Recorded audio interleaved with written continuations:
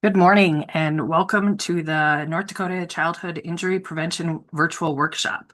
Behalf of the North Dakota Safe Kids Coalitions, we're grateful that you're attending with us today, and we look forward to what we can learn together through the various sessions that will be presented to prevent childhood injuries. Before we get started, we'll do a few housekeeping things. First of all, if you wouldn't mind, we'd love to hear who's here. Put your name and agency in the chat box. And if you don't mind too, this is our third year offering this workshop. So let us know if you're a new attendee or if you've previously attended. This is today's agenda. We're going to do our best to follow it quite tightly. And we look forward to all the different sessions we have and the great presenters we have. We have a variety of presenters from across the nation. So we're very grateful for their work and support in helping today's workshop come together. As we go throughout the day, if you have questions, please put them in the Q&A box at the bottom of your screen. These will be monitored, and it's easier for us to be able to address those questions specifically versus in the chat box where we might be throwing some resources and have other comments in there. So questions, please throw in, type into the Q&A. If you have any technical issues, you can add that into the chat box, and we will try to help support with that. One other suggestion that we have for you today is to just open a notes page so that you can copy and paste any links or resources that might be shared through the chat for future use. Our attendance will be recorded by your completion of the evaluation at the end of today's event. If you have multiple people watching from a site, it is very important that you each need to complete the evaluation to receive any CEUs needed. Each evaluation is specific, and then you're allowed to identify what CEUs you need certificates for. So that's our way of being able to make sure we can get everybody what they need. If you have a group of people watching, please send us a message so we're aware of that with the location and how many people are watching. You can add that in the chat as well. If you do have any issues with Zoom, we encourage you just to log off if things freeze or if there's any glitches there, and then go back to that original link you were sent upon registration and re-log on. That generally will resolve any concerns there.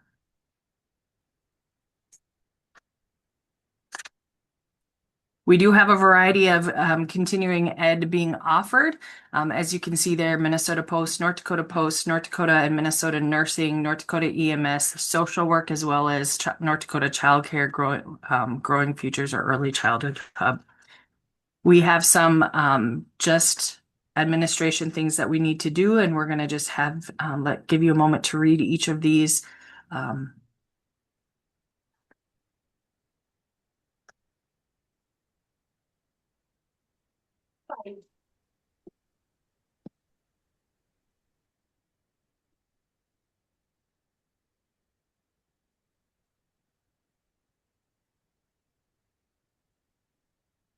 Okay, with our housekeeping done, let me take a moment to share with you what and who Safe Kids is. Safe Kids Coalition stemmed from Safe Kids Worldwide. In 1988, Safe Kids Worldwide was founded by Dr. Martin E. Eckelberger, a pediatric trauma surgeon, and Herta Freely, who worked in public relations at Children's National Hospital in Washington, D.C. Due to experiencing the dreadful job of having to tell a family that their child had died, and the parent asking, what could have I done differently? How could have I prevented this? They were faced with this question time and time again. Eckelberger joined forces with Feely and Johnson & Johnson to create the National Safe Kids campaign. It's the only U.S. nonprofit organization dedicated to preventing unintentional injuries for children. When we look as they moved forward in 2005, the National Safe Kids campaign officially became Safe Kids Worldwide, but that mission remains the same. We work to keep all kids safe from preventable injuries. Today, Safe Kids Worldwide is in the United States and around the world to reduce traffic injuries, drownings, falls, burns, poisoning, and as you can see, much more. Since our inception, there has been a 60% decrease in the unintentional injury rate among children 19 years and younger. While we're going to only touch on some specific injury prevention topics today, you can see the scope of injury prevention is quite large. If you see any that stick out to you, keep those in mind, and you can reach out to a local coalition coordinator or enter your interest in the evaluation, and we will be in touch.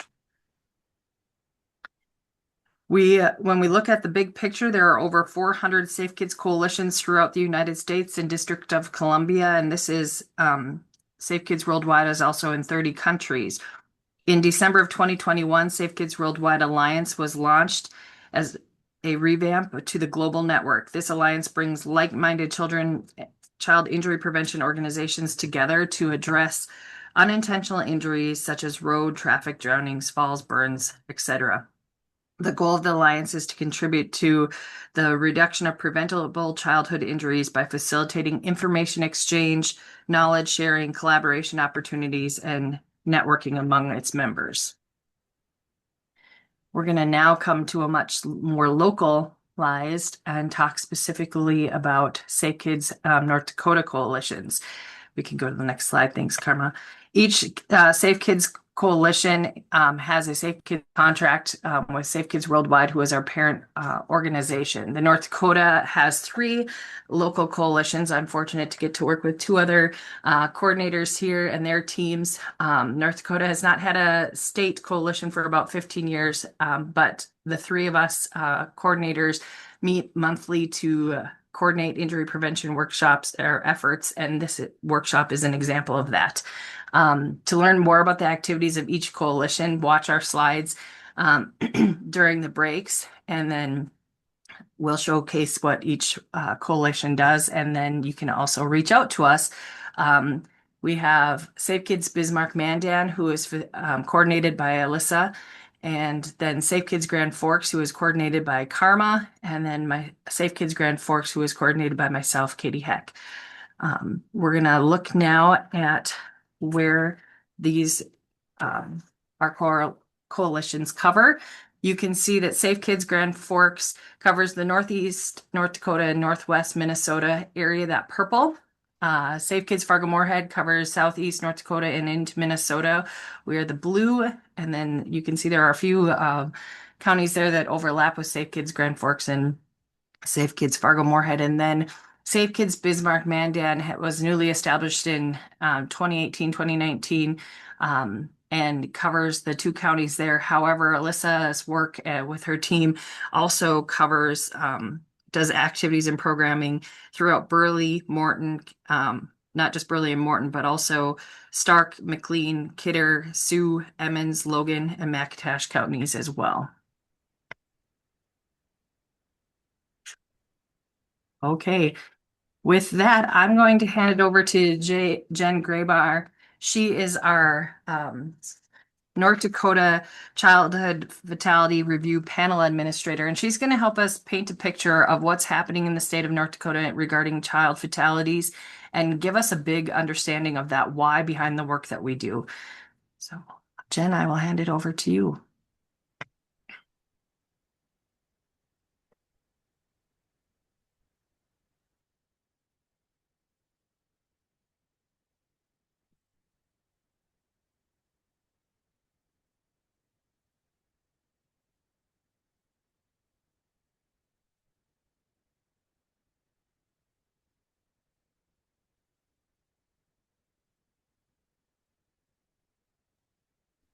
Good morning, everyone. I'm hoping that you're going to run my slides still. Is that still the plan? That's the plan. Got you covered. Perfect. Perfection. All right. Sounds great. You can just advance to the next slide there. Perfect.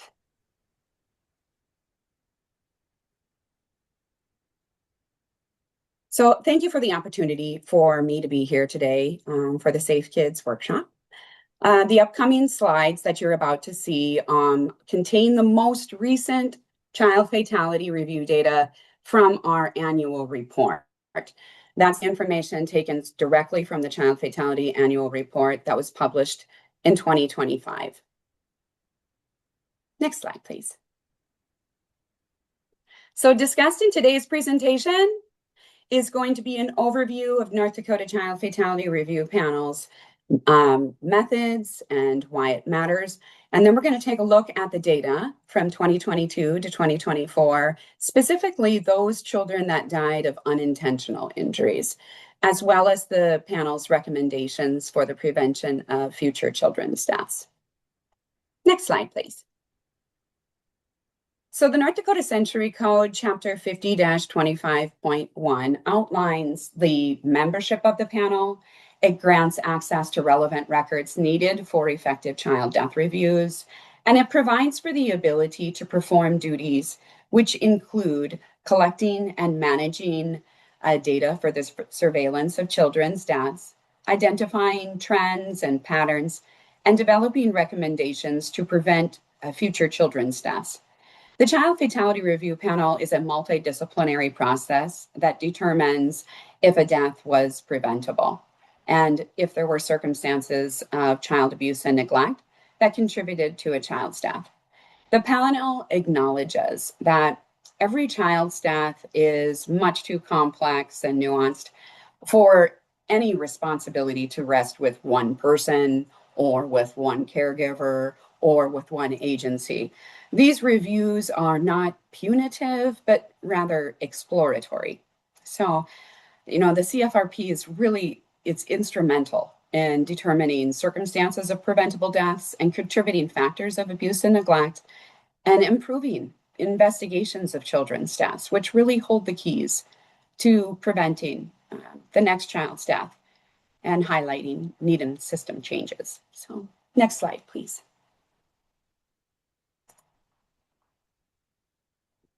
The purpose of the panel is to identify risk and protective factors and the services involved in the lives of these children who have died, and to recommend those changes to policy, practice, and law to prevent children's deaths, and to provide for interagency communication, that is, to share that how children are dying for the management and prevention of child fatality. And so that's what we're all doing here today, and that's where you all come in. Next slide, please. So how does this really work? The panel receives all death certificates for children who are age 17 and younger, whose death-causing event occurred in the state of North Dakota, or whose death-causing event occurred, in the state of North Dakota, but they may have died in another state. Each child's death is then classified either as a status A or a status B. Status A deaths are those children whose death is sudden, unexpected, or unexplained. That can include natural deaths, and it also includes those children who are under the custody of the Human Service Zone or the Division of Juvenile Services. Status B deaths are those that are not unexpected, so long-term illnesses or deaths due to other natural causes.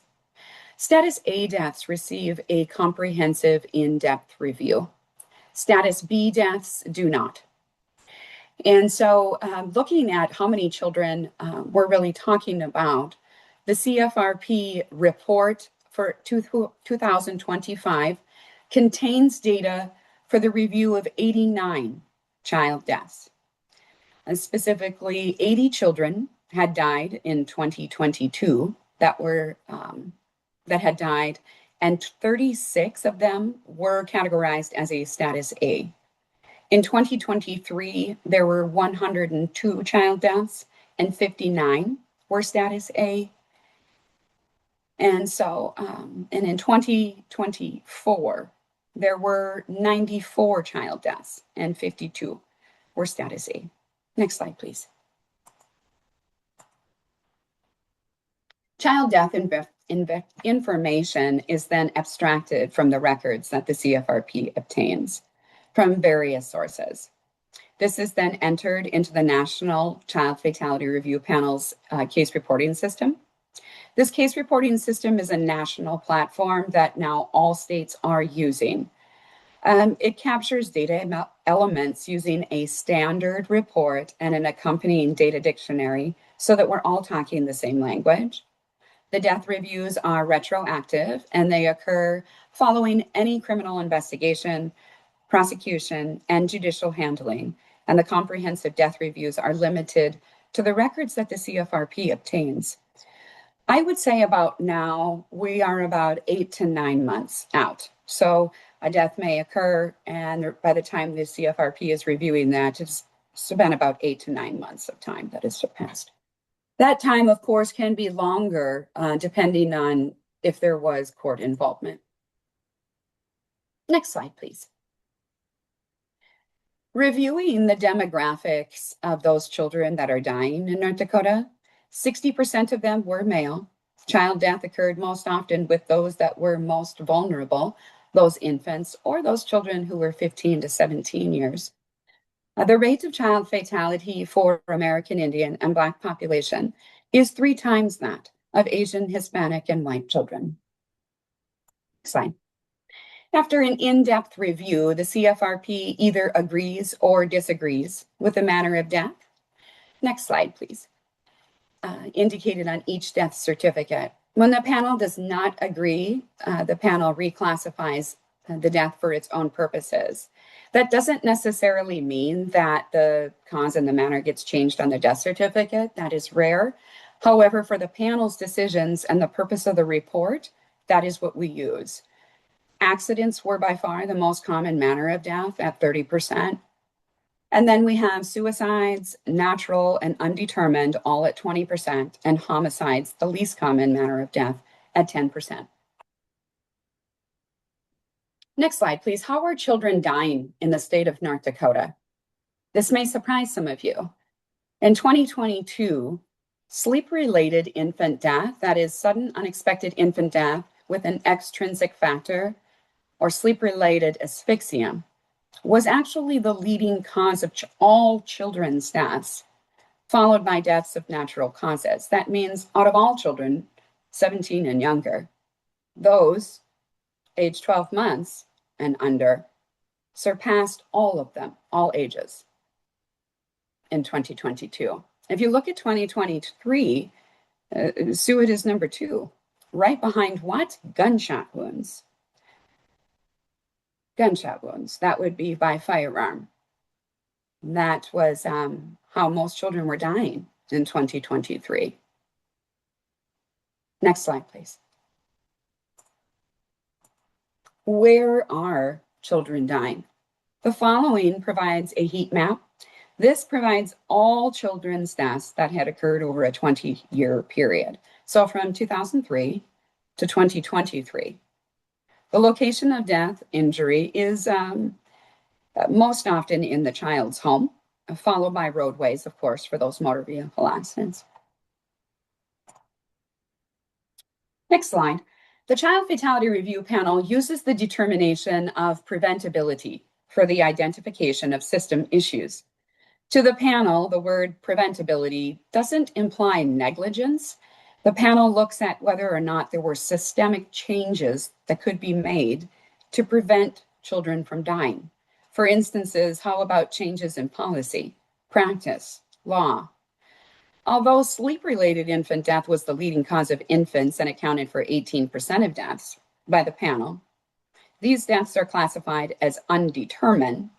And that's why you see they're not rising up here in preventable deaths, because in undetermined deaths, sometimes the panel will determine the preventability of that death is then undetermined. So the most common preventable death that the panel had reviewed was motor vehicle accident, followed by firearm. All of the deaths that we had reviewed, 72% of them had determined to be preventable. Next slide, please. We use an identification of contributing factors of either child abuse and neglect, poor or absent supervision, or exposure to a hazard. There were exposure to a hazard in 40% of the cases that the Fatality Review Panel reviewed, looking closer at these exposure to hazards that could be preventable. 52% of them were the sleep environment hazard, followed by firearm hazards, motor vehicle hazards, and then a split there of poison, access to poison, medication, drowning, and prenatal substance exposure.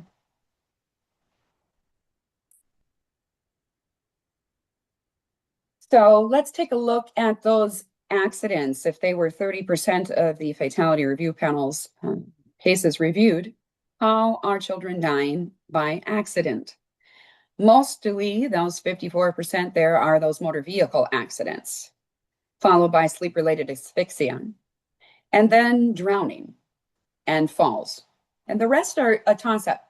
What we have here are choking on food, fires, ingestion of foreign material, mauling by a dog or animal, and unintentional firearm.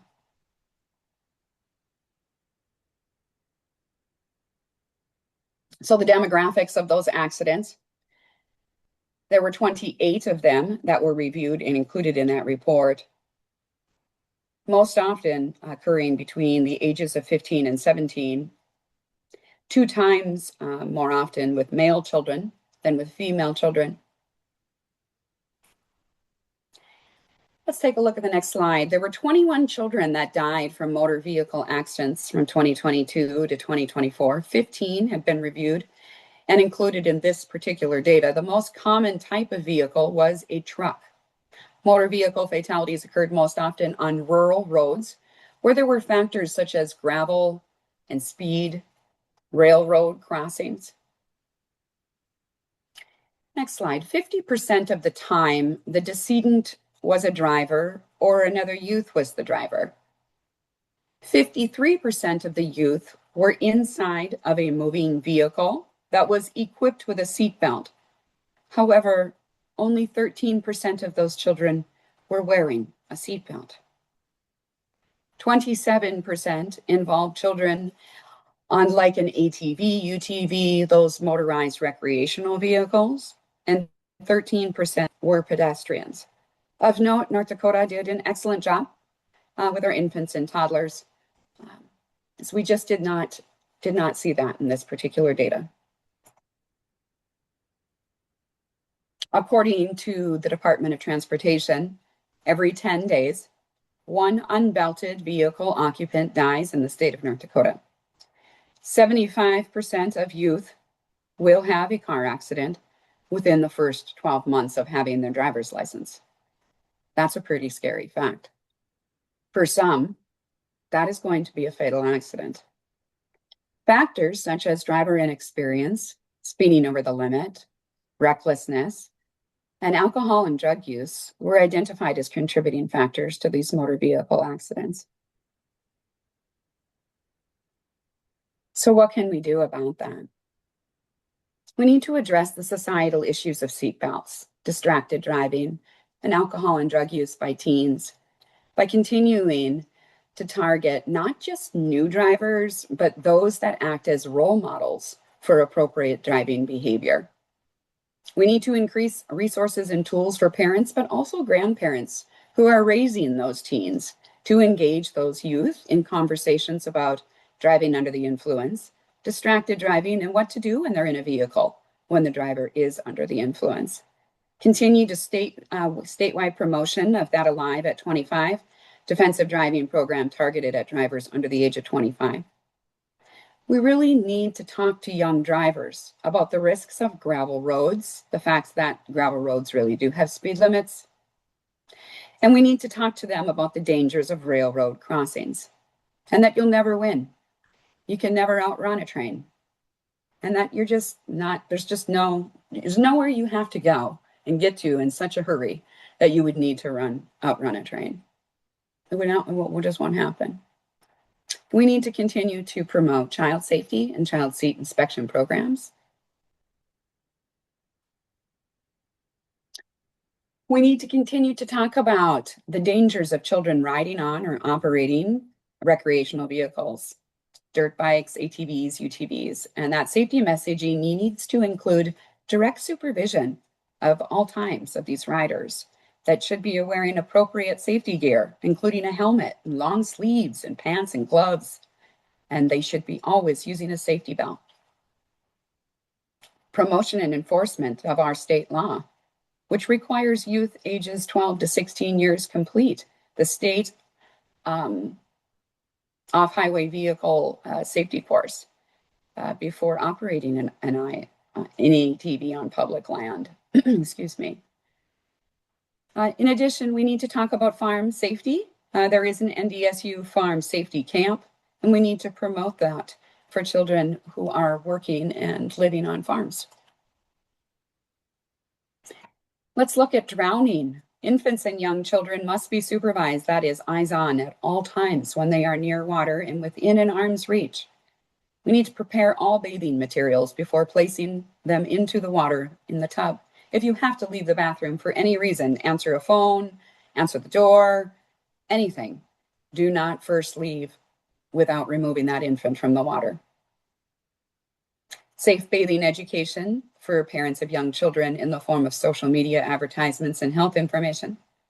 We need to continue to promote life jacket safety, selecting a proper fighting life jacket based on the child's weight that fits snug against their body and will not come off in the water. And we need to continue to promote life jacket loaner stations and make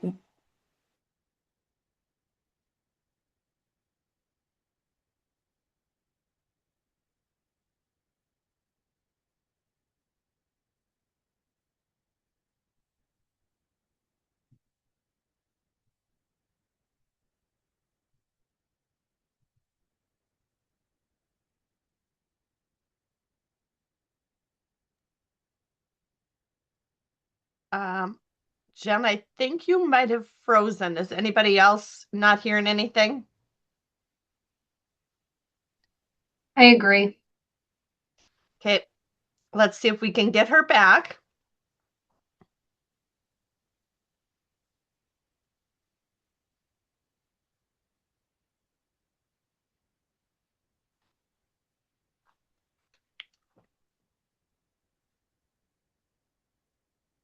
We'll give her a second here to try to get reconnected. While Jen reconnects, I just want to say there is a ton of people who are returning from previous and a lot just equally for the first time to this workshop today. So thank you for those who are returning, and also thank you for those who are joining us for the first time. It's fun to see those in the comments. So thanks for sharing that with us. Angie Johnson from NDSU Extension also put in a link into the chat for the farm safety camp that Jen referred to. Registration does close April 7th, so if that's something of interest to you and you want to share with families, please make sure that takes place here shortly, being that we're jumping into April next week.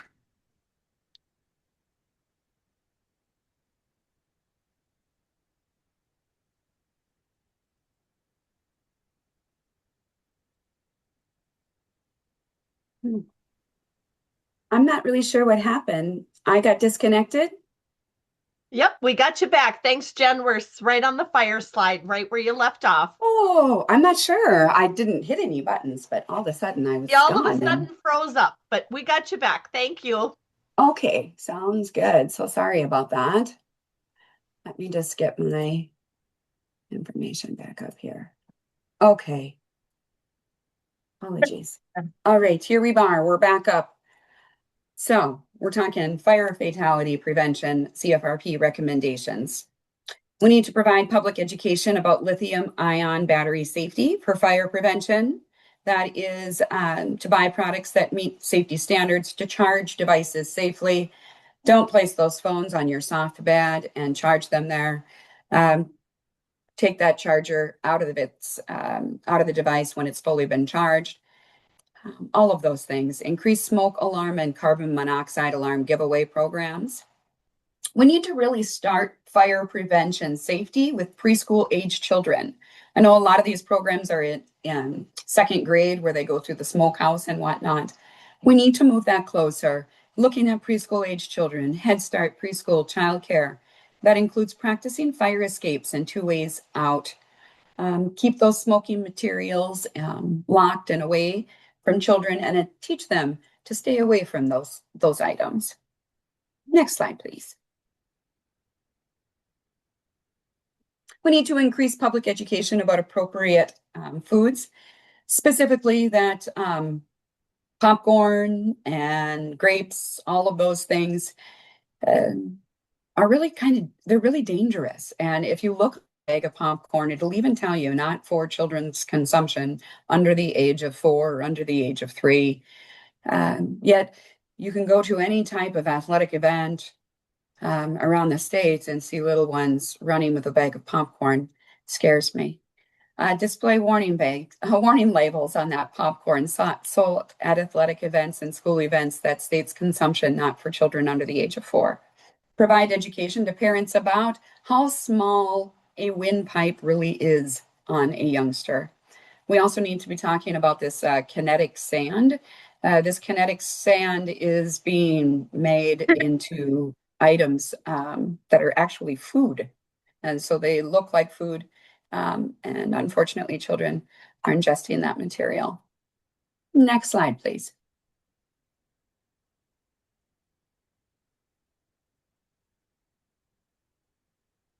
And additional causes here, some additional CFRP recommendations.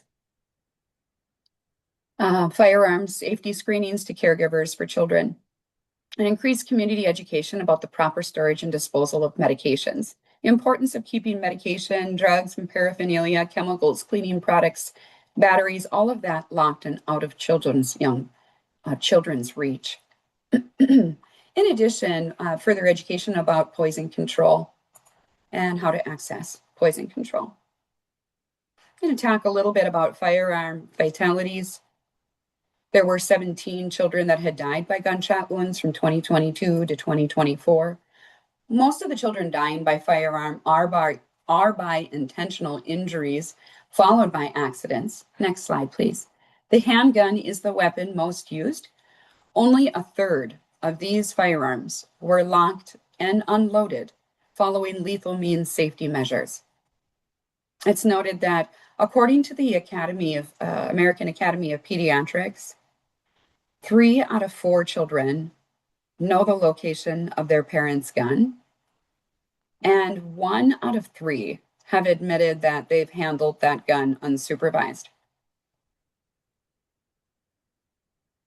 Let's take a look at some of those firearm fatality recommendations. We really need to reduce access to lethal means by children who are at acute risk of suicide, as well as education for all gun owners with an emphasis on appropriate storage. We need to increase access to gun safes, biometric safes, trigger locks, especially and licensed facilities and homes. We need to increase the number of clinicians that are performing firearm safety screenings for caregivers of children. That is asking them about the presence of a firearm in their home and in their vehicle, educating them about the proper storage of a firearm, and then providing access, if they don't have one, to a gun lock or a safe. Next slide, please.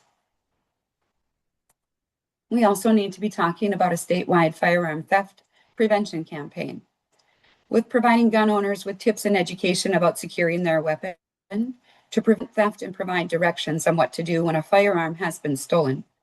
Notably, I am mentioning this because in our homicide deaths, I notice, that's not really what we're talking about here is intentional deaths, but it's noted that 75% of those firearms were stolen. That's youths stealing guns out of people's cars. And so it's just really important that all gun owners have responsibility in ensuring that their gun is not getting into the wrong hands. We do have programs in the state of North Dakota. North Dakota Hopes, you can request firearm secure storage and safety devices directly from their website. And soon you will see information on Parents Lead regarding firearm safe storage and about how to ask about firearms before a play date. Children are curious. If there's a gun in the home, there's a good chance they're going to find it and that they're going to play with it. Firearm owners must be responsible in storing their firearms to ensure child safety. That is, teaching children about gun safety is really not enough. More than a third of these unintentional child deaths that are occurring from firearms are occurring at somebody else's house. That is your child's friend or their neighbor or a relative. We have to start asking people about guns before our children go there. We need to ask, do you have guns and how are they stored? Here's an example of how that can be done. Next slide, please. There were 25 children that died suddenly and with an undetermined manner of death. Undetermined deaths comprised 25% of the children's deaths reviewed between 2022 and 2023. Next slide, please. Most of these deaths were sudden, unexplained infant deaths.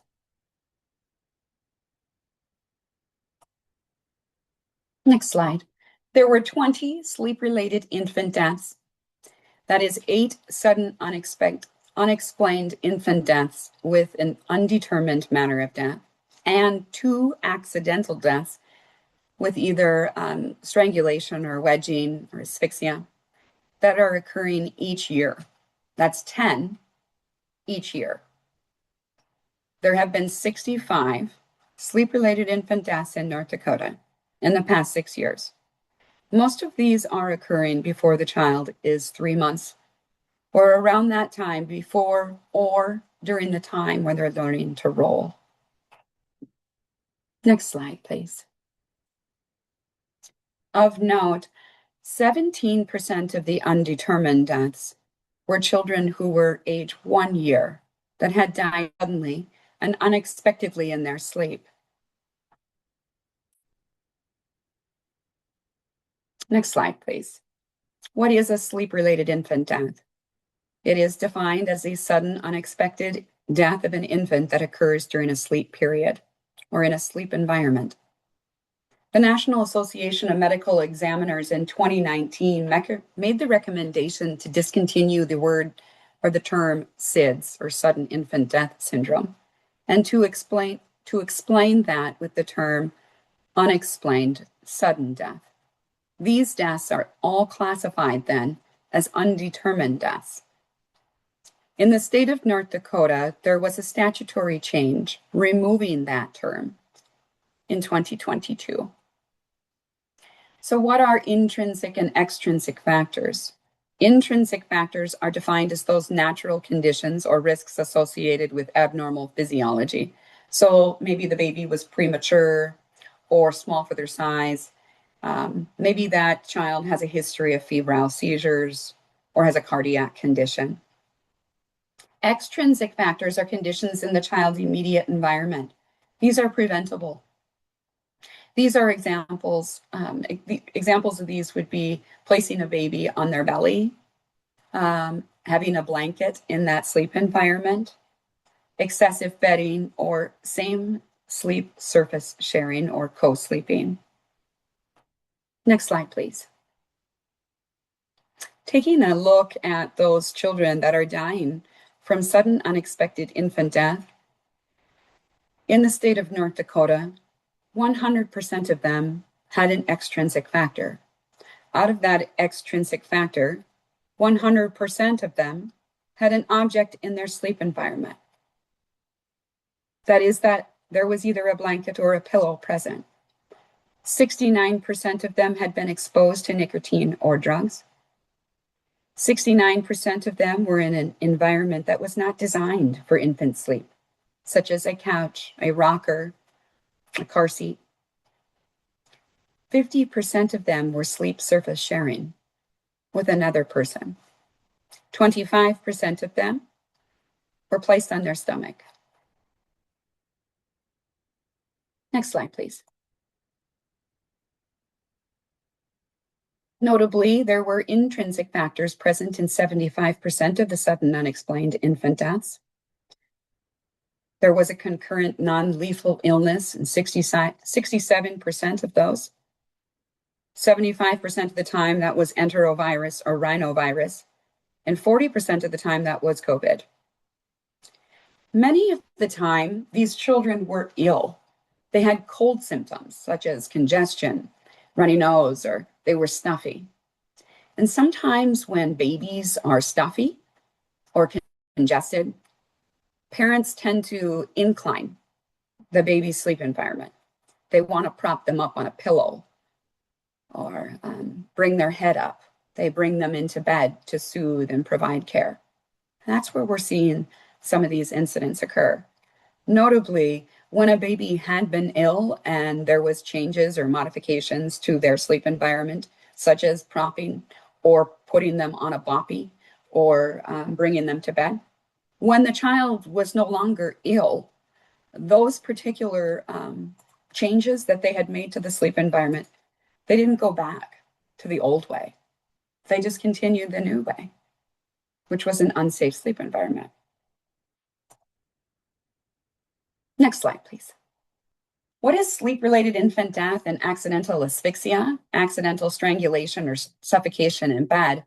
Is defined as that explained sudden and unexpected infant death in a sleep environment in which the nose or mouth are obstructed or the neck or chest is compressed, causing asphyxia. That's 17% of those sleep-related infant deaths were accidental asphyxia. We believe that that number could be higher if we had comprehensive investigations of infant deaths 100% of the time. Next slide, please. Most sleep-related infant deaths occur in an adult bed at 50% of the time. And a lot of them were sharing that sleep surface. Notably, you'll also see portable crib at 20%. We did notice that a lot of times those were not put together correctly or were full with other items. Excuse me. Sleep position. 55% of them had been placed on their side of the stomach. 15% were in the arms of their caregivers who had fallen asleep. 40% had been swaddled, and many parents were unaware that their infants had learned to roll. And what had happened then was they were swaddled, they rolled, and were unable to roll back over. The CFRP identified that tobacco exposure at 63%, followed by a lack of family social support at 53%, were the most common life stressors identified in these sleep-related infant deaths. Let's take a look at some of those recommendations. Next slide, please. Statewide Infant Safe Sleep Campaign, really promoting everybody should really know about the American Academy of Pediatrics recommendations for reducing infant sleep in the sleep environment. In fact, we should really be talking about infant safe sleep to everyone. Let's start talking to our littles. So their littles are putting their babies in safe sleep environments. Let's create a culture of safe sleep. All infants under the age of 12 months are to be placed on their back in a clear, safety-approved crib on a firm, flat mattress, not inclined, with nothing in there. Not a thing. Don't need a blanket. You don't need a pillow. You don't need a stuffed animal. The only thing you need is a passy. Next slide, please. So what are we talking about? Talking about the ABCs of sleep, always on your back in a crib. So why has there been so small progress on the prevention of sleep-related infant deaths? Even though the nation and states are driving the ABCs of safe sleep, there really has been little impact on the numbers over the years. So why is it so hard for people to change? Before you do something, you have to intend to do it. Essentially, you have to decide. And there's really three categories about whether you decide you're going to do something. The first is your attitude or perception of the risk. Is this a good idea? Is this really a problem to the point that I would need to do something different or make a change? If you don't think it's a problem, you're not going to make a change in your behavior. Yeah, let's keep it to the side, please. The second category is the norm. What do other people expect you to do? For example, my grandma gave me this DockATot. My grandma loves me. My grandma loves my baby. My grandma would not give me anything that's unsafe. I'm going to use this DockATot for my baby. The third is whether you have control about whether or not you intend to do something. So, for example, you go to a hotel, you didn't bring your pack and play, they don't have a crib. Now you don't have a safe sleep environment. You don't have control. Next slide, please. Every 2 hours in the nation, a baby is going to die of suicide. Every 3 days, a baby will die of accidental asphyxia in a sleep-related environment. People judge the frequency of something by how easy it is to remember it. Thus, if you don't hear about that, what I just said, you won't believe or know that it's even occurring. And it won't impact your judgment. You won't do anything different because you don't know about it.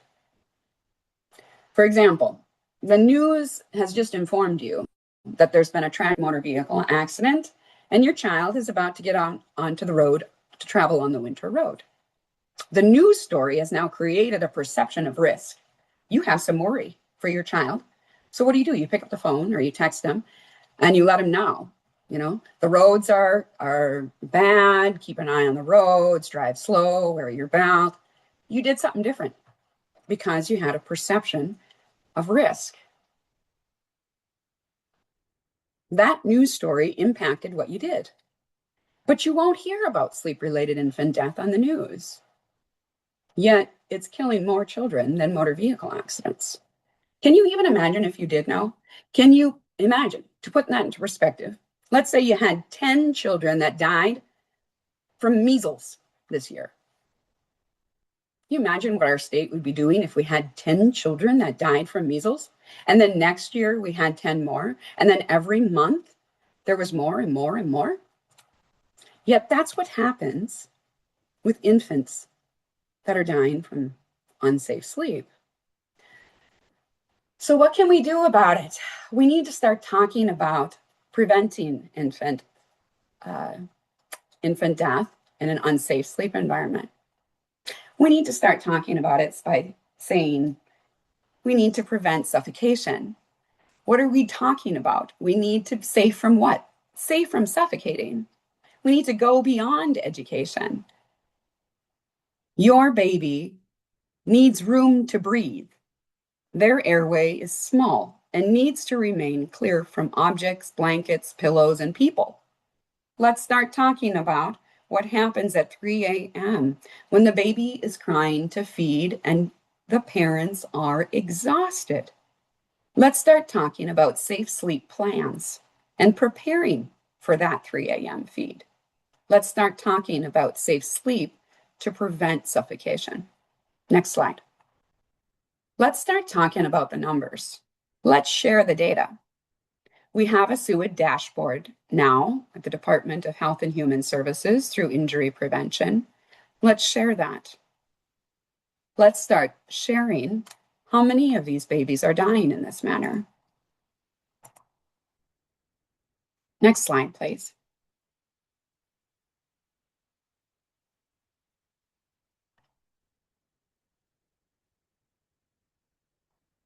I thought there was a slide in there about numbers and stories, but it might be gone. How about the next slide? Okay. Well, let's go back up.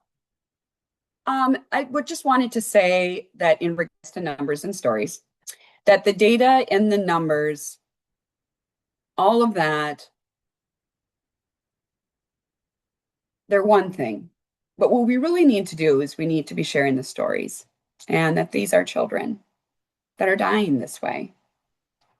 And to share the message, because the stories really change our heart. And when we hear a story, we can recall that child.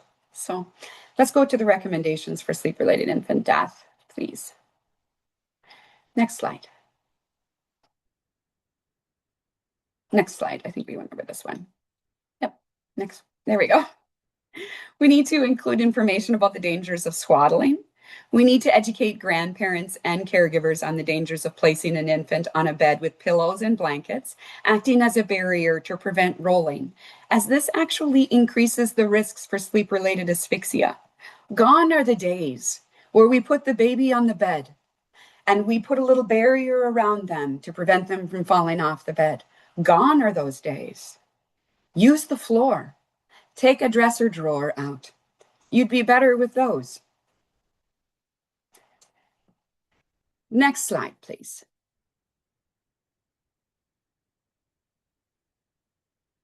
So the North Dakota Sudden Unexpected Infant Death Learning Collaborative, in partnership with the Child Safety Network, took a close look at our child fatality review panel's data for SUIDs and sleep-related infant death, specifically at 2019 to 2023.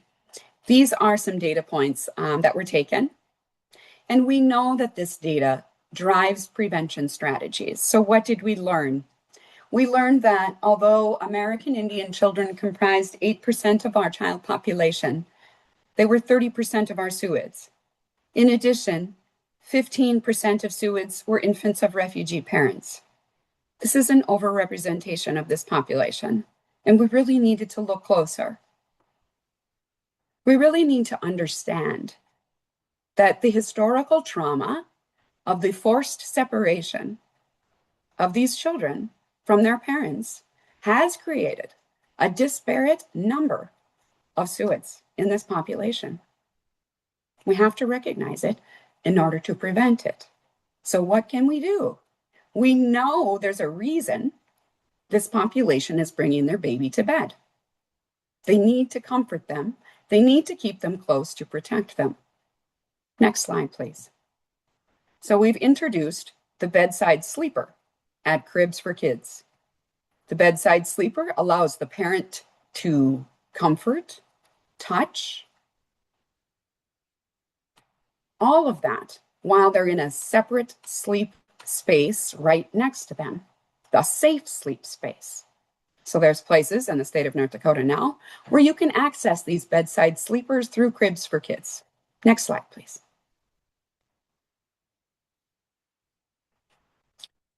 We need to increase the referrals by birthing hospitals to Cribs for Kids so that we ensure that when babies are discharged from the hospital, they have a safe sleep environment.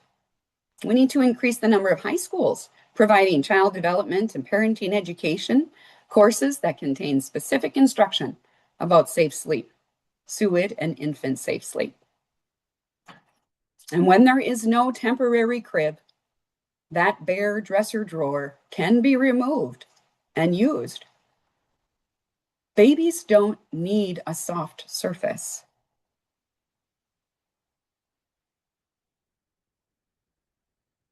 Let's increase education about the dangers of bottle propping and the importance of holding infants during feeds. Bottle propping increases the risk of asphyxia. Okay. And that kind of wraps up my presentation for today, because this is really what it's all about right here, right? This boy's blowing out his candles, because that's really what we want to see. We want to see more birthdays for our children in the state of North Dakota. We want to be the healthiest state in the nation, and we can be by preventing children's deaths. Let's get these numbers down to 0. I want to continue to come next year and the next year and the next year after that and let you know that these numbers are dropping because of our action, because we've provided communication and management and we're doing something about it. So, thank you for the time. It's important to me and I appreciate it greatly. Thank you.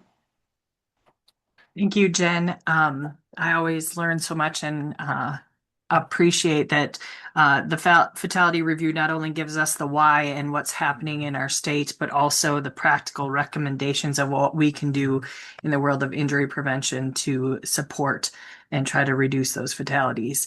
So thank you very much, Jen. We did have a question come through, and it is there or has there been discussion in the legislature for driver's education to have to be provided by the school? I have not seen that. Of course, in the state of North Dakota, each particular school is directed by their each own school board. And so I haven't seen anything specific in regards to a requirement for driver's education. However, Beth may be better to answer that, as she works directly with the Department of Public Instruction about their education components. Yeah, I can just answer quickly. I do not think it's mandated to be provided in every school at this point in time. There's no statewide law that recommends that. It's something that should be or could be looked at in the future. So. Great. Thank you both for responding there. We appreciate that. And as we look at the different recommendations and the different topics that Jen presented on today, we're going to hear about those lithium-ion batteries here after the break. We're going to hear about water safety. We're going to hear about motor vehicle accidents and safe sleep. So again, a lot of those topics will be covered again a bit more in depth of strategies and the resources available to support with reducing those fatalities. Katie, this is Karma. If I could just mention one thing. I know we have people from both North Dakota, Minnesota, actually some from South Dakota and other states in the country. What you got to see today was a snapshot of the North Dakota child fatality review data. Every state has that, and they have their own report. They look at their own causes of death and what strategies they would recommend implementing. That being said, we did reach out to Minnesota to see if there would be somebody that was comfortable in presenting on that data, and we were not able to find that connection for this year's workshop. That being said, if there are partners on here from the state of Minnesota and you know exactly who that person is that we should be drawing that connection with, we would love to know that for subsequent years. I will tell you, we made the attempt. We didn't feel comfortable speaking to their report, and we didn't find anybody that wanted or had a put together presentation such as the one that Jen does. Now, that being said, I would say that while every state is unique onto themselves, I would say that a lot of what we are seeing in our reports are mimicking a lot of the causes of death on a national level that we trend and track as Safe Kids Coalition coordinators. And so while this may be very North Dakota centric data, it is numbers that track with the causes of death nationally as well. So what Jen gave you, I think you could say is probably very similar in South Dakota and Minnesota as well. The other thing I will mention is we are a little bit ahead of schedule. We are scheduled for a break. That being said, I'm going to put up the slides for each of the announcements that are going through. You will get copies of each of these slides, so you don't need to copy down links or dates or things like that. That will come out at the end of the day. And then you will also get copies of all of the slides from the presenters that we have been given permission to share. So that will all come out at the end of the day. Wonderful. Perfect. Thank you for all those touch points there, Karma. I appreciate it. And someone already said I was just wondering the same thing. Thanks for clarifying about Minnesota. I will say the Minnesota,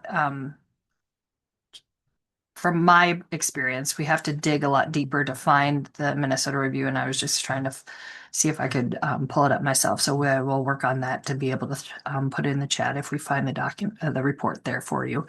But with that being said, we will take our break. We'll have a bit of an extended break, so feel free. We will reconvene at 10 a.m.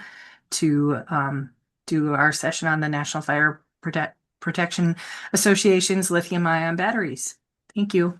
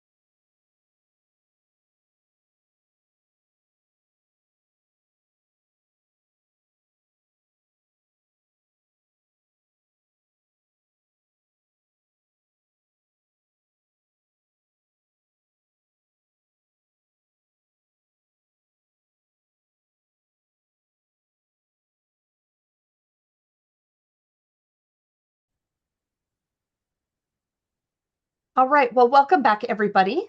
My name is Karma Hansen, the coordinator for Safe Kids Grand Forks. I briefly introduced myself in the first session this morning, but now I have the privilege and honor of introducing a dear friend of mine.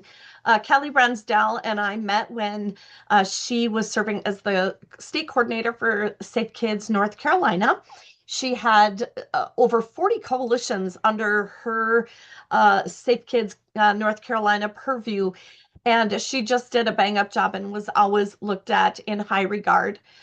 Since we met, we have gone on to do a lot of partnered events together, and Kelly has since moved on to do work. She now is the public education director for the NFPA, and we are just delighted to have somebody of her caliber taking time out of what I know is a very, very busy schedule to present to our coalition partners today as part of our Injury Prevention Summit. She was a presenter last year, and the evaluations, she had rave reviews, and so we invited her back today. You will see on my slide something that I want to showcase as we get started before I pull up her slides. And this is an event that I'm just thrilled. Under Kelly's leadership, she has a fabulous partnership and trust of State Farm that has provided the NFPA with funding to conduct fire and CO summits. Last year, Kelly reached out and we did a tri-state summit between North Dakota, South Dakota, and Minnesota. And we held it here in Grand Forks.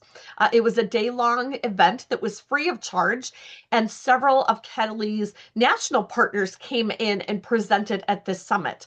The idea behind that was that it would rotate amongst sites somewhere within the 3 states that were a part of that tri-state. And we are excited that Kelly is able to bring this back to our region again this year. You will see the flyer for this year's summit on the screen right now. And I included the agenda, which is finalized. You'll see there are lots of great presenters talking at this event. And then there is the link to the registration code. It is free of charge. You do need to register. The flyer says St. Cloud. Once you register, you will get the details of where that is at. And please plan to join us. It goes from 8:30 until 3 on May 7th. And Kelly will be one of the featured speakers at that. We will include a copy to this flyer in the links as well. So you will have that. But I wanted to showcase that before we got Kelly started with her presentation here. I'm going to pull up her slides here, and we will turn this over to her.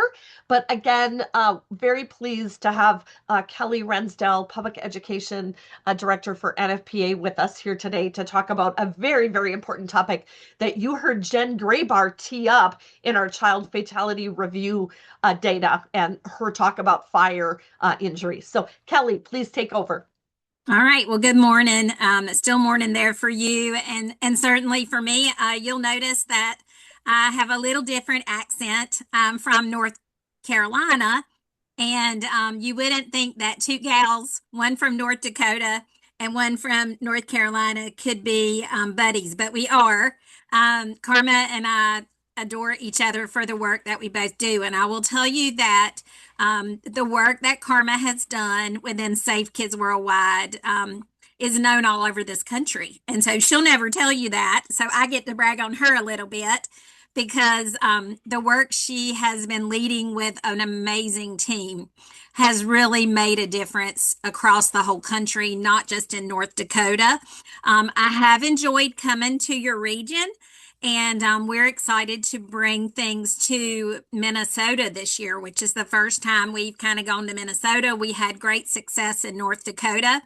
I am learning your dialect, so I will try to throw in a hot dish and a tomato every once in a while just to kind of get to know y'all.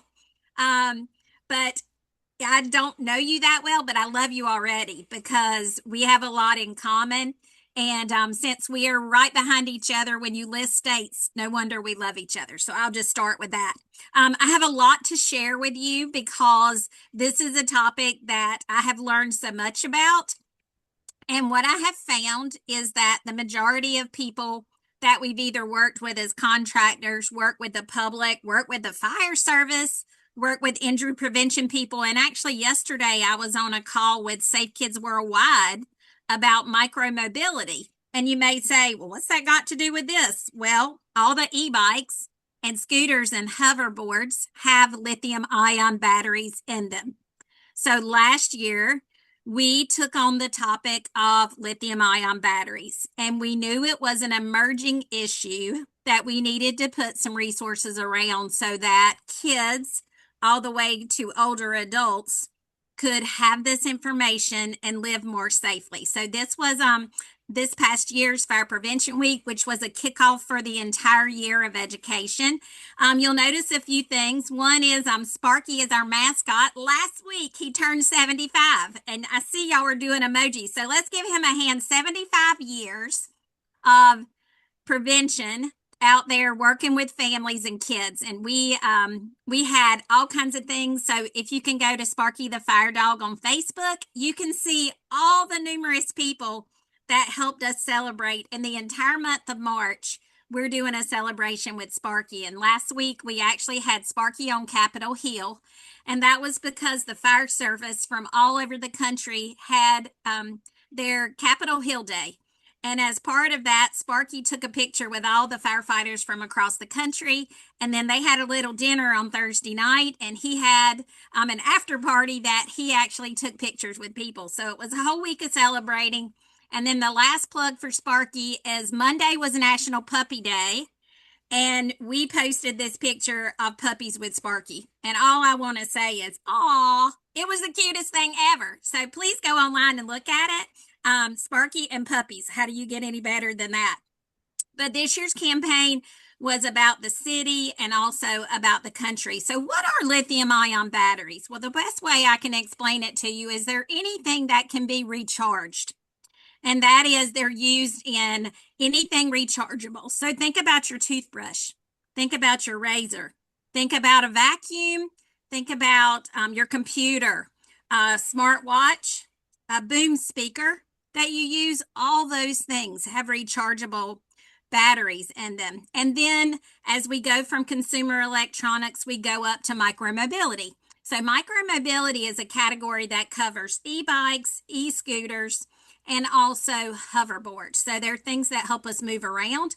And we're seeing more of these all across the country. And then as we move up, it would be electric vehicles.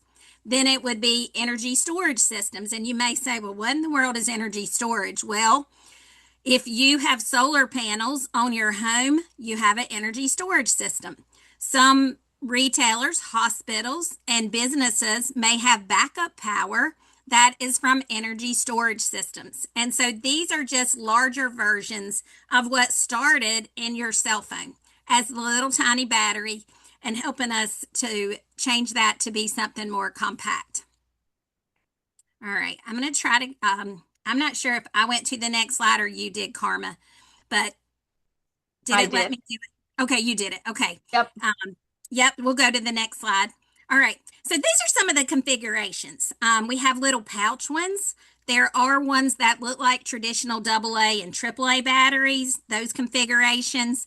And these are all types of the cells that create these lithium ion batteries. All right, we'll go to the next slide. And we talked about where they're found. I also wanted to mention that in that electric vehicle category, there are also golf carts, and sometimes people forget about them, but golf carts can come in gasoline, they can come in a traditional alkaline battery, and they can come in a lithium ion battery.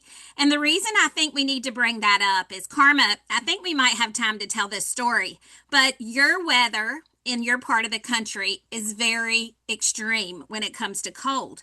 And my part of the country has some extremes that are very hot. And so we have a subtropic temperature, which means I wear flip-flops 11 months out of the year. Now, I was told that is not something that y'all do. And Karma actually was considering buying a golf cart. And so, Karma, do you want to tell them about why you even thought about this? Because we talk about this topic a lot. Yeah, so I actually reached out to Kelly knowing the dangers of lithium ion batteries. And my husband, as we were looking at a golf cart, he really wanted to get one with a lithium ion battery just because they hold the charge longer. They are, the resale on them is better and all the things. But knowing what I know because of my relationship with Kelly, I knew the danger of leaving any type of rechargeable battery on the charger after it hits 100%, and how that can ignite. And Kelly will talk more about that here in just a little bit. But this golf cart was going to be used at our lake home. And this lake home was about 12 miles away from the closest fire department. It's a volunteer fire department where even if you call 911 to get fire response, the farmers or the people from their business need to leave the tractor or their store, go to the fire station, get their equipment on, jump on the truck, and then get 12 miles away to where our lake place would have been. The other part is that it's a weekend home for us. It's not we're not there all the time. So that fire, if that golf cart had caught on fire because we accidentally left it plugged in and went to go home on Sunday night, it could have been left unattended. And my fear was forgetting it on the charger and having something happen, which could have wiped out a whole side of a lake, or God forbid, lots more of homes down there. And so that really factored into our decision about whether we got an electric one or we got one with a lithium ion battery. And it was a conversation that I actually had Kelly have with my husband. But I think things like this need to go into your planning for purchases and things like that. And then also, I've gotten my husband to really change his practice now that he's kind of learned this stuff from Kelly. That when he puts power tools on a charger, everybody's got their phone with them, right? We carry our phones all the time. He now turns an alarm on his phone so that he goes back and checks it in an hour or two to make sure that it's not on the charger above that 100%. So through education, and those of you that are on here that might be doing community events, these are the kind of conversations that you should be having with your constituents, your community member, your partner members, because our conversation and that education that Kelly provided to me has totally changed our practice. And so that's the golf cart story. Yeah, and we really won't. This is not about. I had a firefighter once ask me, why didn't your campaign say don't use lithium ion batteries? And I said, because that's not the point. The point is it's a great technology, but we have to be aware of how to use it properly. And that is the part that as we make consumer decisions, the decisions you make can help reduce your risk. And they do have many, many benefits. Okay, we'll go to the next slide. And that was my next thing. And there are many benefits to this technology. One is it provides a lot of power. It gives us a long life cycle. The performance is really good. But with that, we must also consider that there is a fiery side to it, and it does have a bit of a fire hazard that can happen with your usage. Also, if it goes into what we call thermal runaway, then it has toxic gas that will be emitted from it. And once it goes into kind of haywire, there's no way for it to stop until it uses up the energy. And so all of this is part of the conversation. Okay, next slide. So we're going to show this little video, and this shows you how thermal runaway works.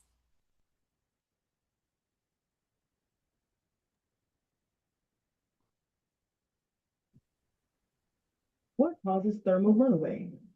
Faults external or internal to a lithium-ion cell can result in thermal runaway. One example of internal failure is an internal short circuit. In a lithium-ion cell, the electrical current is created by the movement of lithium ions in the electrolyte between the anode and cathode, while electrons move in the opposite direction in the external circuit. The cathode and anode electrodes are physically separated by a component called the separator. Defects in the cell that compromise the separator's integrity may cause an internal short circuit condition that can result in thermal runaway. External, off-nominal conditions can also cause thermal runaway. Examples of off-nominal conditions include overcharge, multiple over discharges followed by a charge, external short circuit, and extreme high and low temperature environments. Batteries are manufactured with controls intended to protect against off-nominal conditions. However, if the proper controls are not incorporated, these conditions can lead to thermal runaway. And so in that picture, you see how one cell starts to go into thermal runaway and it goes to the next and the next and the next. And there's no way to really separate them from each other at that point. And so it's a real challenge because there are not a lot of interventions that work other than submerging it. And now really the only conclusion for things like an electric vehicle is going to be to let it burn itself out. And so you can imagine what a nightmare that is for the fire service. So we'll go to the next slide, Karma.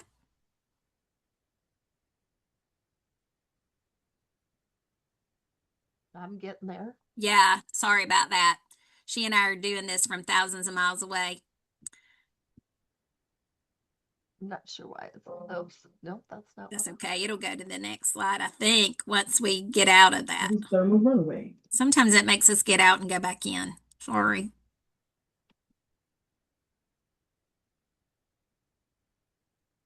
Okay, might have to exit. Yeah.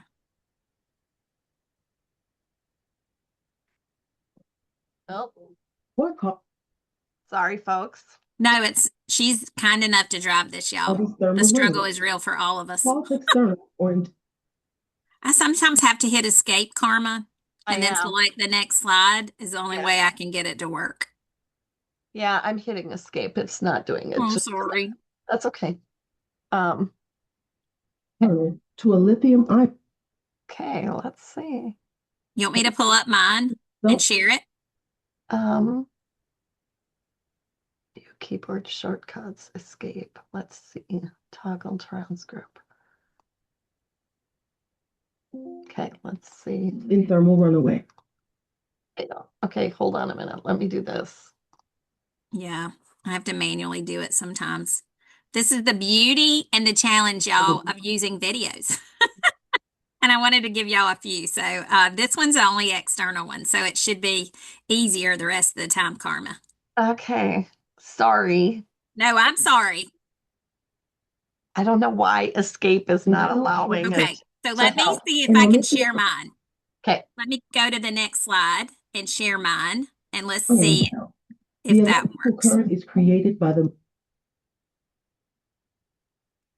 All right. Let's see. When there's a will, there's a way. Let's see if I can share this. All right. Can y'all see that? yes. Okay. Let me just put it. For some reason, is it showing up on your end as the full slide? It is. Okay, great. Tag team. Teamwork makes the dream work.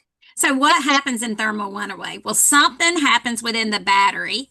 And when there is either, now when we say something happens, extreme cold, extreme hot, maybe you drop it. Maybe it gets crushed. Maybe you leave it on the charger too long. It then has a short circuit that creates all this energy that just continues to bring the temperature up and generate more. And then what happens is it will literally explode from the packaging. And so that's what happens when we have thermal runaway. And so this little video doesn't have any volume, but you can see that this is a little tiny cell phone video. Can y'all see that? Okay.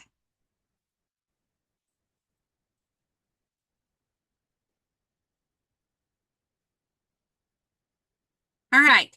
This little tiny cell phone, imagine if it were punctured, if you dropped it or crushed it.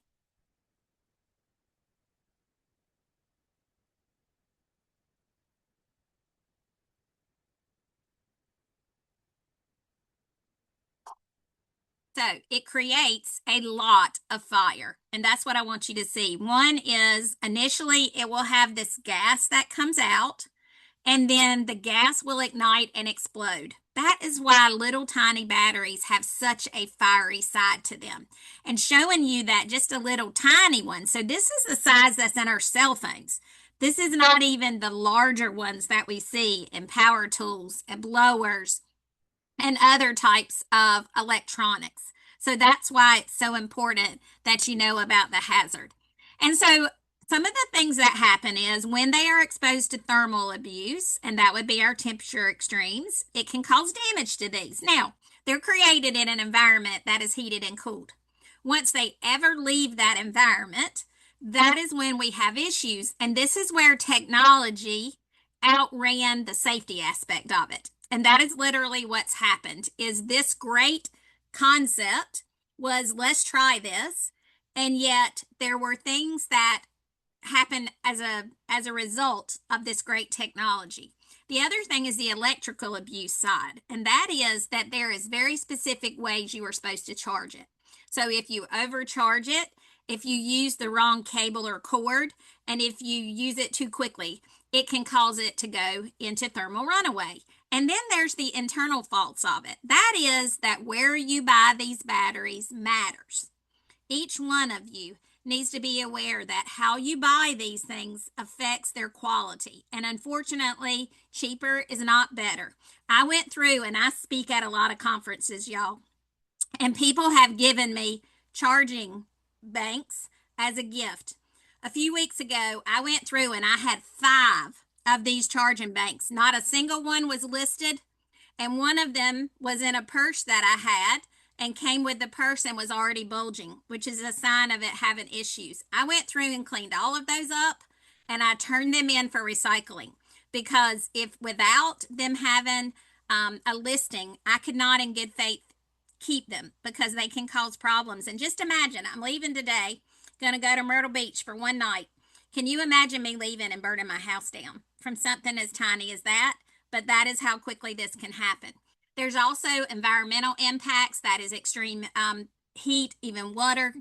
Here, when we have hurricanes, people at the beach have a lot of golf carts. They're asking them to move them because if a golf cart or an electric vehicle goes in regular water or in salt water, when it gets that exposure and you move it, it can actually go into thermal runaway days later. And so it can have a problem. And then there's mechanical abuse, and that is if you've ever dropped it, if you've ever crushed it. I flew home yesterday, and the announcement is if you lose your cell phone in your seat on the airplane, ring your call button. Do not adjust your seat. The reason is if your cell phone falls in that seat and you adjust it and it pinches that battery, it can cause it to go into thermal runaway. And we've seen incidents on planes. And so that, if it's dropped, crushed, or penetrated, can cause problems. So this year's campaign focused on 3 things. And the reason we focused on these 3 things is we have seen fires from products and what they have. We have also seen major issues when people are charging. And then when you get rid of these batteries, we have an education and a need to talk to people about how do you properly recycle them. So the first thing was, when you buy things, you want to make sure it has a listing from an independent, one of our nationally recognized testing labs. Now, what does that mean? You may have seen a UL, you may have seen an ETL or a CSA or some examples, but there's about 100 of these nationally recognized testing labs. So I encourage you to look at the products that you have and to see if they have a safety rating on them. So one of the things that I did is I looked at the package for my boom speaker, and it is a listed device. And that is part of it. So you may see a UL or these symbols. That means that they meet minimum safety standards. Now, disclaimer, if you're buying products online, it is really hard to tell if a product is listed, which means you're going to have to do extra diligence. And if you buy something and you can't tell if it's listed, when it comes in and it's rechargeable, you really need to make sure you look at it. I will also tell you, if you are buying tchotchkes, and that's a New England word, if you're buying little giveaways to give people, I have yet to find a single plug-in charger, plug-in cable, or anything that is listed. And we actually went to a conference last year. If you see a CE on something, the number CE, that's a communication standard. That is not a listing. And so what happens is when you're buying giveaways, be very careful that we're not giving away things. And we had this happen with our local fire department. We did our fire prevention week thing there, and he came up to me and said, I have a little giveaway for you. And he handed me a plug-in charger for my car. And I looked at it and it wasn't listed, and my eyes got real big, and he said, oh, I think we bought something that's not listed. And he went back to the manufacturer, and lo and behold, every one of the thousands of these tchotchkes they bought to give away was not listed. And so the fire department said, we can't be giving people things that are causing fires. And so I say that to you because you're going to have to do homework. The next part of it is how you charge really matters. That is, the cable or the cord that came with it is made just for that product. I just bought a brand new little rechargeable shaver. And on the cord, I wrote what it was, because that charging cable can only be used with that device. Or if I lose that one, then I need to go back to the manufacturer and see what we use. Now, this is a wonk wonk moment, because many people, if you've lost a charger when you've been traveling, you go to a convenience store or you go to Amazon and we just buy one. Well, that's not good. And you need to buy the brand specific charger. So for example, if you have an Apple device, it would be an Apple certified charger, or you buy it directly from Apple. If it is a Samsung has certain ones. We have a rechargeable Turtle Box, which is a waterproof speaker. And on the charging cable, it says only use this charger with this box. That means if I lose that one, I have to go back to that manufacturer and purchase a cord. It really does matter how you charge it, because they have different wattage. You also need to charge on a hard surface. Where you charge matters. That is, always have it on something where the product can breathe when it's charging, because it naturally generates heat. So never on carpet, never on furniture, never in bed. This is terrible for teenagers, y'all. They love to go to bed with their phones. But unfortunately, having it on the charger and have it on a flammable surface can cause a problem. We also don't want you to overcharge it, and that means when it gets to 100%, take it off. So I have a little handheld blower. It has a charging pack on it. It has its chargers in our garage. When it goes dead, I put it on the charger. I set a timer. I was going to lunch a few weeks ago, and I was charging this thing while I was working, and I almost left it on the charger, y'all. And I turned around and I went back and I took it off, because it is so easy for something to actually have a problem quickly. And unless we can act quickly, it can cause really bad results. So for example, my laptop, I no longer leave it on the charger all the time. They're designed to be charged and taken off that charger. Same thing, cell phones do have a little more advanced technology, because that's the ones that have been around the longest and they are listed. So cell phones have smart charging with them, but you still need to supervise it. And the same thing with your other rechargeable items. And then the last thing is when they quit working, or when you need to get rid of them, you don't throw them in regular trash, and you also don't throw them in your regular recycling bins. You need to find a location where you can turn them in and dispose of them. So you say, how the heck do I do that? There's 3 states worth of people on here. Well, there's a website, and if you still go to calltorecycle.org, it will send you to, they named themselves something new. And I'm going to be honest, I can't remember the name of it right now. But when you go to calltorecycle.org, you can put in your zip code.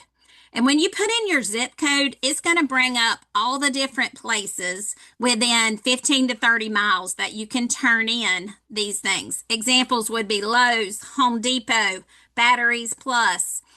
There's many other folks that offer recycling of these batteries. And now we're seeing legislative opportunities for people to actually, through solid waste, to be able to dispose of them.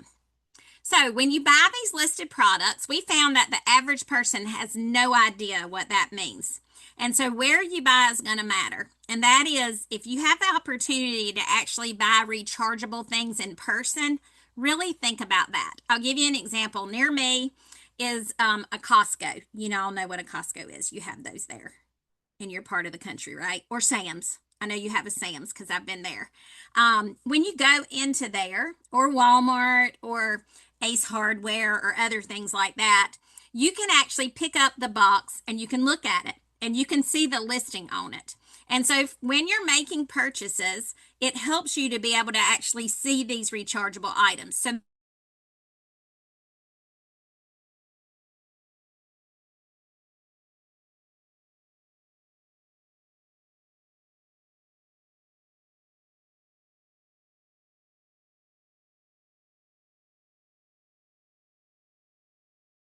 because you can get counterfeit items online and non-certified things, and then I still got to end up returning it or not having peace of mind, so it's worth it.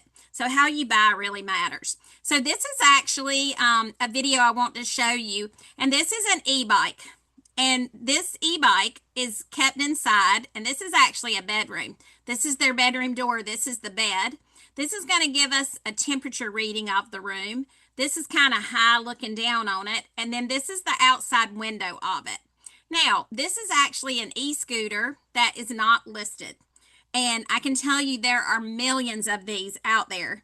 And the reason you see it inside is people bring these inside because they get stolen and they're expensive. And so, of course, they're bringing them inside to charge them. So you can imagine even college age kids, if they have one of these, bringing it in. And so this has actually been on a charger for 1 hour and 43 minutes. So I'm going to give you a little truth serum. How many people have put something on a charger longer than that? Raise your hand. I think in this app you can do it. Like, do it the old school like me, or you can actually put it in your, yeah. And we all have done it. Oh yeah, I'm seeing your hands. I love that. Thank you for participating. Well, the reality is that 1 hour and 43 minutes is not a long time.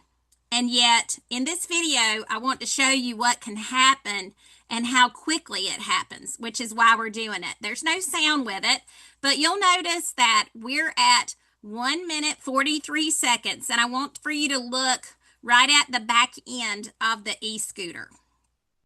Okay, we're at 14 seconds, and you see that gray smoke start coming out. Imagine if you were asleep. Now we're at 20 seconds, y'all, since this went into overcharge.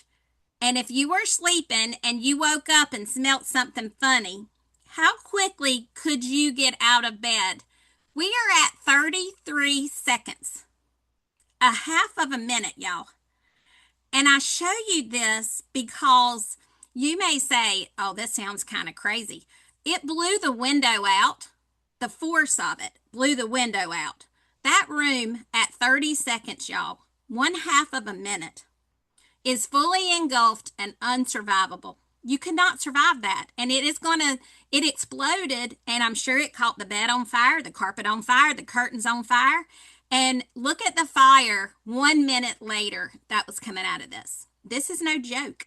And when we see these things, we have really got to get the word out that these lithium-ion batteries do some great things. But we don't need to be charging them inside near exits. We don't need to be charging them when we're sleeping. And we really want it to change your behavior. And I will, in full disclosure, tell you, the more I've learned about this, the more I am very conscious of how I treat them and what I do and how they interact with us. So how you charge them matters. We talked about the fact that the cables need to come with it. You got to purchase the ones that come with it. I actually lost the one that goes to my boom speaker, and I don't know how in the world I lost it. But y'all, I had to go through a ton of stuff online and go back to the manufacturer to find out how to buy the right cable for it. And it was a little bit expensive, I'll be honest. But I knew I couldn't use the wrong cable, because if you have ever plugged in anything, and that's the question I'll ask you, have you ever put something on a charger and either the item or the cable gets hot?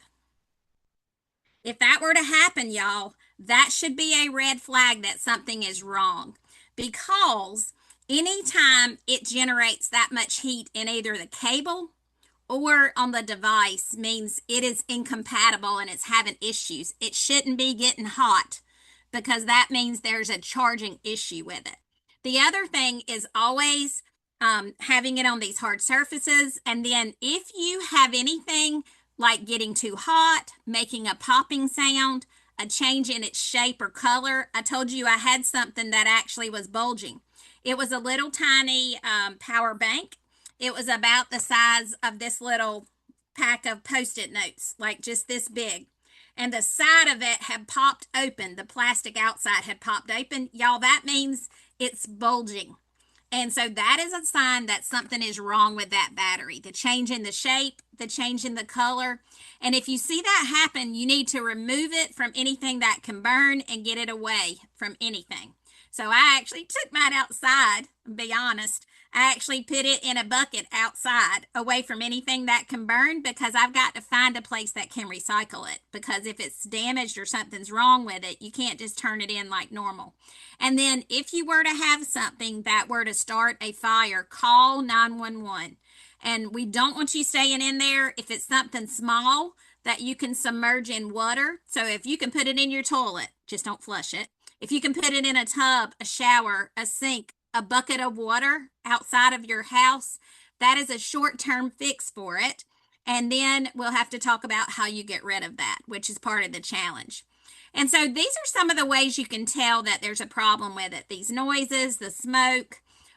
It will have what they call a sweet electrical odor or a strange odor. If you start smelling something funny, that should be one of the things that you want to take it off the charger immediately, and you want to move it away from anything that can burn. And then also make sure that you put it away. And if, when in doubt, call the fire department. They would rather you call them and be safe than to have one of these fires. And we're actually talking to them about the dangers of this too. So this little video will show you this. And Karma, let me know if the sound works, please. Rechargeable batteries power how we work, get around, and stay connected, but they can be a fire risk. Yes. Talk battery safety. Buy products with a safety certification mark. Skip off-brand chargers and unplug at 100%. Let's charge into fire safety. So this is a little PSA we did. This year, we actually did PSAs on YouTube, and you can grab this off of YouTube. If you go to NFPA, we have a YouTube channel. You can share this across your organization, and it's a really quick way to talk about how to buy things and how to charge things easily. We also did a radio campaign last year in English and Spanish. We did it on traditional radio, and I'm going to tell you, part of the reason we went with a radio campaign is when I was there in May, Karma and I went to how many radio stations, Karma? A lot of them, like 5 or 6. Yeah, a lot. And we reached hundreds of thousands of people. And it really showed me that in parts of the country, radio is a great way to reach people. And when we worked with a firm out of DC, they said many people are back in their office or they're working. And as part of that, they listen to the radio all day.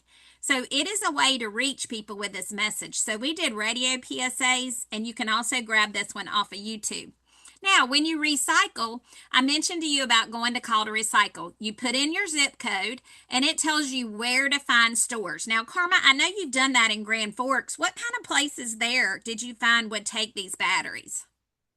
Places like Best Buy, Batteries Plus. Yeah.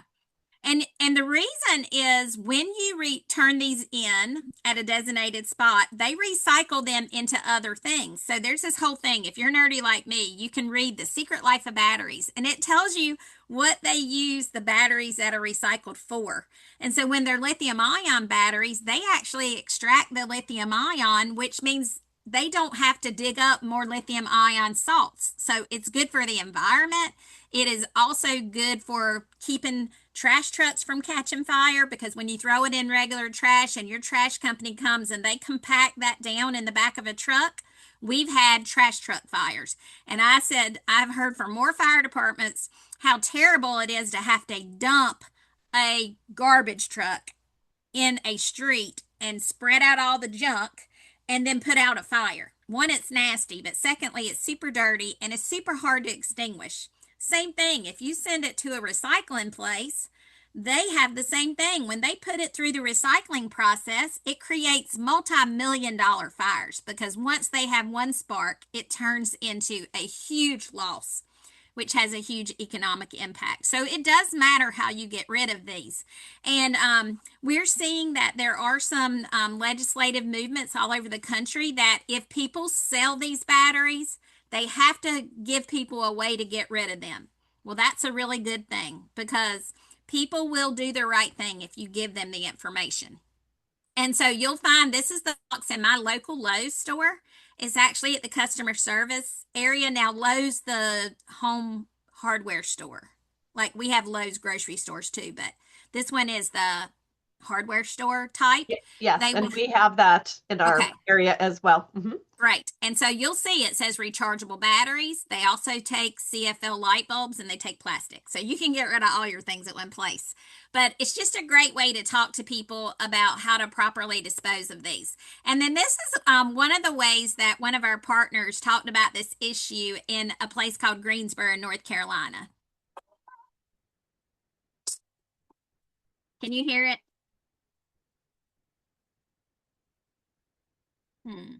Nope.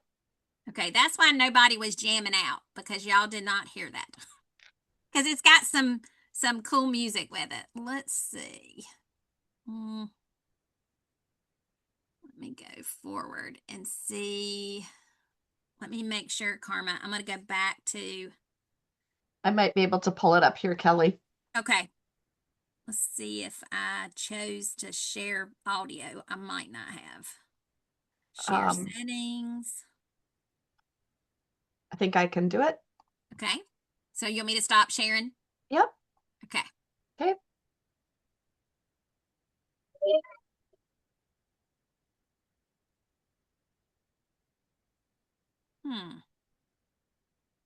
Still not playing. Do you hear it? Because I don't hear it. Weird. Did you hear it? No. Oh, But it's weird because you can hear it on our end. yeah. All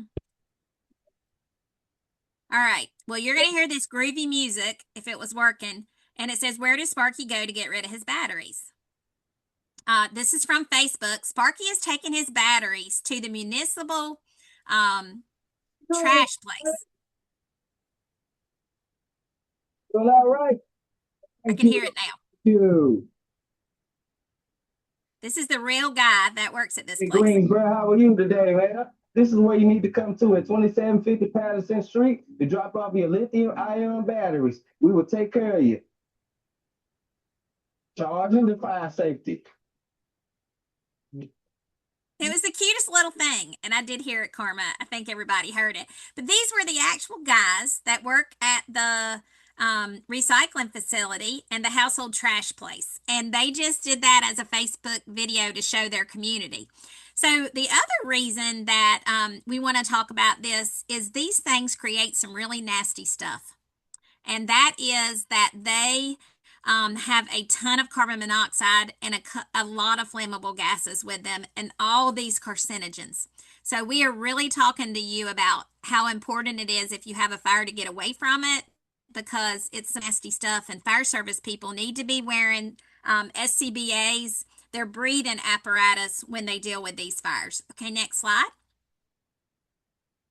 So this little video, there's no sound that goes with it. If you'll play the one on the left-hand side, Karma, during Fire Prevention Week, and I want you to look for the cat. That's my little challenge for you.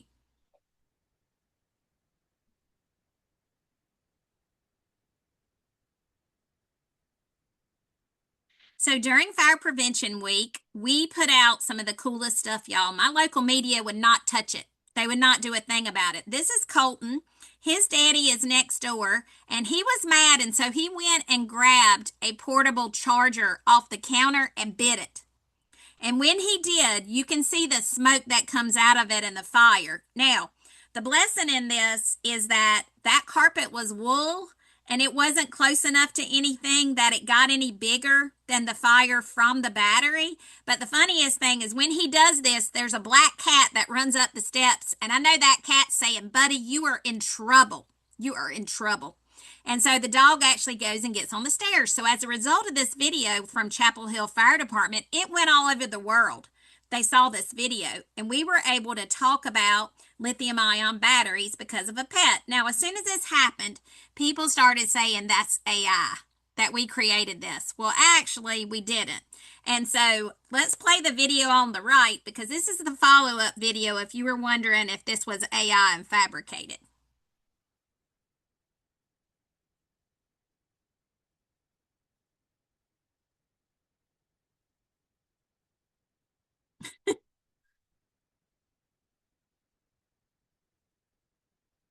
That's the real dog and his real daddy that's with him, who is actually a battalion chief in Chapel Hill, North Carolina. And so sometimes we get outreach.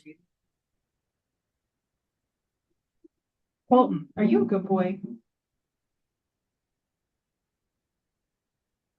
And so sometimes we get outreach through pets. And so I say that to you because we want you to be thinking in your injury prevention world, what are the stories that help us get to people? And sometimes it can be the dog and the cat and the lithium ion battery. And then we can provide education with this. And that's how we did some media outreach on it in my own community here. Okay, next. So when we talk about Fire Prevention Week, we know that we have to get this message out for the entire year. And so we go to you as fire and life safety professionals. You help us get this word out, which is why Karma asked us to do this. We also go directly to parents and caregivers, and we do that through a We Are Teachers partnership that gives resources to teachers. And we also do that with our messaging, and then we provide stuff to the general public. And that's where you come in. You're the hands and feet that help us get the information out. We did that through PSAs on the radio. We did a satellite media tour where we did all kinds of interviews for really the entire month of October. What we do this to raise awareness. Okay, next slide. So we have lots of ways for you to use our resources. So one is Sparky.org. Sparky.org has all his birthday stuff, which is actually pretty cool. And it'll be up for a while. But if you go to Sparky.org, that is a kid-friendly site that you can advertise to families and kids. We own it. It'll never have any ads on it, and so it's safe content. We also have Sparky Schoolhouse, and that is for you as educators to actually be able to grab resources that you can use to talk about all different types of topics. Okay, the next slide. So we have a brand new game on Sparky.org. You'll find our puzzles, and the puzzles are all different intensities. We have one for Sparky's birthday that actually has little baby critters in it, and it's super cute. But you can grab these little puzzles for free online at Sparky.org, and you can share this with our families. Okay, next slide.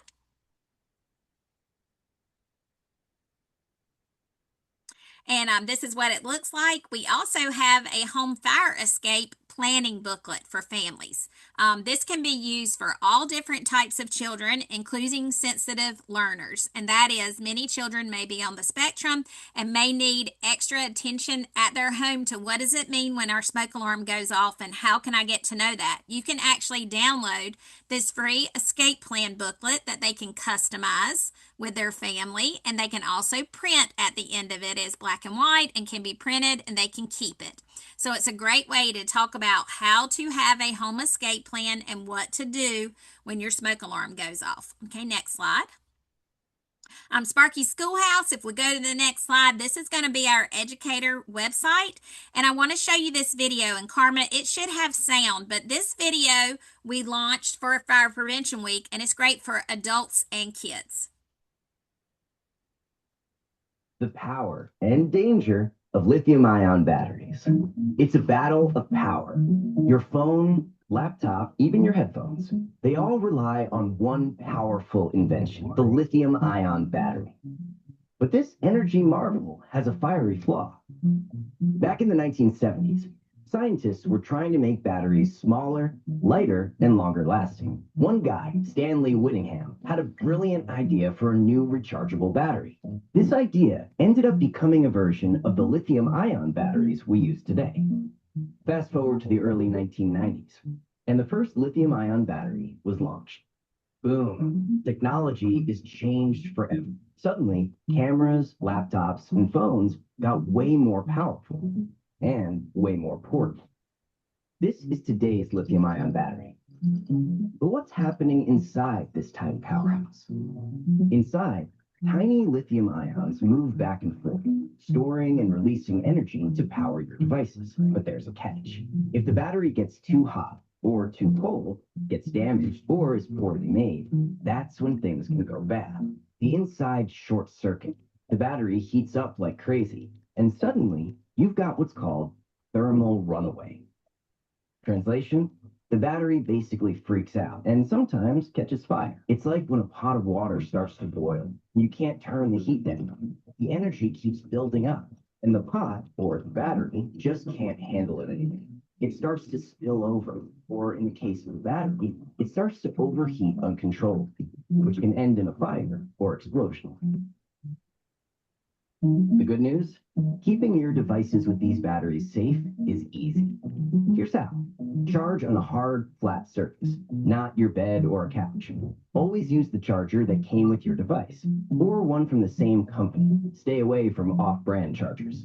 Too hot or too cold equals bad for batteries. Keep devices out of heat and cold. When it's fully charged, unplug. Lithium-ion batteries are awesome.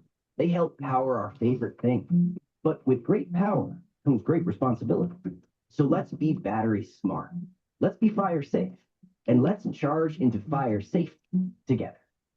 Now, I'm a little biased, but I think that tells the story of all the technical stuff I just told you in really easy to understand ways. And so that's why this video is great for you to share with families. I use it all the way up to older adults because the reality is it hits all the things that people need to know in a really easy way to understand it. And we did that video because it could be used across all ages. Okay, let's go to the next slide. So what does that mean for you? Well, we have this great video, and then we have some lesson plans. So we have a K through 2 lesson plan. And we created that because educators all over the country said young kids are using electronics. They are using them. It is their first language. And they always have been using technologies from gaming stuff to your phone to an iPad. They're using devices. And so what could we message for them? Well, we could teach them about always making sure that when their parent or caregiver puts their device on the charger, that it's on a hard surface, that we show them how to do that. We also have little cards. Is this safe charging or not safe charging? And we show it in pictures. And so we have an appropriate, age-appropriate way of talking to them about how to properly charge. We then have a lesson plan for grades 3 through 5. It adds in a science component to this, and it talks about how do these batteries work and how to properly use them. And then we have a 6th through 8th grade lesson plan that also goes a little deeper into thermal runaway because they totally get it and they can understand how to do that. So you can download these lesson plans at Sparky Schoolhouse. If you go to sparkyschoolhouse.org, we've got our coloring sheets for adults and kids. We've got our lesson plans. We've got our video. All of that can be accessed through this QR code. Okay, next slide. I wanted to show you that we have a charge it or not little activity sheet that you can use, and it literally builds on what we know about Learn Not to Burn, which is they can identify what is proper and what is not, and they can exit out. You can totally use these for your outreach. We have our charge into fire safety with Sparky actually charging his device in English and Spanish. And we also have an adult coloring sheet that's charged into fire safety. Coloring is good for kids and adults. Do you know that it's a stress reliever? We should really be encouraging people to do things like this because it actually, there's so many things that go on in our world that it's a great way for them to learn something, but also to doodle, as we say. All right, next slide. This is what the coloring sheets look up. They always give a safety message. For kids, it's going to be put phones and tablets on something hard when you plug them in. And for adults, it's going to be to buy listed products, to charge safely, and to recycle responsibly. And they can find out more on our website. Okay, next slide. This is what the lesson plan looks like for K2. You can see the pictures on safe and not safe. You can also download each one of these individually, or you can do just one item. You can even blow these up onto posters. And I say that to you because our things that we create are camera ready, which means we create them for you to use them. And so feel free to blow these up. I actually use them for community helper events where we can ID things. Next slide. This is going to be our other lesson plans. They have that green and blue color as lithium ions. We also have a Kahoot that you can use for free through our website, which is a game that actually talks about lithium ion battery, and you can always download our PSA and our video for free. Okay, next slide. We also, it is actually March. I know it's the last week, but it is Women's History Month. And so we have a cool little lesson plan on trailblazing female firefighters that I wanted to bring up to you as an activity. It talks about women in firefighting. It talks about trailblazers. But this is one thing you can share with your local fire department that is just a tool online at Sparky Schoolhouse. Okay, next slide. We just celebrated Sparky's 70th. I wanted to mention to you that his birthday stuff is going to happen all through the month of March. There's a search and find that you can use throughout the year. We're doing activities. There's a party kit. We have coloring sheets, and all of this is online at sparky.org for you to grab. Next slide. And then this little video really tells the story of how your creativity can make a difference. So if you want to play this one, Karma. I don't hear the music, but I think it has some music.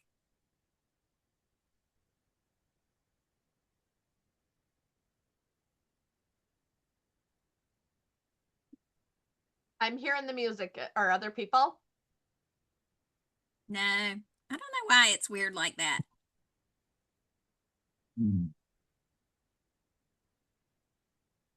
So if you don't hear the music, just imagine bong, chicka bong, bong. And here's the firefighter, and he goes, I'm going to give you a talk through, like he's going to throw it away. And when he does get ready to throw it away in his trash, then comes Sparky on a Segway, which is rechargeable. And Sparky says, wait. He doesn't say anything because Sparky doesn't talk, but he actually puts it in there. And then y'all can see that the firefighters get in the truck and they follow Sparky around. This is out of Mustang, Oklahoma. And this guy was so good, the Sparky, because the fire truck follows him. He's really doing a good job of staying. This was really on a Segway. And he goes and he has the battery in his pocket. He goes across the crosswalk for all my safety folks. He even pushes the pedestrian sign, which I loved because he was so conscious. Now, you'll see that he actually is going to Starbucks. Does anybody know what he's going to get? The Pup Cup. And then he goes by the PD. I wish he'd have brought him some donuts because that would have been priceless. They have his little real dog there. And he ends up, where does he end up? Oh, he's at Lowe's. That's where the lady is so nice to actually take his battery and recycles it properly. This was all done just with a cell phone, and we were so proud of the creativity. So I wanted to tell you, this is a fun topic that you can use. Now, last thing, National Injury Prevention Day is going to be November 18th, 2026. I just got back from Rhode Island, and I was in the Children's Hospital there, y'all, visiting a friend of mine. And I can tell you that the joy that we can bring by doing activities with children's hospitals, just to bring a little happiness to them, we are actually encouraging people to take their Sparky to their local children's hospital for a visit on November 18th, which is National Injury Prevention Day.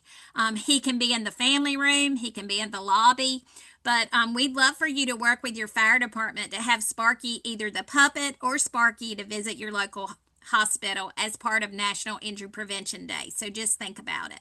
Okay, the next slide. Here's my contact information. I appreciate the opportunity to spend the morning with you. I thank you for the work that you do.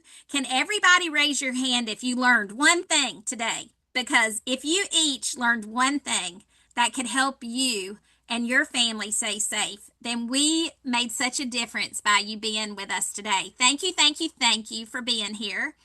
Karma and your entire coalition, thank you for doing this. I hope that if you have any questions, you reach out. I look forward to many of you coming on May 7th to our event in St. Cloud. I promise I'm going to be showing you different things on that day. So please come, because we're going to have different updates that day across all education, not just lithium ion batteries. We'd love for you to be at our free event. We'll feed you lunch, and it's a taco bar, which who's ever met a taco bar they didn't like? And we'll feed you breakfast and coffee. And so I would love to see you there in person, but thank you so much for being a part of this. Have a great rest of your conference, and stay safe out there. Thank you so much, Kelly, for being with us today.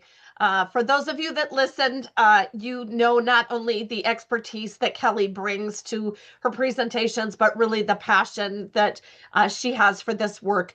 I will tell you, I have done lots of education over time, and there is no site that I've found that is as phenomenal and comprehensive and trusted and credible as the stuff that NFPA puts out. So huge thank you, Kelly, for joining our conference today. For those of you that are asking about links, we will include the links that have been put in the chat.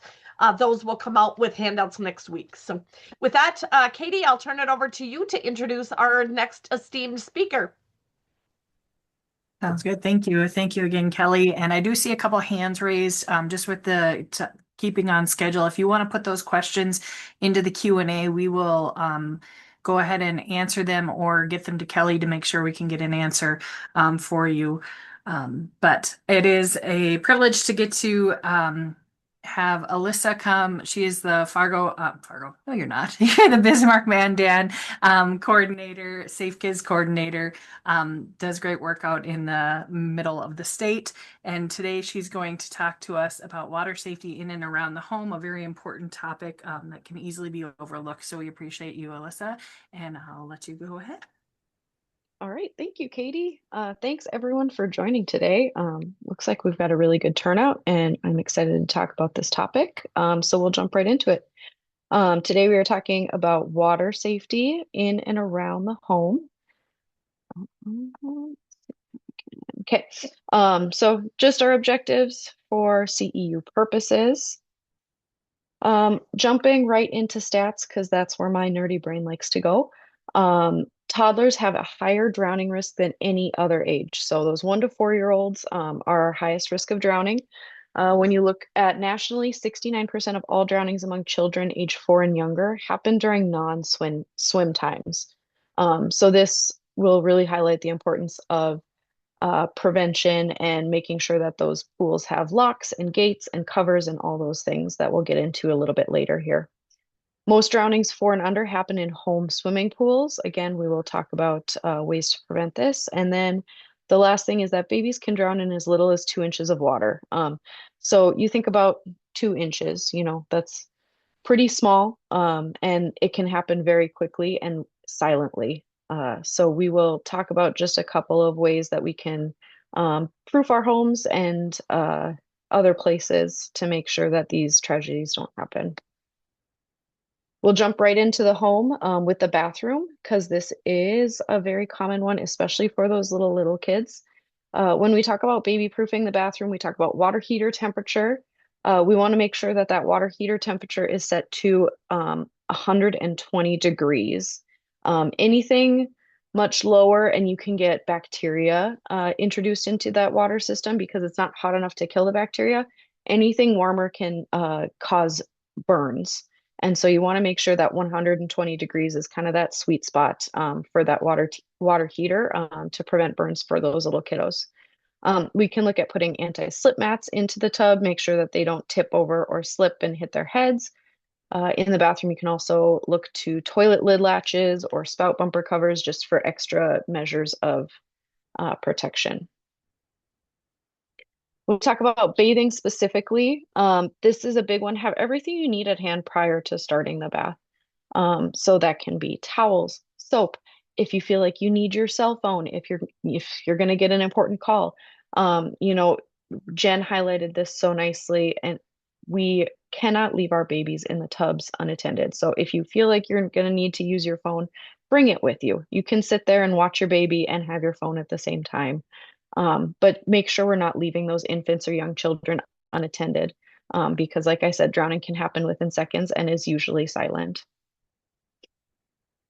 Other places around the home that we want to make sure don't have water when they're not in use are buckets, kiddie pools, water tables. You can even, there's mention of dog bowls, which, sounds excessive, but there are kids out there that will get into it. And if you have a bigger dog bowl or a bigger dog, just something to think about when we're talking about water sources in the home.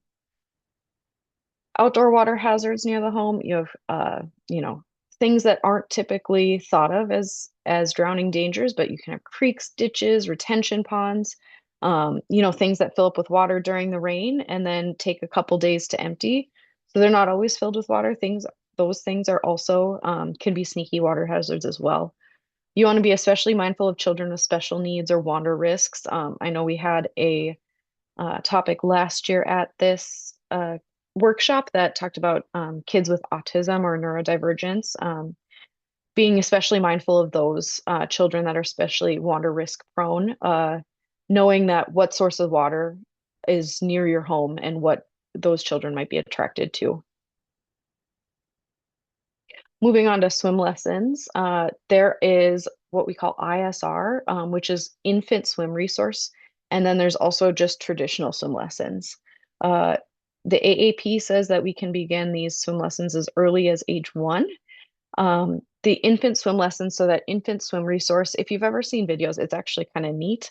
They toss these like 6-month-olds in the water, and the 6-month-olds are trained to flip over onto their back and just float on their back so that they can breathe belly up, and then they kick their legs until they hit the side of the pool. While it's really neat and comforting for some parents, these infant lessons have not been shown to reduce the rates of drowning. So just to be aware, it might bring you some comfort knowing that your child is able to flip themselves over and breathe. But just to be sure that you are still taking all of those appropriate prevention measures in addition to swim lessons. By age 4, most kids are ready to start those traditional swim lessons. So check with local pools, Parks and Rec Department for swim lesson availability. In addition to swim lessons, life jackets are a huge way to prevent drowning deaths. So this is just a quick overview of life jacket types. For most of us here in North Dakota, Minnesota, we're working with lakes or the Missouri River, as far as I'm concerned, over here on the west side of the state. And so we're going to be looking at those type 2 and type 3 life jackets, is what are most widely available for these types of recreation. Depending on the type of boat, water activity, strength of swimmer, it all depends on what life jacket you choose. So when we look for children specifically, you want to look at the weight limit. You want to make sure that they are not over the weight limit for that life jacket. North Dakota law states that children 10 and under must wear a Coast Guard approved life vest. It specifically says type 1, 2, or 3 PFD at all times while the vessel is in operation. Minnesota law states children under 10 must wear a U.S. Coast Guard approved life jacket while the boat is underway. So just for your knowledge on North Dakota and Minnesota laws. I also wanted to mention that if you look over here on these infant life vests that say 8 to 30 pounds, just because they say 8 pounds doesn't mean you should be bringing a 2-month-old infant onto a boat with you. It is not recommended. They do not have the head strength to kind of keep their airway clear when you have that life jacket on, and they have to have that life jacket on while the boat is underway. So it's not very safe to have a child, especially under the age of 6 months, on a moving boat. So if you can avoid that, I definitely recommend doing so. Just because the weight limit goes down to 8 pounds does not mean we should be putting a small infant in one of those life jackets. Here's a quick little video that is put out by Safe Kids Worldwide on how to fit those life jackets. It's very simple, and these videos are also available on YouTube. Are you guys able to see this YouTube now that I switched? Or are we looking at PowerPoint still? PowerPoint. PowerPoint? Okay. Hold, please. Here we go. How about now? Yep, it's transitioned. Beautiful. Thank you.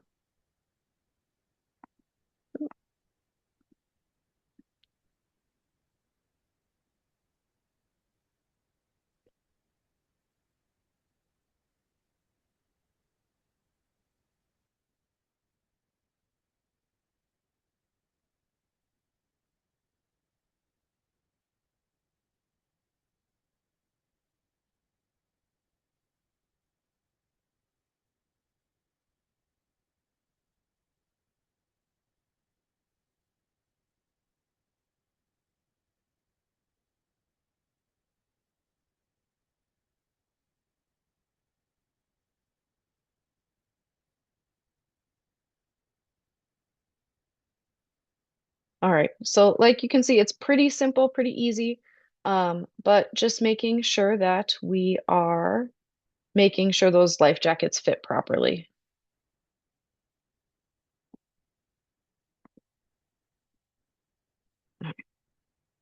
Okay, so when we replace the life jacket, when it's visibly damaged, straps, hardware, flotation material, if it looks visibly mildewed or moldy, if you notice that it's not buoyant anymore, so, if you've got an older one, your kid doesn't look like they're sitting up high enough in the water when they're wearing it, probably time to replace it.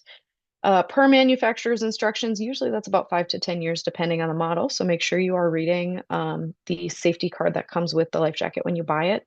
Also, if it has an unreadable Coast Guard label and you're unable to verify that it is U.S. Coast Guard approved, that is another reason to replace it. You can find life jackets. It used to just be, sporting goods stores, but now, I mean, they're all over.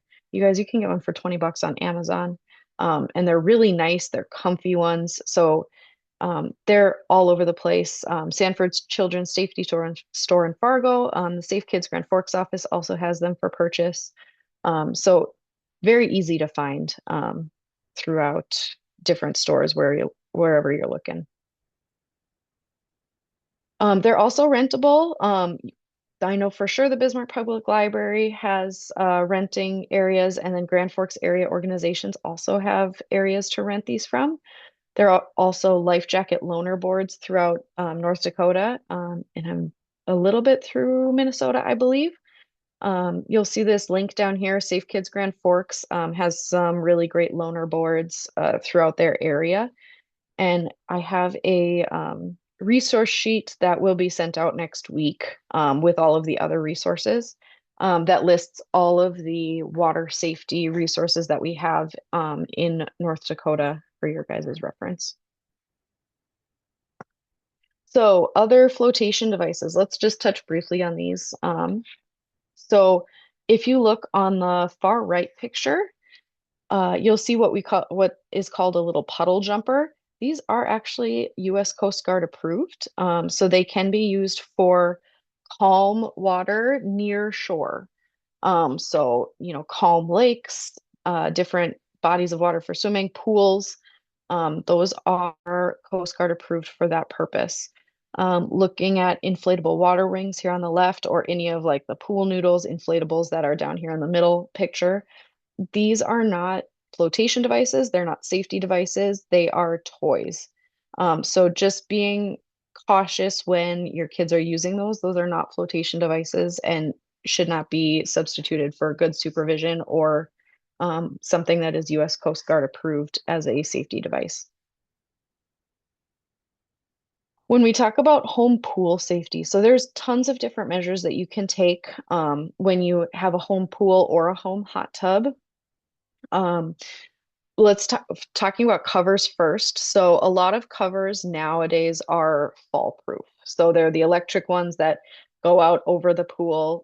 They lock, and then you can, an adult can stand on them without falling through. These are great safety measures. The only issue is who knows how to open these covers. So usually they're operated with a 4-digit code or something. So making sure that that code is not shared with children. Even older children you don't want them opening it. They're not quite as responsible, making sure that it's closed again when they're done. So keeping that code a secret, making sure you know who is in the pool and when the cover is on at all times. Also talking about gates, there should be gates or fences on all four sides of the pool. It should be not a non-climbable fence. So if you look on this picture on the right, you can see that the bars go up and down rather than horizontal.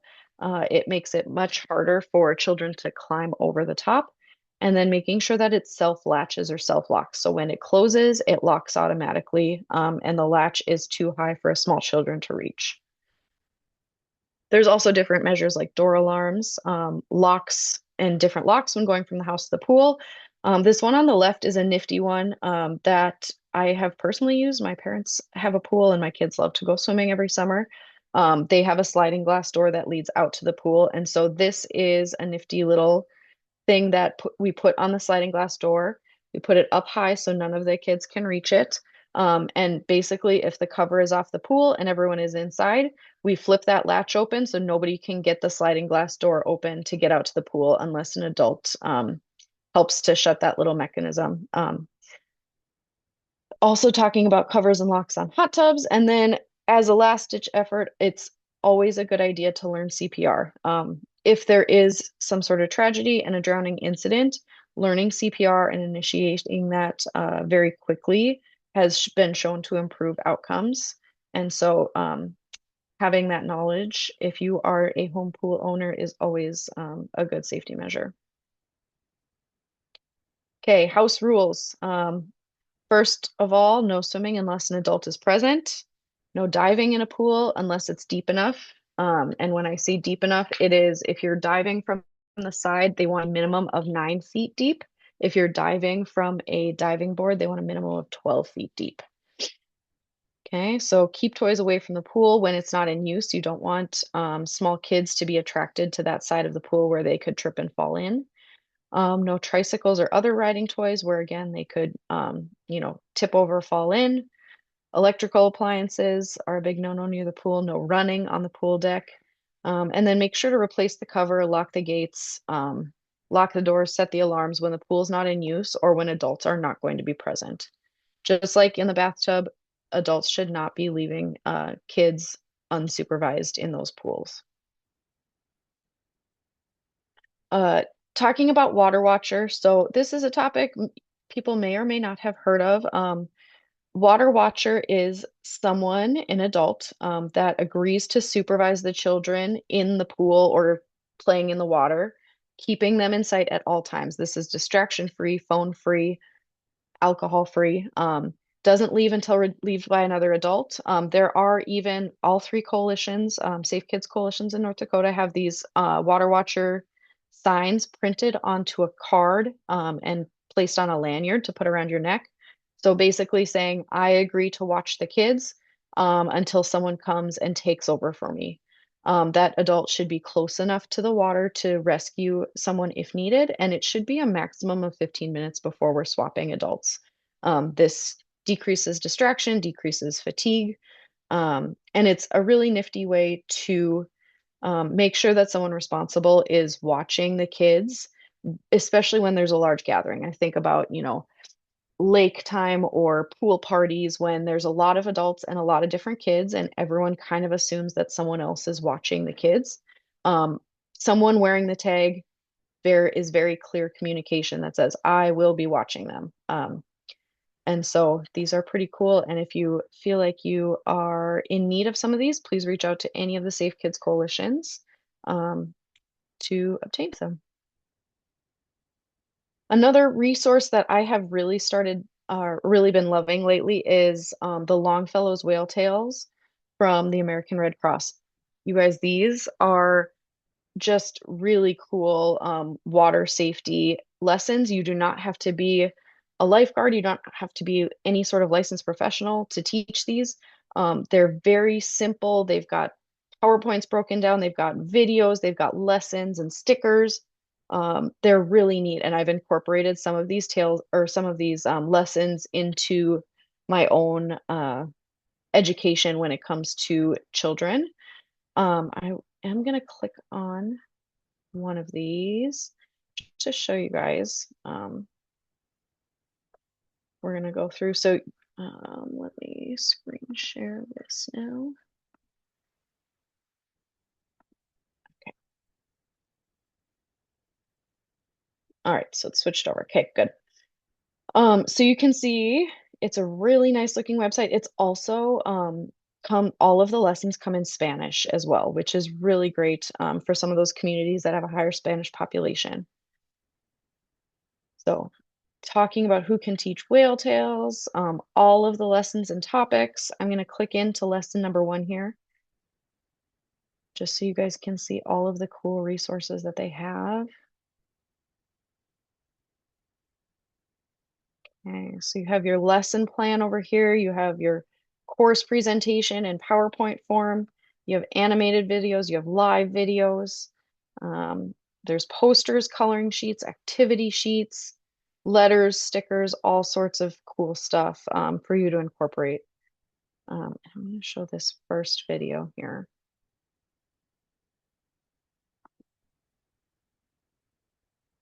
Nope. Maybe. There we go.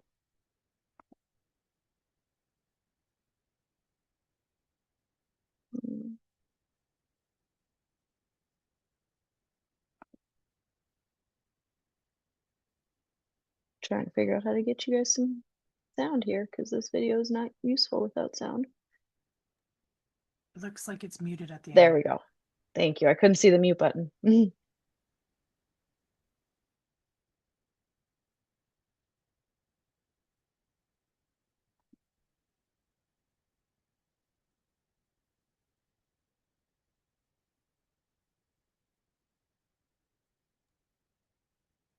We can't hear it.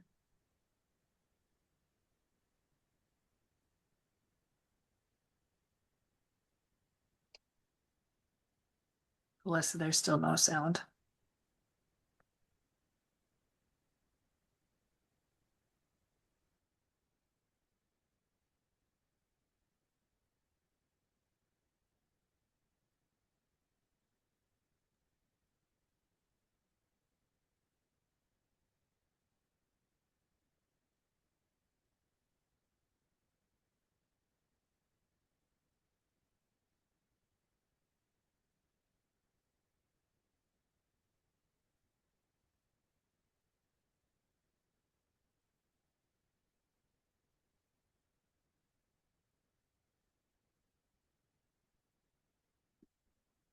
Are you guys still not hearing any sound? Right. Sorry. Crap. Okay. Well, I'm just gonna pull a Kelly here and narrate for you guys then, because I'm not sure how to make sound for you. But so you can see they're talking in the first lesson about all sorts of different types of rules. And they make these rules fun and rhyming. So it's really good and geared towards younger kids.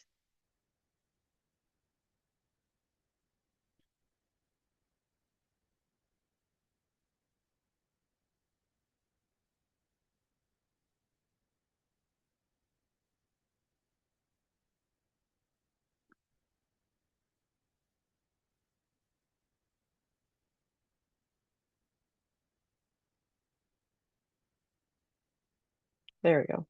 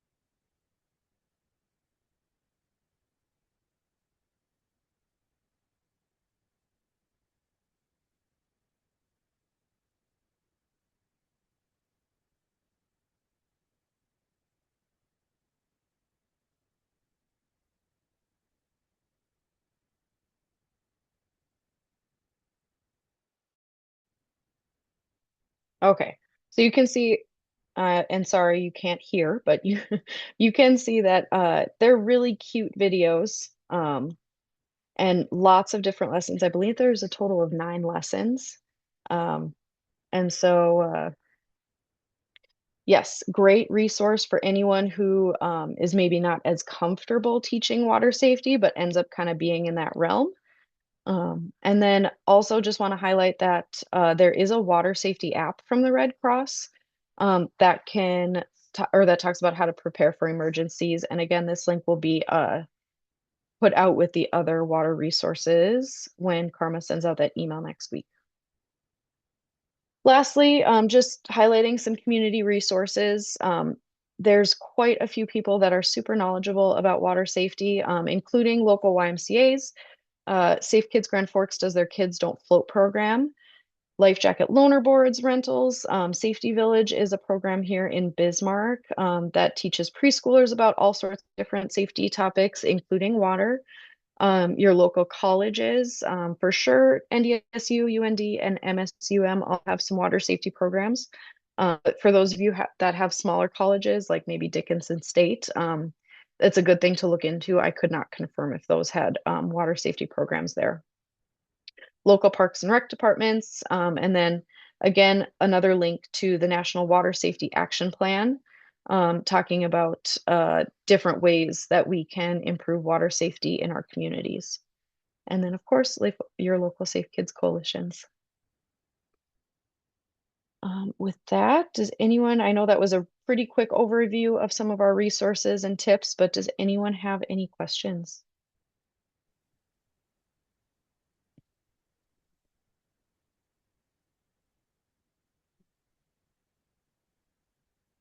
All right, then I think I am done, and I thank you guys for your time today, and hopefully you are enjoying the workshop and enjoy the rest of the day. Thank you, Alyssa. We appreciate your overview across the board in home safety with water. Something important, and we know that summer is eventually coming. So important that we're prepared, but also just that mindfulness of that everyday water use and how they can pose risks. I also appreciate you mentioned retention ponds, and I know that more and more communities are having retention ponds, and I often see kids over there playing, not with life jackets or, and just having those conversations with the kids in our community, if they're playing around a retention pond, what are some safety mechanisms and strategies we need to be implementing and expectations. So thank you, Alyssa. It's great. We have back-to-back Safe Kids coordinators presenting, and I do appreciate both Alyssa and Karma, who's going to be presenting next as my counterparts in the North Dakota coalitions, and I'm very grateful for both of them. So next we'll have Karma. She is the Safe Kids Grand Forks coordinator, and we'll be going over the different child passenger safety tips and resources that we have available. So I'll hand it over to you, Karma. Thank you, Katie. So child passenger safety is a big chunk of the work that our Safe Kids coalitions do. And many of you that are on this call today are likely what is called a certified child passenger safety technician. That being said, we know we have a lot of partners on this webinar today that are not full-fledged child passenger safety technicians, but there are a lot of resources that you could be providing to your parents or caregivers, or educational things that even if you're not a car seat tech, if you reinforce some of this messaging, you can be hugely instrumental in helping to advance our child passenger safety initiatives. So what I have put together today, we only have a half an hour, but I want to say I would call it a potpourri of child passenger safety resources, or things that I tried to draw out that a non-car seat tech could help to be a part of our chorus. So with that, we're going to kind of dive into what some of those things are. Maybe those of you that are techs, the resources I share will be new to you, some of them, and some of them you maybe know about. Those of you that are not techs, I want to say we'd love to have your help in any of these areas that we talk about that you might not be sharing as education. So I am a nurse by background, and I'm also a certified child passenger safety technician. I have a particular interest in transportation and ambulances because I spent 25 years of my career as a nurse working in the back of an ambulance as a transport nurse.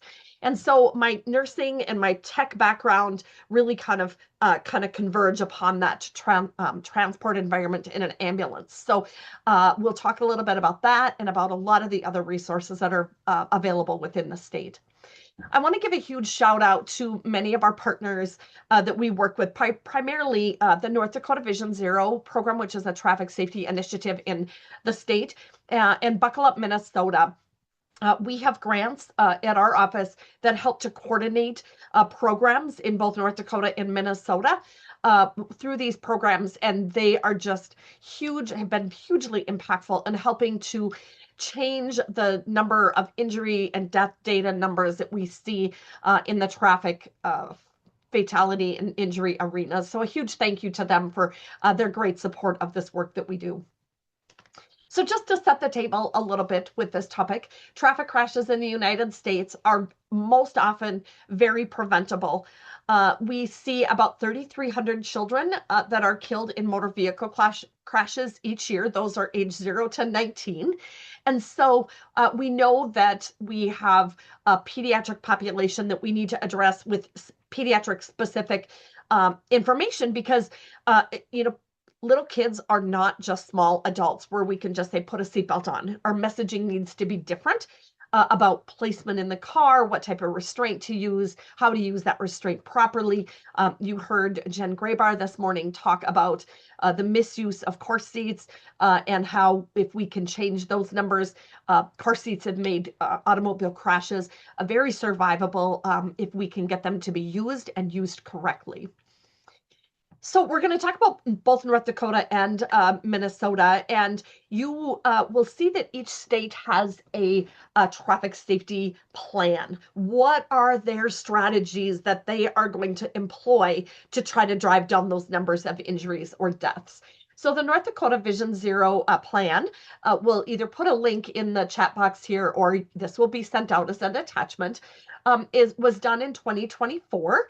And these are some of the things that I just want to point out related to North Dakota data. You will see that if we look at the occupant fatalities by age group from 2017 to 2021, there were 56 fatalities in that under age 20, which that is the age group that Safe Kids focuses on, 19 and under. And so those are 56 lives that maybe had the vehicle driver maybe done something different. We might have a different outcome in those fatalities. This is the serious injuries looking in North Dakota. Again, that same time period, you'll see that there were 335 children that were seriously injured.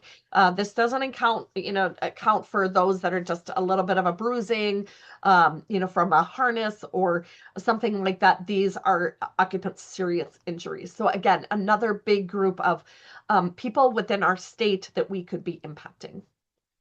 So when we look at contributing factors in North Dakota, and again, this is all in the Vision Zero plan, you will see that unbelted vehicle occupants is the leading cause of fatalities for sure, and also the second or third leading cause of serious injury is unbelted occupants. So again, when we say belted, we mean restrained in any type, whether that's a car seat or a seat belt. I'm not going to read all of these, but lane departure, certainly we see that oftentimes with poor weather conditions or distracted driving and that type of a thing. When we look at the crashes and injuries, again, you will see that we are seeing a decline in overall traffic fatalities in the state of North Dakota. We were excited in 2025, while we still had far too many fatalities on our roadways, we hit a 25-year low in the number of fatalities reported on our North Dakota roadways at 85. Traffic crashes in Minnesota, this is what their highway safety plan looks like. NHTSA, the National Highway Transportation Safety Administration, requires that all states have a traffic safety plan. And so you will see, you can usually find that on your Department of Transportation's website if you want to look up your particular state's data. These are the Minnesota roadway fatalities. They saw quite a large decline for quite some time, but the last 4 to 5 years, you'll see that there has been a slight increase, about 22% during the last 5-year period. And I know Minnesota in their traffic programs are working very hard on trying to reverse that trend of that increase in traffic fatalities. When you look at serious occupant injury by age, those that are in the age group that we deal with, the under age 19, you'll see that there was 9 in the 0 to 10, and there was 54 in the 11 to 20. So this, and what you're going to find with this presentation, because it's kind of a potpourri, I want to give you little snippets on a lot of different topics. You're going to see us jump around quite a bit in the different topics. So if you have questions about a particular slide, please put it in the Q&A and we'll try to address that. But we're going to bounce pretty quickly between these topics. You heard me mention at the beginning of my presentation that some people on this call might be a certified child passenger safety technician. And what that is you'll sometimes hear them as called a car seat tech or a car seat expert or a CCPST. They are basically somebody that has received the 4-day training or the 32-hour training to become certified to check and install car seats with parents and caregivers. The classes are held usually somewhere in the state over the course of 3 to 4 days. They might be 3 to 4 consecutive days. They might be spread out over a period of time, but you must complete the 4 days of training. The certification is good for 2 years, and the cost is $95 for a national fee, which goes to Safe Kids Worldwide. And then oftentimes the agency hosting it will have a local fee as well. And that a lot of times will help to cover food and things like that. In order to recertify after 2 years, what you need to do is you need to have 6 continuing ed credits. Those are very easy to obtain. You can do it either in person or there are a lot of virtual options to obtain those CEUs. You must participate in a community event, which could be a car seat check or teaching a class. You must have a proxy or an instructor sign off on 5 car seat installations, showing that you know how to do that hands-on piece and that it's just not all textbook knowledge, but really you have the hands-on skills as well. And then to recertify, that cost is $55. And again, that happens after 2 years after your original certification. If you are interested in becoming a tech, you could just type into a Google search how to become a car seat tech. Maybe one of my colleagues will drop that link in the chat as well. And it will take you to become a tech as one of the options. I'm going to show you some of the trainings that will be coming up for North Dakota and Minnesota. This is just for this year. This flyer shows the North Dakota dates. We did East Grand Forks and Bismarck a couple weeks ago. There's a class coming up in Williston in April, one in Bismarck in June, and one in Jamestown in August. This on the right side of the slide is what the site looks like when you go to that Become a Tech. You put in what state you're looking for to attend a class. If you are North Dakota or Minnesota, I would encourage you to look in both states because sometimes there are ones that are happening on a border community. So you might be looking in North Dakota, not realizing that there's one just right across the river in East Grand Forks, or likewise Fargo and Moorhead. These are some of the Minnesota trainings. I will tell you, I pulled up a search yesterday on this available active courses, and there were probably about 25 of them being held in all of Minnesota. I simply put the flyer that my colleague Jasmine Wangen, who is the Northwest Minnesota Child Passenger Safety Liaison for the state of Minnesota, these are the ones that she is going to be hosting in the very near future in Minnesota. But suffice to say that there are lots of other courses being held in Minnesota. These are oftentimes held during the summertime because a big chunk of the course is doing installations and education in the car. And so we need to have good weather. And so if we don't have an indoor facility in which we can bring in 6 to 8 to 10 to 12 cars, we oftentimes will hold them during the summertime when outdoor option is available. And this is a flyer. And again, I will put this, send it with the handouts that have all of the car seat checkup events for North Dakota and Minnesota that are being hosted by our organization in this part of the state. Many times people have questions when they're pregnant, and we notice a lot of misuse with people buckling up when they're pregnant. They'll add add-on devices. They'll put the seatbelt up over their belly, or they won't wear the seatbelt at all, thinking that I don't want to injure my baby in a crash. And I want to say that proper seatbelt use during pregnancy really has the potential to save 2 lives. There have been documented cases of fetuses who have died as a result of trauma in motor vehicle crashes during pregnancy. And I want to give a huge shout out to our partners. There is an organization called the Hudson Center for Prenatal Vehicle Safety. They have done a ton of research, a ton of education, created a training curriculum that teaches either car seat technicians or nurses, providers, how to safely direct their pregnant people in how to buckle up when they are pregnant. You don't need to be a car seat technician to provide this education. They do provide online training several times a month, and you can sign up for it for free on their website. The data that you see here, I'm not going to read through all of it, but I will include it in the handouts. But suffice to say that there is a significant chance of abruption for those that are not wearing the seatbelt correctly, and for death to that fetus if the mother is not properly restrained. This is a fabulous resource that the Hudson Center for Prenatal Vehicle Safety has created.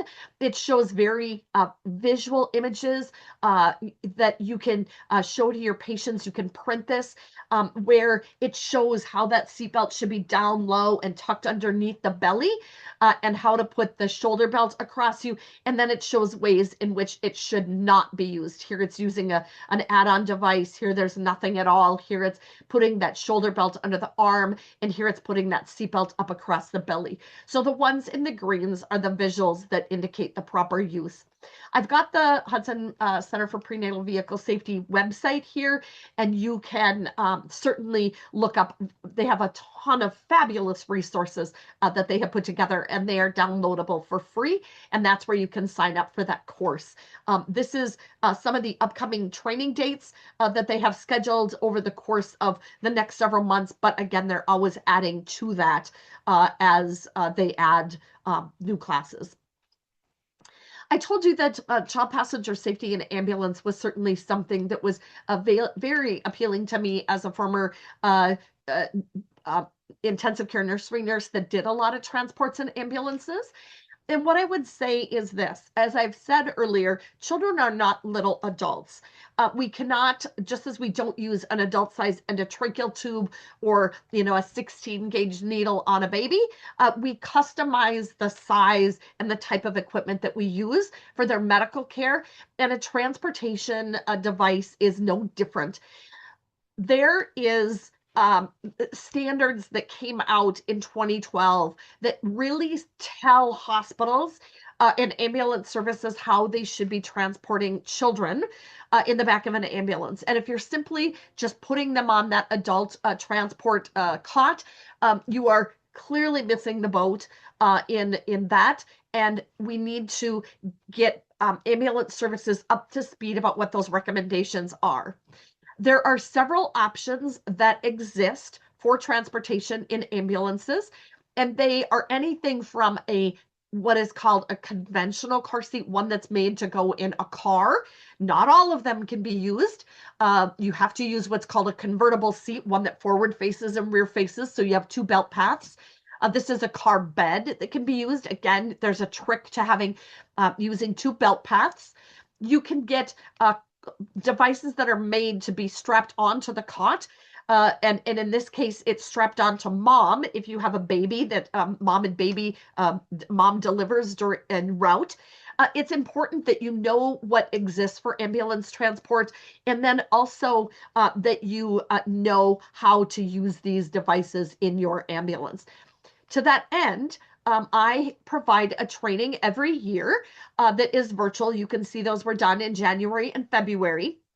I do have a link to the YouTube video that is one of the recordings of this year's video presentation. And then a copy of that recording also exists on the North Dakota Department of Health and Human Service website on their EMS link. And so the most recent one of that is there. If you would like assistance with your particular ambulance service, please reach out to me. Child passenger safety on school bus is another arena that they have created a specialized curriculum for. And gone are the days where we just open the bus door and the kids get on the bus and we transport them with kids walking up and down the aisle or not sitting in their seats. There are certainly guidelines for transportation on school buses, as well as a lot of equipment that has been designed for transportation of kids on school buses. We are finding that there are a lot of school districts that are ordering their buses to have seatbelts on them. There are also what are called integrated seats, or seats that are designed to be added on to the bus, as in this case, or this is an example of an integrated seat where the seat can be used for older high school age kids, but then they can pull down this flap and it exposes an integrated seat.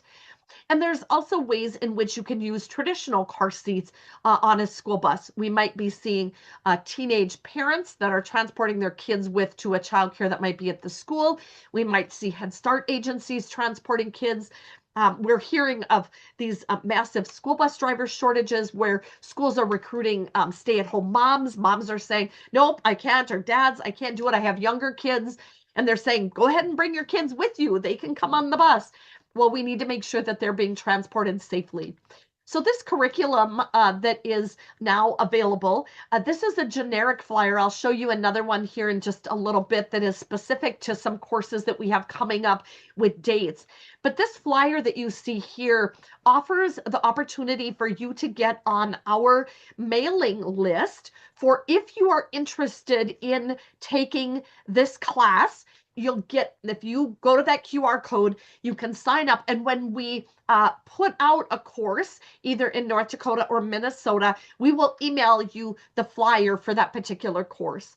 There are two different courses that are available. One is an 8-hour, and that is for people that are not certified child passenger safety technicians, and one that is for people that are car seat technicians. In the 5-hour course that's for technicians, we don't go through things like how to harness or what harness height the shoulders or the harness straps need to be at, some of that stuff that they've already learned. But you can see here a list of who would be great people to consider taking this course.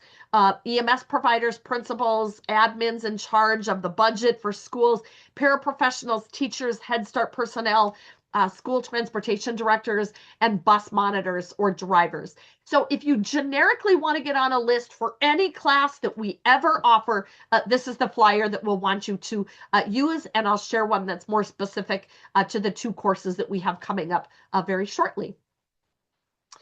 This is that link to the classes. We're going to be hosting two of them this summer in the state of North Dakota. One of them is July 18th in Jamestown from 8 to 4:30. And then we have one on August 5th in Minot at their Head Start. You can see the link that will be in the chat to get signed up for either one of those two courses. Those will be the full 8-hour courses. We have the lead North Dakota instructor for the bus training who works at Safe Kids Grand Forks. Her name is Tina Sanders. She has received lots of national training and education on bus safety. And so if you have a complex bus situation that you have questions about, I'd encourage you to please reach out to our office. You can just email safekids@altu.org, or I'll have my colleague Tina drop her specific email in the chat here, and she'll walk through those bus scenarios with you and help you to figure out the best way to transport kids that way. My colleagues down at Safe Kids Fargo-Moorhead have our state's only what's called a stack trainer. If you take your 4-day car seat training, there is an additional 2-day course that you can take for transportation of children with special healthcare needs. Greta Miller does a lot of work in this arena and is our instructor for the state of North Dakota. She partners often with another expert in the state of Minnesota, Dex Tuttle, who does fabulous work in this arena with how do we transport kids who are on the autism spectrum, or in this case, you see a little one that needs a bed to lay down in. This child has a cast on its legs or braces on the legs that prevent it from going in a traditional car seat, or maybe a child that needs to lay down post-surgical. And that 2-day training, you can sign up. We are looking, there's going to be a class in June in the Duluth area in Minnesota that will be held. And then the class in North Dakota will be held in next fiscal year, which should be after October. If you are interested in getting information on how to get signed up for the STACK training, I would encourage you to reach out to Greta at Safe Kids Fargo Moorhead, and we can, I'll have Katie throw her email into the chat. The National Center for the Safe Transportation of Children is out of Riley Children's Hospital in Indianapolis, Indiana. You'll see them referenced here in this logo on the bottom. North Dakota Health and Human Services also sponsors classes in North Dakota for the STACK training. Children's of Minnesota is where Dex Tuttle is at, and Safe Kids Fargo Moorhead is where Greta resides, and it's just a fabulous resource. So if you have a child or a client that you're working with and have questions about special needs transportation, those would be the partners that I would direct you to. I want to talk just briefly about car seats on alternative modes of transportation. Last year, as part of our this workshop, my esteemed colleague Caitlin Atkinson with North Dakota Vision Zero provided a training just on this topic in its entirety. So I don't have time in a half an hour to get into all of the details of this, but suffice to say, and I think you heard Jen Graber kind of set the table with this conversation this morning, that we are seeing more injuries and deaths occur from children riding on alternative modes of transportation, including ATVs, golf carts, side-by-sides, boats, city buses, and RVs. Interestingly enough, I was at a community event many years ago, and I was in Lakes Country in Minnesota, and a person came up to me and was talking about how she was so proud of being such a injury Nazi about things, that she wanted to make sure that her child was properly restrained at all times. And so she and her husband had rigged up a way to restrain a car seat to a boat. And I thought, oh my gosh, that's so intuitive to what we want to have happening on a boat. In a boat crash, we want you to fly away from that boat, because if that boat capsizes, we certainly don't want a child restrained in a car seat on that boat. So there's a lot to learn. People have the very best of intentions with these vehicles. But I would say if you're using things like an RV, many times the seats and the seatbelt system in those are just fabricated by a company who wants to outfit that RV for travel, but they are by no means crash tested. They are by no means crash worthy. So please do your research into these devices.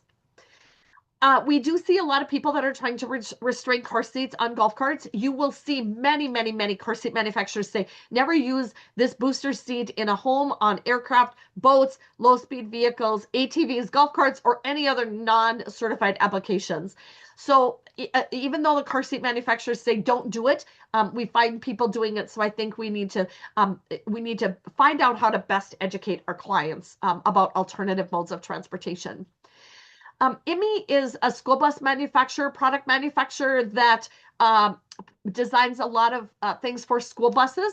This is a product that they have put out intended for golf carts in an effort to try to make transportation on those vehicles a little bit safer. So I provide that for you as a resource if that's something that you're looking for. A couple things about expired car seats. They do expire. Why? Technology changes. The exposure to heat and cold can degrade the seat. Recalls are issued sometimes for safety reasons, and we know that oftentimes only about 10% of the general public registers their card. So if they're not registered and they don't know about a recall on a seat, it is important that those seats be taken in for expiration and recycled. And many times as car seat manufacturers change their products, they don't make the parts that might have been used on a former seat. And so that is another reason why they expire. And then also we know that wear and tear on the seats can cause them to just not function well over time. Kids eat in them, the buckles and things don't work well. So oftentimes why they have an expiration date. Most car seats will have an expiration date listed on them. You will see here manufactured in 2011, do not use after November 2017. Look on the sticker, look somewhere on the shell of that seat, look in the instruction manual. If there is nothing noted, the expiration date is typically 6 years from the date of manufacture. So what do you do with expired seats? We're going to give you a couple different options.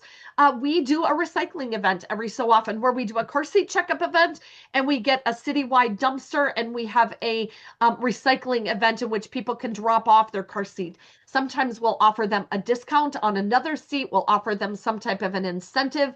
Here you'll see we're doing a recycling program. This was one done many, many years ago.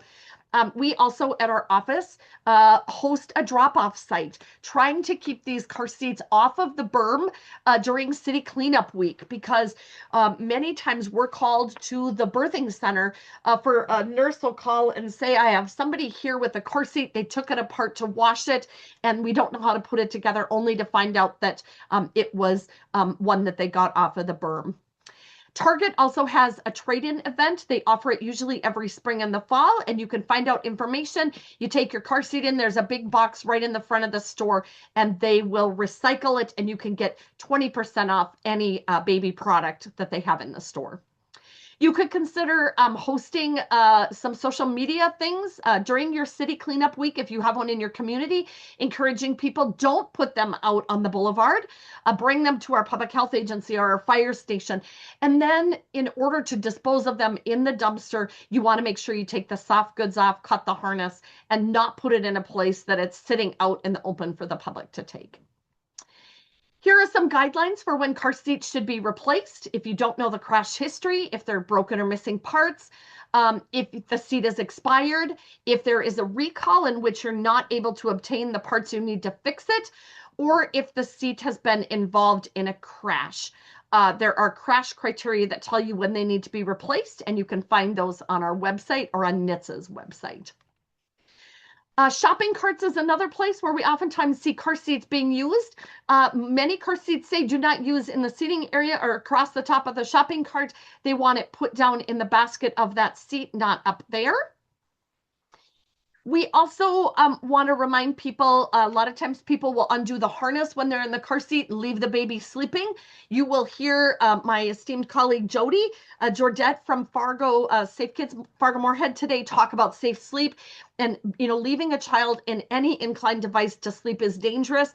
The harnesses on that car seat are dangerous. While it might not die of SUID or that sudden unexpected infant death, it could die of strangulation if you loosen that harness where that child becomes trapped in the harness of that car seat. So very, very big danger there.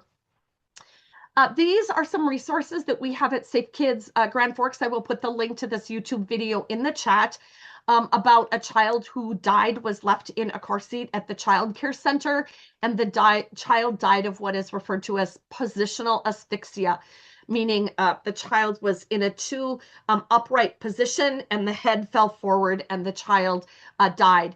This YouTube video is about 3 minutes. It's very compelling. And this is a flyer that you can get that is published by the Safe Kids Coalitions here in North Dakota. Heat stroke is another danger that we would love people to talk about, not just during the summertime. Heat stroke can occur at many months out of the year, temperatures inside the vehicle are about 30 to 40 degrees hotter than outside. And so this tells the story of two tragedies, one that occurred in Minnesota and one in North Dakota, from children that were left or forgotten in a car. We have these flyers also put up by the three North Dakota coalitions and Vision Zero. And then also this vinyl cling sticker you can put on your window to remind you to check that back seat. This is a training course that is offered by the National Safety Council in both English and in Spanish. It's 20 minutes long. It is free. I would encourage everybody on this call to do this training, preferably ahead of hot car season, because it talks about the dangers of kids in hot cars, but it also talks about what you can do as a bystander if you notice a child being left alone. This is a vinyl cling that we have available for like a window of a business, a door going into a business. You can reach out to us if you would like to get one of these. We will distribute them in both states. And then both all of our coalitions in North Dakota have one of these stand-up displays that you can put a sensor in the vehicle, and then it records the temperature inside the vehicle and also the outside temperature, showing that vast difference. And I do see people putting information in the chat box. Because it's hard to follow, if you would send an email to safekids@altru.org if you want any of these products, that would be great. Add-on products, a lot of them not recommended for car seats. Many of the ones that you see are not recommended. I would encourage you to learn more about that. And if you see a child coming into your Head Start or your clinic or somewhere and you see any of these add-on products, know what it is that you should be saying about them. Product registration and recalls. All car seats should be registered when the person purchases it. If they have not, you may go to NHTSA and get your car seat registered there. Many of the manufacturers have websites that have instruction manuals, QR codes, and videos showing installation. We'd encourage you to go to those. And then in here, I'm not going to go through all of these due to lack of time, but there are important tips that you as a provider can be talking to your clients about some recommendations for different types of head support, or where the harness goes, or things like that. Projectiles in the vehicles, counterfeit car seats. How do you tell a counterfeit car seat if they come in? What are ways that you can determine counterfeit things? If you have clients that are traveling, there are lots of resources available for transport. If you want to learn more about that, you can reach out to our office and we'll share which ones we have available of these for loan. And then to find a car seat technician near you in North Dakota, this is the website that you go to, and you can find where we'll be doing car seat checkup events all around the state. And in Minnesota, this is what that website looks like there. So I'd encourage you to reach out to a car seat technician if you would like more education on any of these topics. And I know that we'll get you connected with somebody who would be willing to come into your agency to do some education. I thank you for letting me provide this whole host of resources today. If you have specific questions, please put them in the chat. We'll make sure that they get answered over the lunch hour. And with that, it is lunchtime. We are over our time to answer questions, so we will put them in the chat box for you, but we will see you back at 1 o'clock. Katie, is there anything else you have before we send them off to lunch? Nope, I think we can go ahead. We've tried to keep those links going in the chat, but like you said, we'll answer any questions over lunch if there are any put in there. Yep, and if any of the resources that you saw you would like, please send an email to safekids@altru.org just so they don't get lost in all of the chat today. With that, we're going to put this on pause. We will continue to play the announcements during the lunch hour, but otherwise we'll see you back at 1 o'clock, and Katie will kick us off with our next speaker. Welcome back, everybody. We hope you enjoyed a nice lunch hour. We are excited to have Cheyenne Smith presenting our next session. Cheyenne works with the tribal health liaison as a tribal health liaison with the North Dakota Department of Health and Human Services. And I've only recently got to start getting to interact a bit with Cheyenne, but it's been an enjoyable thing. And as we look at injury prevention, we want to make sure we are covering all groups of people within our state and across the different states. And so Cheyenne's going to help us better understand how we can work with our tribal nations. So I'll hand it over to you, Cheyenne. Thank you, Katie. As Katie mentioned, I am a tribal health liaison and community engagement specialist with the North Dakota Department of Health and Human Services, and I'm happy to be here today to share some information and background on our positions. So just to kind of first start off, I'll just give you kind of a brief overview of the layout of our North Dakota Department of Health and Human Services and our community engagement unit. And then I'll just kind of dive in more into the knowledge of the North Dakota tribal areas, as well as explaining the roles and responsibilities of the NDHHS tribal health liaisons. And then lastly, I'll kind of just talk more about the proper protocols when working with the tribal nations. So on this slide here, we have the North Dakota Department of Health and Human Services organizational chart as it stands currently. So on the very left-hand side under Dirk Wilkie, you'll see the Healthy and Safe Communities section. And so under that section is where our community engagement unit is housed. And just to kind of give a quick background on here, at the beginning of our grant period in 2021, we did have two separate agencies, so the Department of Health and the Department of Human Services. But in 2022, due to their legislative decision, then we merged and became one agency. But although our community engagement is housed under the Healthy and Safe Communities section, just under one division, we still serve all of the public health division, especially through cross-agency collaboration. So for example, a lot of the times we work with our behavioral health division, as well as our North Dakota Medicaid office. Next slide, please. So the goal of the North Dakota Department of Health and Human Services is to help North Dakota become the healthiest state in the nation. So in order to accomplish this goal, we focus on the following three actions. So we want to make sure that we're investing in the foundations of well-being. The second is to ensure that everyone has the opportunity to realize their potential. And we also want to give everyone the opportunity to decide to be healthy, active, and find disease early. Go to the next slide. So our community engagement unit, so the mission and goal of our community engagement unit is to understand and reduce the health disparities and provide opportunities for North Dakotans to have the ability to reach their optimal health, which kind of ties into those three pillars that I discussed on the previous slide in order to reach our goal overall as an organization. So in other words, we just want to make sure that we ensure everyone has the tools that they specifically need to be successful in their own health or have the opportunity that to the highest level of healthcare that meets their needs. And in doing so, we're always working alongside the North Dakota communities in order to achieve that. And go to the next slide.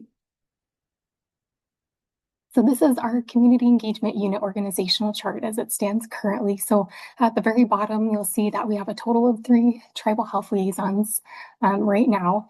And a little bit later on in the presentation, I'll kind of explain more of our roles and the primary areas that each tribal health liaison serves. We also have a community specialist that you'll see there on the bottom right-hand side, and she serves or has a similar role, and she does work with the farm-born population as well. But overall, we're interconnected and we work really well together.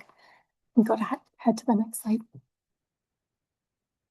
So I just kind of wanted just to give you a quick overview, or just to kind of show our North Dakota Department of Health and Human Services strategic map. And there might be a more recent one, but this is just to kind of show that our agency does focus on data-driven decision making with our goals and objectives.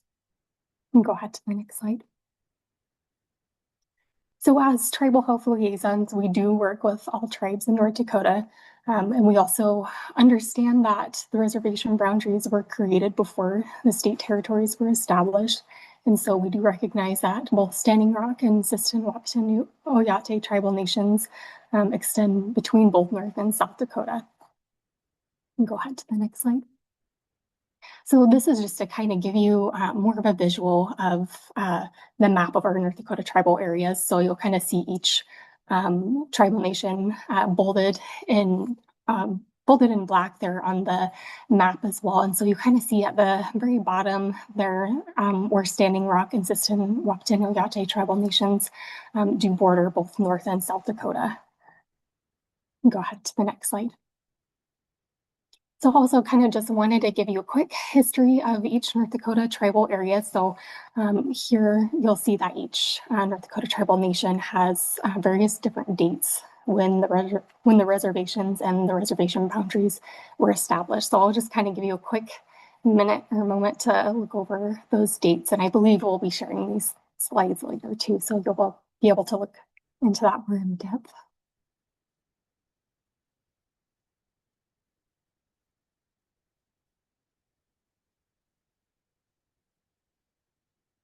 Right. So the main role of the tribal health liaisons is just to serve as that link between the North Dakota Department of Health and Human Services and the North Dakota tribal communities.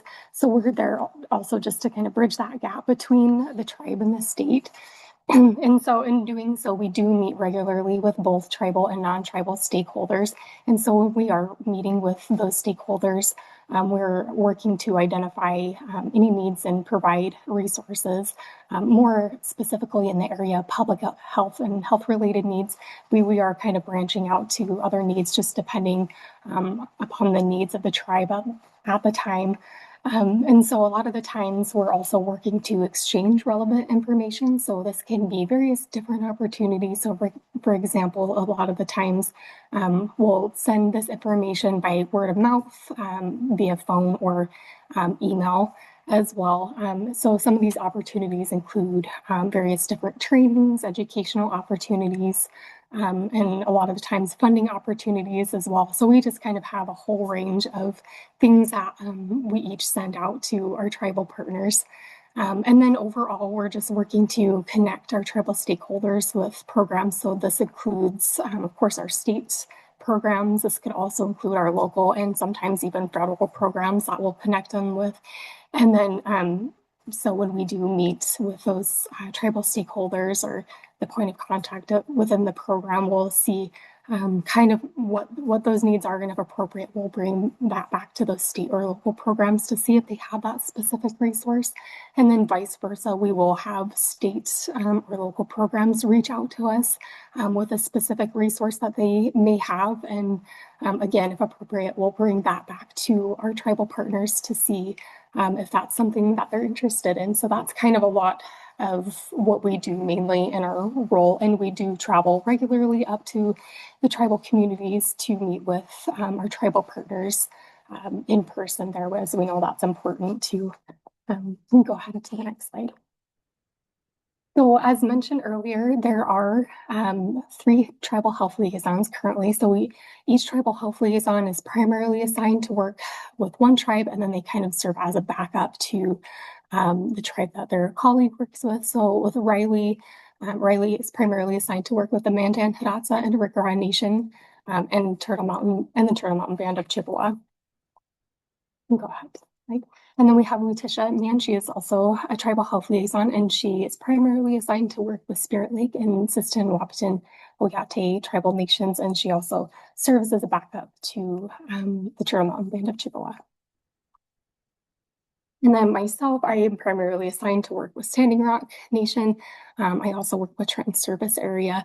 And then I have been starting to also work with or cover all of our urban areas within the state, and especially the Indigenous nonprofits there. So I just also wanted to kind of talk a little bit about the tribal partnerships and our local partnerships that we have. So a lot of the times we also work with nonprofits, whether that's in the tribal communities or local nonprofits as well. That kind of also makes up a lot of our partners. And then each tribal health liaison also works with local public health units within their that serves their areas as well. So for example, one of the local public health units I work with. I sit on one of their coalitions, and we also work with our tribal partners here as well. So it's a great combined effort where we do share updates and we find ways to collaborate. So this has both tribal, local, and state individuals on that call. And I believe those are usually quarterly, and it's been a great partnership and a way to work with the tribes as well. And then, as I mentioned earlier, I do serve all of the urban areas and the Indigenous nonprofits in those areas, but I also meet with multiple other agencies out there. So that can be, through healthcare. I do meet with individuals within Sanford Health and other health organizations as well, and including our local public health units out there. So I just am also kind of working to see what the needs are out there with those Indigenous nonprofits, and then also just kind of seeing what local resources I can pull together to bring back to the other tribal health liaisons to share with their tribal partners as well. And then overall, mainly we are working with our various different tribal programs. So each tribal health liaison is just kind of it just depends on what the need is and who they are meeting with at the time. But we also, each tribal health liaison also works pretty closely with the tribal health directors in their areas, just to kind of give an overall view of what the needs are in terms of public health and health resources within the tribe. Go to the next slide.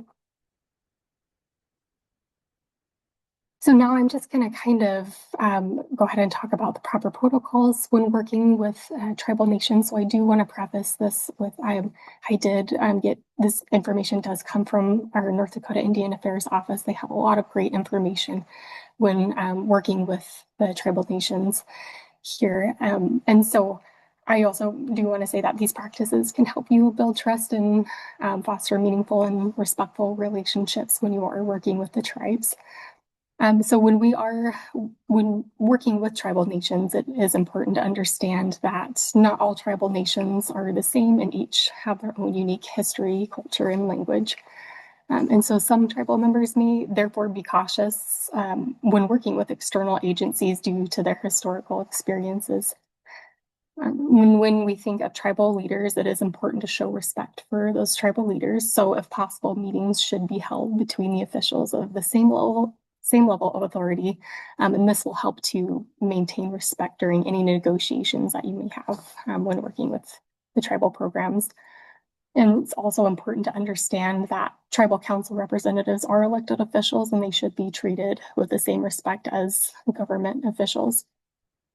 And then when it comes to communication, formal communications should specifically be addressed to the tribal chairperson or relevant council or committee members to make sure that all the appropriate individuals are included in the process.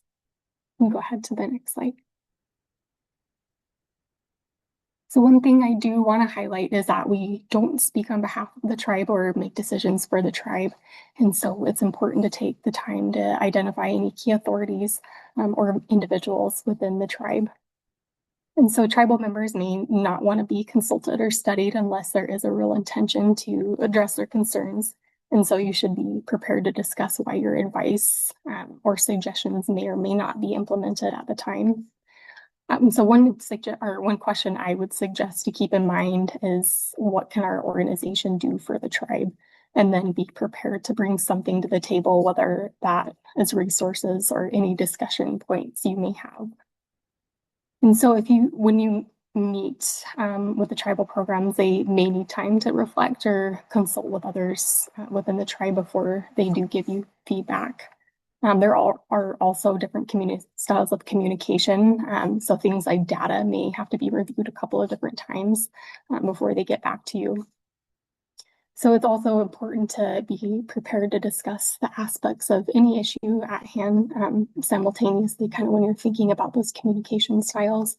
It's also important to make in-person visits rather than just relying solely on written communication. Another thing to consider is that tribes may have limited support staff and resources, which it may make it hard for them to attend meetings or follow up with you frequently. And again, so it's kind of keeping that in mind too. It's important to remember not to rely solely on that written communication, but rather follow up with phone calls, sometimes faxes, or most importantly, in-person meetings. And so when you are setting up or facilitating meetings, hospitality, such as providing a meal or refreshments, is a sign of respect when you are building a relationship with a tribal nation. You can go ahead to the next slide.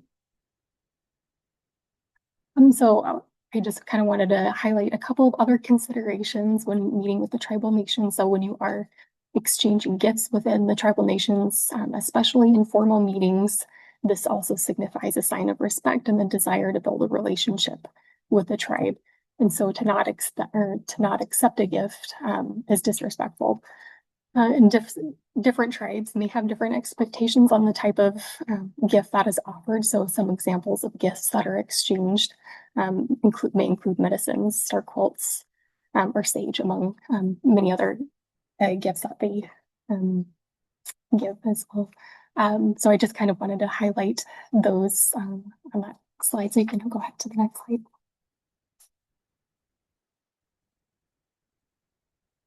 So I didn't mention this in the beginning, so just to kind of backtrack here and just kind of highlighting our North Dakota American Indian population. So this is coming from the North Dakota 2021 state health assessment. So that assessment does show that there are about 39,000 Indigenous people living within our state, and that may have changed from then as well. But on the slide here, you'll kind of see it broken down into both by percentage and by rural and urban counties. And go ahead to the next slide. Also wanted to note the North Dakota American Indian health disparity. So our American Indian population of North Dakota does face severe health disparities, including high rates of conditions like diabetes, cancer, addiction, heart disease, obesity, and unintentional injury. So you kind of see more of those listed on the left-hand side of the chart. And then on the right-hand side, it is broken down and this again is coming from the 2021 North Dakota State Health Assessment, and it is broken down by race, population, and percent of total population there on the right-hand side. Go ahead. And then lastly, I just kind of wanted quickly to highlight a training that our community engagement unit has done since 2023. So since then, our community engagement staff did over 100 trainings and presentations throughout the state. And so the topics below are some of the examples of the topics that you'll see within that training. And you can access that training below at the website and I believe it's either train.org or trainnd.org. But that training should be up there and you should be able to access that. Back to the next slide. And so I just wanted to also put our contact information on the slide of each tribal health liaison in the primary area that we serve. And again, I think these slides will be shared later, so you'll be able to take note of that. Just leave it open for any questions. Thank you, Cheyenne. There was a question that came through through the chat, and if others have questions, please feel free to be prepared to either unmute or put them in the chat Q&A for us to be able to share with the time remaining. But the question that came through is, do you see a disparity in care between the different tribal nations or groups? Yeah, so I mean, for just kind of speaking on my experience and what I have learned throughout my position, I would say, yeah, it really depends. Each tribal nation is different and kind of where they're at with things and just kind of what they're doing and the care and I guess kind of thinking about healthcare and their needs there. So that's kind of how I would probably say that in my experience there. Thank you. We also have another comment that says great information, especially the need for personalization. Thank you. Yeah, so, and Karma, if you don't mind, I know you worked with your tribal liaison partner in your area a bit, and do you want to just share what that experience looked like and how it's gone for you? Yeah, absolutely. we were just delighted to learn about these tribal liaisons, and the way that we got connected was really through kind of a statewide network in some of our meetings. And we were looking, we, just like Katie does for Southeast North Dakota, we have instructors and proxies who help with keeping car seat technicians certified. And so we're looking to go throughout the state to different areas and host car seat checkup events to work with those technicians and get them re-signed off on their seats. And we were trying to do some work with the Spirit Lake Reservation out by Devil's Lake, North Dakota, and just didn't have some of the right connections. And somebody said, oh, you should talk to the tribal health liaison, and connected us with Letitia. And she just knew exactly who within the tribe to reach out to and connect with, and had their contact information. She followed up to make sure that we were getting what we needed and getting really kind of all of the dots connected. And so it was a really great partnership to find and establish. And she now knows that if they have needs that we might be able to help, that they can always come to us, but we can go to them as well. And so it was really fun. Katie and Alyssa and I hosted a meeting in December with the 3 tribal health liaisons and kind of just talked a little bit about the work that we do. And, you know, we don't want to be the experts going in and doing everything for the tribe. We want to partner. And just like they can learn from us, we learn from them. And, you know, tribal partners are populations are not just located on the reservation. You know, they're attending schools at university or in the public schools or things like that. And so the more we can partner and learn about some of the cultural things that help with messaging, I think is really a win-win for everybody. I know the group that's working on safe sleep in the state, you know, is trying to learn from some of the Native Americans as it relates to some of their cultural practices related to safe sleep and things like that, you know, with the cradle boards. And, you know, how can we make our materials and our messaging be more culturally sensitive? It might be saying the same thing, but using different images and things like that. And so we're just really grateful for this. We found like it's like this little treasure that we found in the liaisons. And so they shared a lot of what happens in North Dakota, but then also some of those things that are relevant at any tribal nation in the area, you know, whether that's South Dakota or Minnesota. And so this was one of the sessions that people requested last year in their evaluation. And so we were excited to find these folks, and that Cheyenne said yes to come and speak today. Thank you for sharing. See the comment in there about Upper Great Plains? Katie, do you want to read that? Yep, at Upper Great Plains. I don't know the full acronym, so. Upper Great Plains Transportation Institute. Thank you. We are working on NHTSA-sponsored Native American Pedestrian Safety Demo Project, and Safe Kids and the Tribal Health Liaisons have been great with in getting the word out in their willingness to partner. Thanks. So thanks for that acknowledgement too, and I'm glad it worked to connect with the liaisons as well to get that project up and going. Other questions for Cheyenne?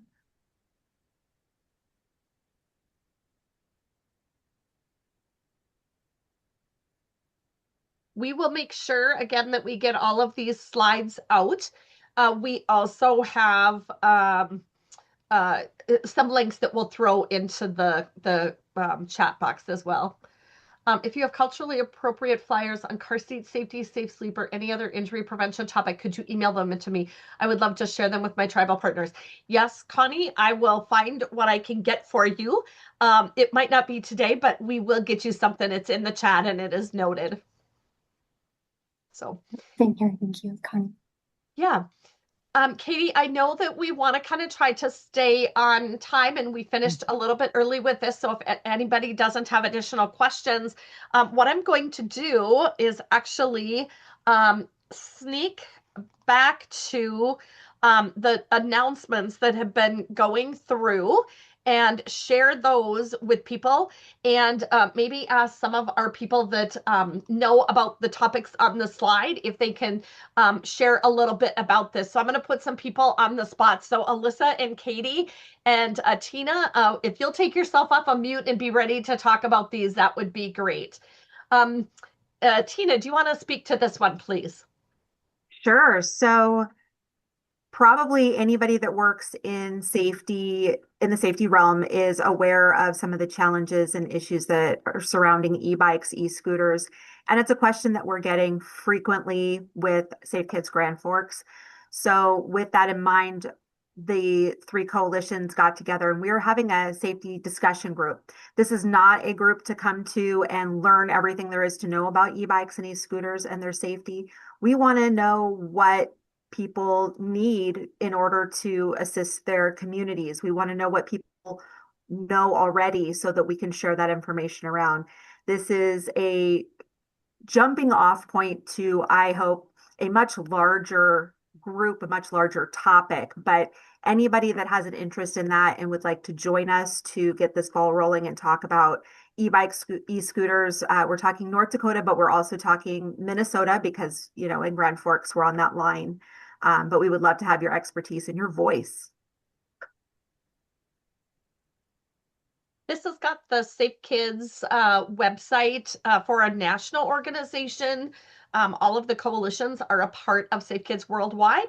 And there's some great information on their website, great videos and links and things that you can share from there. So please go like Safe Kids Worldwide on Facebook page, but then also check out their website for great information there. Katie, you want to talk about this one? You're a car seat instructor. Yep. So yes, every year throughout the state of North Dakota, we offer multiple trainings for the Child Passenger Safety Technician course. As Karma mentioned in her presentation earlier, we can see that there'll be one in Williston in April, Bismarck in June, and then Jamestown in August. You can go ahead and go on to the North Dakota Child Passenger Safety page and then register, and you, as previously showed, and we can throw it in the comments again, you can look up the different courses. If a North Dakota date doesn't work for you, feel free to look into a Minnesota date or another area that might be closer to where you live. I'll talk about this one. I'm actually a member of the planning committee for this event that takes place every other year in Bismarck. It is the Child Passenger Safety Workshop. It is a one-day training for car seat technicians. It is free of charge. It will be taking place on July 22nd. We're going to be at the Bismarck Public School Career Academy. There will be manufacturers from some of the car seats that will be coming in and presenting. We're going to have some scenarios from the field where we're going to take some real life situations where we found ourselves in backs of cars and we were kind of scratching our head and a little bit stumped on what to do and how we conquered that. There will be CEUs offered for both nursing and for car seat techs. So you may see registration information for that coming open soon. You can find that on the Department of Health and Human Service website. Tina. Well, this is my favorite topic in the whole wide world. Around here, I'm known as the bus nerd. And I will be hosting 2 trainings this summer for child passenger safety on school buses. I know that a few of you went to my link earlier today and it said it was full. I fixed it. So if you want to register now, please do. But it covers all manner of transportation from very, very small kids to children who have special needs. We also delve into some wheelchair securement. And it's a full day. It's a very intensive day, but I would love to see you either in Jamestown or in Minot this summer. Wonderful. Alyssa, you want to take this one? Yes, sure can. So this is a link to the website for the North Dakota State Injury Prevention initiatives. The Injury Prevention Plan is a plan put out by Beth and her team and looks at the types of injuries that are prevalent in the state and how to best address them. Also within this website, there are awesome links and resources that you can click on, free printed materials and magnets. I'm seeing on this picture the Poison Help one. I use that quite a bit. But yes, lots of great links and resources within this website. And it also houses a cool dashboard for different injury prevention topics. So head on over to that website if you have any questions about what the state is involved in. The other thing I would mention to this is that Beth heads up the North Dakota Injury Prevention Coalition. And if you are interested in any part of injury prevention in the state, please reach out to Beth. She'll be presenting at the end of today. And she would love to have more people join. There are subcommittees. There's a safe sleep, which is like suffocation and strangulation one. There's a motor vehicle one. There's a falls one, and there's a poison one. So if you'd like to be a part of any of those subcommittees, we would love to have you be a part of that. Please reach out to Beth. She's our amazing injury prevention coordinator for the state of North Dakota.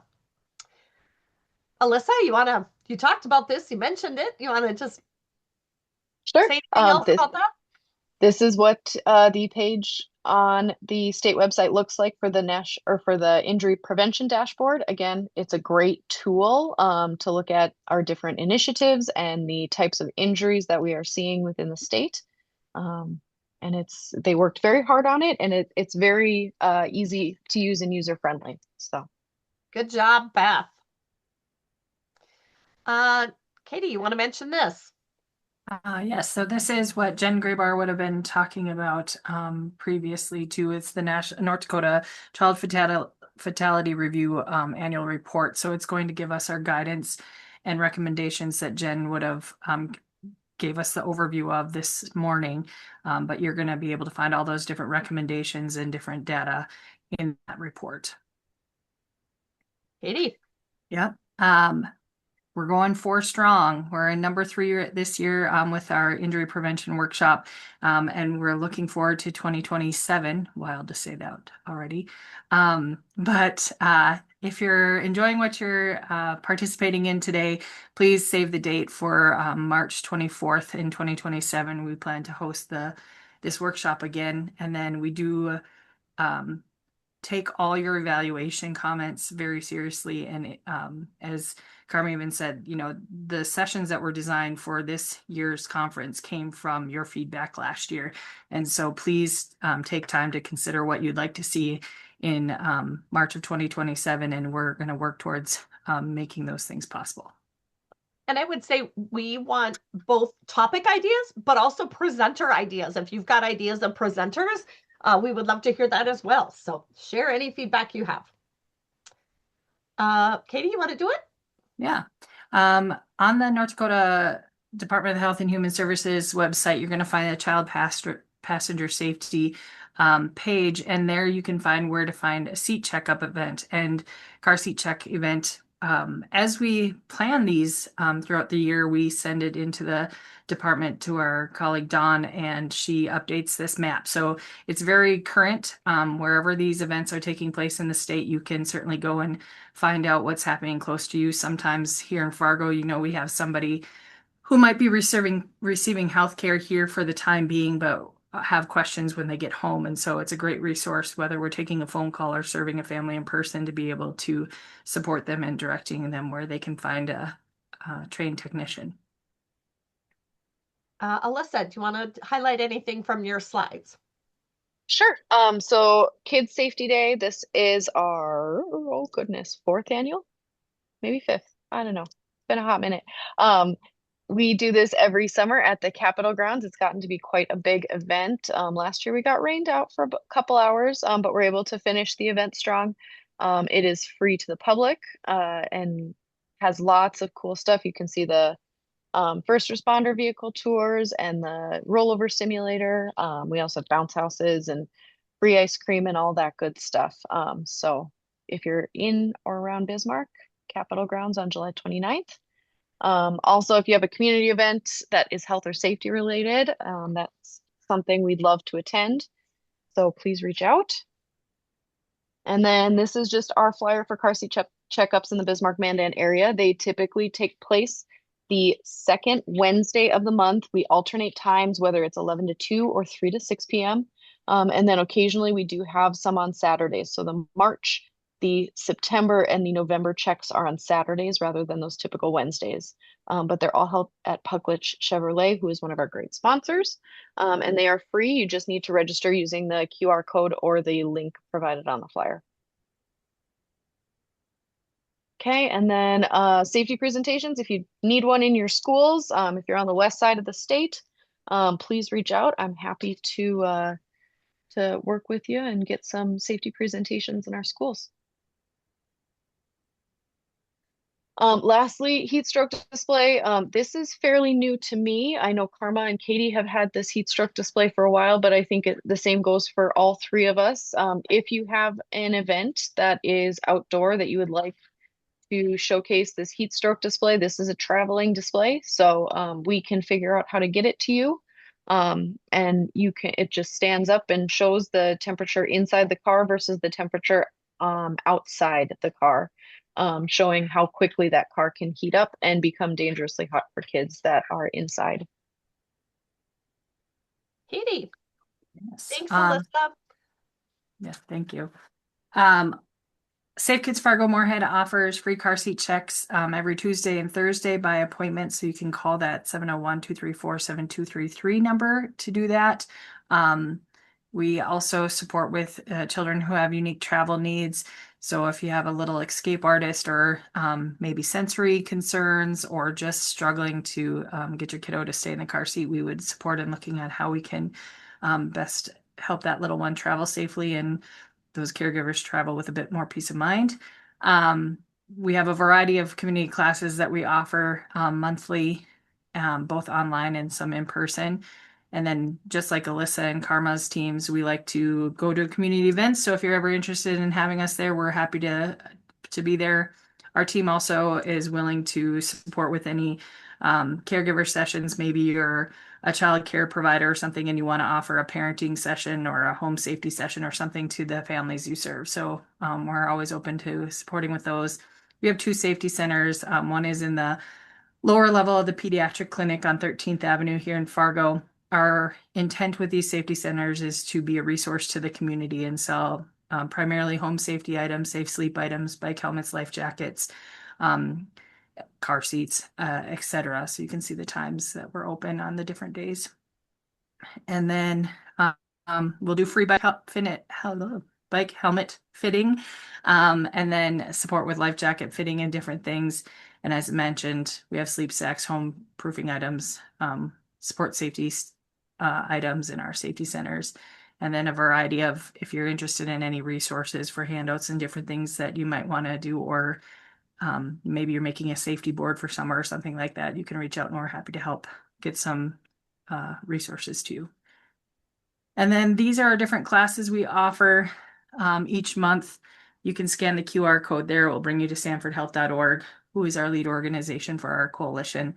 But everything from Baby's First Ride to Grandparenting 101, we try to cover the spectrum of how to build confidence, empower families as they enter that time of having a little one. And then going on, one new one that I would like to highlight is we have an online safety course. And so that's empowering caregivers, but also the child in how to be safe when using tablets and being online and any kind of media type thing.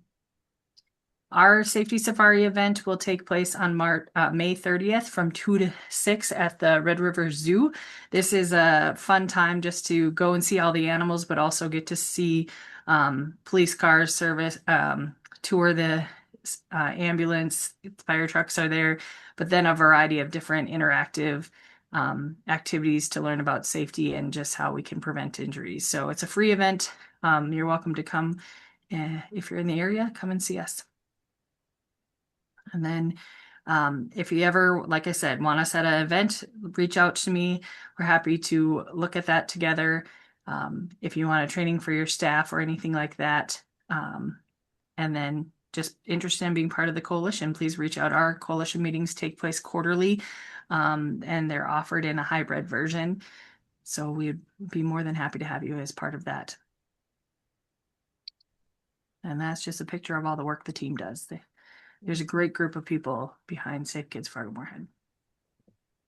I'll skedaddle through the Safe Kids Grand Forks announcements real quickly. We too meet and welcome anybody to come to those meetings. They're always offered as a virtual option. A lot of times they're also in person.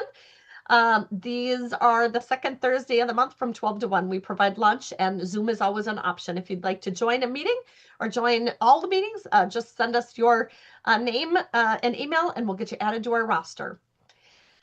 We are doing some foster parent training. We used to do it monthly, then we went to every other month. Now this year we're doing it for an hour and a half, just twice a year, to get the foster parents in our state CEUs. We did a spring one just this week. We'll have a fall one coming up this fall. You can see the dates of that. It's open to anybody, not just foster parents, but please feel free to sign up if you'd like to attend. We do have different subcommittees that we break our work down into. If you're interested in any of these topic areas, please reach out to us. We'll get you incorporated as a part of one of our subcommittees. This is the parent training. It's the same exact one as this one, only this one markets it more to parents. It doesn't talk about CEUs and stuff like that. All of these are recorded, so if there's a topic that is of interest to you, or you would like to show to parents or caregivers, please reach out and we can send you the link to watch those. This is our big spring event. You saw Bismarck's and Fargo Moorheads. They do them throughout the summer. We are kicking ours off in April on the 25th, free event, 10 to 2 at the Purpur Arena. It'll be a day full of fun and adventure and just lots and lots of volunteers that come together to make that event happen. We'd love for you to check out our website, Safe Kids GF, and on the front page, along the right-hand side, you can sign up to receive our newsletter.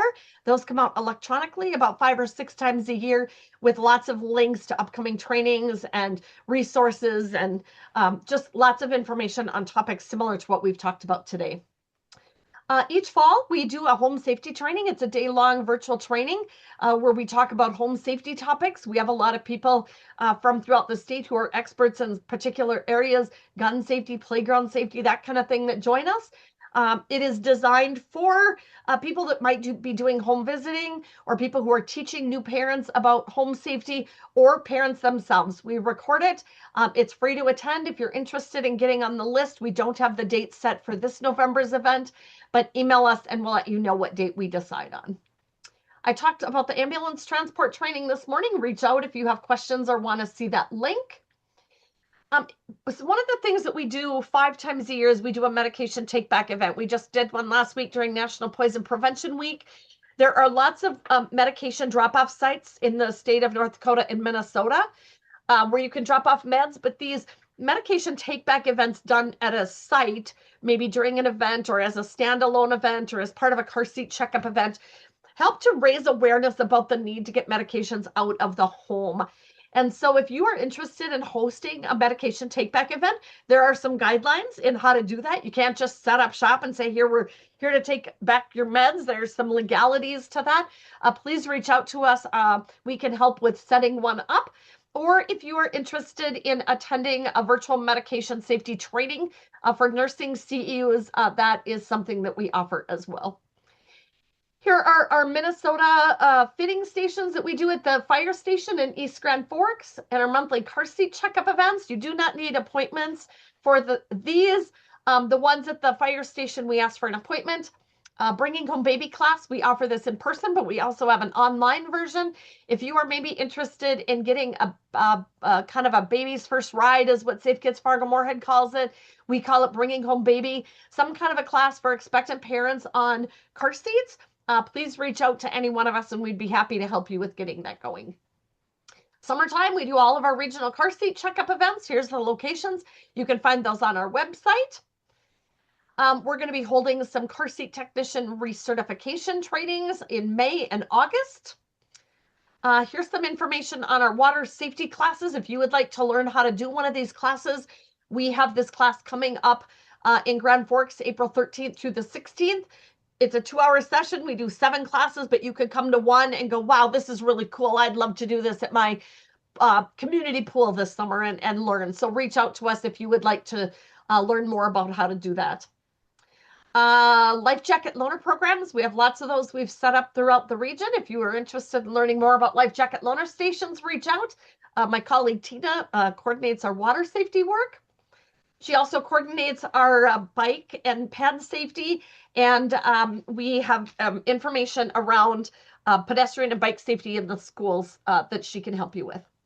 Here's our website, and follow us on social media, and that takes us right to 1:44, and we are going to switch over.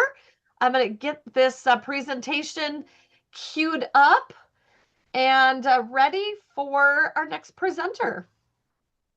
Let me just, Trisha, are you going to Are you going present? to do your own slides? I can put it and just share screen just to ensure that video plays. Okay. Okay, I'll get rid of my stop I'll let share. You Trisha can go get ahead that. and share yours. I'll let Trisha get that up. Carmen, can you quickly verify? We do have EMS CEUs, is that correct? For this, yes, we do. Yes. Both North Dakota and Minnesota. Okay, that's what I was pretty sure, but I wanted to make sure. So yes, Jessica, we do have EMS CEUs. With it being 1:45, it is my pleasure to get to introduce Angie Johnson. She's the Farm and Ranch Safety Specialist with NDSU Extension, and Trisha Baker, she's a community life educator here at Safe Kids Fargo-Moorhead. These two are both very passionate animal lovers, and they're going to support us in better understanding how to keep children safe around animals. Animal bites is one of the leading mechanisms of injury that we're seeing in our trauma centers here in the area. And so I look forward to learning from you both with your paws, claws, and hooves, stomping out that animal-related injury in children. Over to you.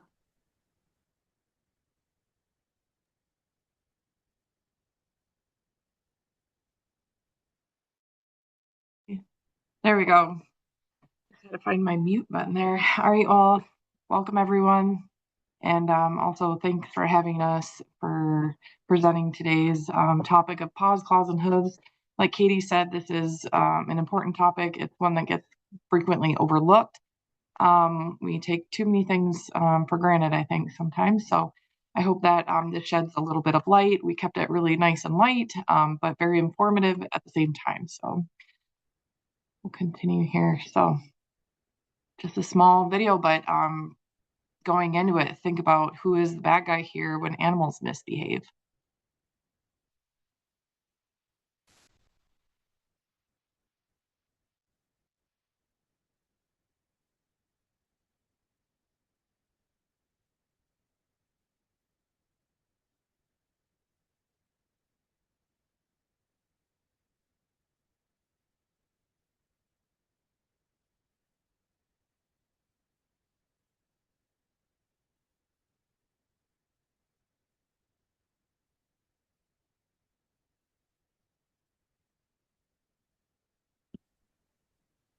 Yeah, there is no sound, and that's okay. There's just little cute music that goes with it. So, oh, good. Thanks for the shout out. I was wondering if anyone heard it or not. I guess not.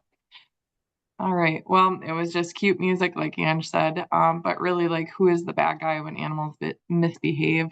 It was quoted that when it comes to wildlife mischief, we all found the biggest troublemaker, and it's us. It was quoted by Nicole and Chad from Zion National Park. So basically what they're getting at too is that we just really have taken a back seat to respecting the herd in a sense. So Yellowstone is a tourist site, obviously, and it's home to thousands of bisons. And tourists have overstepped their welcome every year, and injuries are the consequence of that interaction. But do you think that there could be a way to avoid these dangerous outcomes? So just get your wheels spinning. You can throw it in the chat, whatever you think. But also, why do you think that people get too close to these animals despite the signs? Well, we often hear familiar explanations probably after an animal-related injury, like they look calm, or it was just for a photo. They didn't seem dangerous. These assumptions aren't limited to encounters with bison in Yellowstone. Every day, families believe that their child's dog, cat, or farm animals won't react until it does. Even well-known, well-loved animals that you feed all the treats to, they can also misbehave unpredictably. Today, we're going to challenge some of the most common myths about animals and childhood injuries. More importantly, we'll explore practical prevention strategies and key insight into animal behaviors that you can bring back to your work and share with your families and that you support. All right, so just a few things that we're going to go over today for your awareness is we're going to conquer some Mythbusters, right? We're going to just find out the truth. We're going to look at some preventional strategies, also looking at the age and stages of responsibilities for our children through their milestones. Also, if worst case scenario happens, first aid recommendations, and we're just going to recap with those takeaways. All right, question to get your minds moving. So we have cats and dogs probably at our home and we see them daily. So what do you think, or what are the things that you think that they're trying to tell us? You throw it in the chat. Those are always fun to kind of look at. But what do you think, like some of the common answers I would say is we're thinking as adults and like common mind people were like thinking, okay, well, they got to be hungry. They're telling me that they're hungry, or they're telling me that they need to go out, to use bathroom, or maybe they're getting a little frisky. And so maybe it's playtime, or, they just don't seem to be moving around as much. Well, then we can just assume, okay, sleepy, right? Well, what do you think your child sees from their standpoint on the animal same level, even at times? And what do you think are some common warning signs? Some people might say hissing or barking, snarling or growling. Those are very obvious, but our domestic animals love us and are trying to speak to us and warn us because they don't always want to harm us. So we'll look more into what they're really trying to say and dive a little bit deeper. And today we're going to bust some of them common myths we hear about animals also, not because people are wrong or careless, but because these myths are so widespread that we barely question them anymore. So by looking at the facts, we can better protect our kids, reduce preventable injuries, and help families understand how to safely share space with the animals. And whether it's a family dog, a barn cat, or a 1,500-pound cow, we will take something away today and really understand what they're trying to tell us. So to start out, a common myth is that most dog bites come from strays. And the truth is that 70% or more come from dogs that are already known to the victim, such as a family pet, the neighbor's dog, or family's dogs. And I'll say that I have experience being bitten by dogs. I love dogs, as Katie mentioned, that we're big time animal lovers. But I think that is what led me to understand animal behavior more. Also dive a little bit deeper into like, what are they really trying to tell us? And I would say that, yes, 100% of mine came from a dog that I do. And so it's interesting. But the American Academy of Pediatrics, the AAP, and Nationwide Children's Hospital clearly states that never leave a baby or a child alone with a dog. Even a beloved family pet can bite under the wrong circumstances. And this isn't to say that, your child's provoking or that your dog is aggressive. This is just under a certain circumstance. And because there's so many unknowns, we just want to eliminate any chance of injury by leaving kids alone with dogs. So the myth, dogs wagging their tails are always happy. Well, the truth is that a wagging tail indicates high arousal or stimulation, agitation, not just joy. It can easily signal fear, anxiety, insecurity, or aggression just as easily as happiness. Context is what matters. What is the tail height? And what is the speed? The body language are the keys to understanding what's really the true intent of that tail wag. I have a very insecure dog myself, and his tail, he gets excited, but it stays low and it flickers like a hummingbird. And I'm like, okay, what are you trying to tell me? So, all right, so let's talk about some prevention strategies. What do you do when you meet a dog that you don't know? Or any animal for that matter? Let's just pause and observe. We get that like cute animal-itis where we just want to touch it and hug it and kiss it, and then we don't know this animal yet, okay? So let's teach our kids and ourselves to just pause and observe. What's the situation telling us? Where are we at? Is this dog in the corner? Is the dog with their offspring? Is their dog in front of their food? That kind of stuff. So those cues are the situation's going to cue us in on that. Just stay calm. Avoid locking the eyes. Ask the owner permission to pet the dog if there's an owner nearby. Let the animal come to you. Don't force the interactions and show mutual respect. Going a little bit deeper, it does look a little wordy, but it does have great content. So this is things that you can teach your kid. Kids, caretaker, whoever you're talking to. You can teach adults this. Do not approach a dog face to face. A lot of times people will see a cute dog, they'll be wherever in the park, I see it all the time, and they're like, oh, can I pet your dog? And they just go swooping into the face, they grab it on the side like grandma would grab your cheeks and just give it a lot of love. And I'm always like, whoa, like that's brave. But but just making eye contact is often how dogs show aggression, especially so if you stared the dog down, that could be seen as a threat. Don't extend your hand right away. The old adage was, let them sniff you, and you put your hand out and you're just jamming your hand in someone's face. Think about a handshake amongst each other, social interactions, right? Like if you come into a new scenario, an office space, and someone just throws their hand aggressively in your face, you get taken back a little bit, right? If it's a nice gradual introduction, the hand extends, you shake their hand, that's good. Well, that's kind of along the same lines. We want to extend our hand just eventually when we kind of feel that it's a comfortable moment, but just maybe not the right time to just reach out, pet the dog, whatever it might be, because it could be seen as an aggressive gesture. We don't want to make any sudden movements. We want to have a calm demeanor. The dog is meeting a stranger too, you got to understand, and they may interpret those quick movements as a threat. Another point to make is that dogs with limited visibility, like eyesight, as they age, they see in shadows potentially, and so any movement, quick movement like that could be alarming. Let the dog approach you, assume a non-threatening stance, such as crouch, and just be patient. You can extend your hand to let the dog sniff, but they can also smell you from a distance.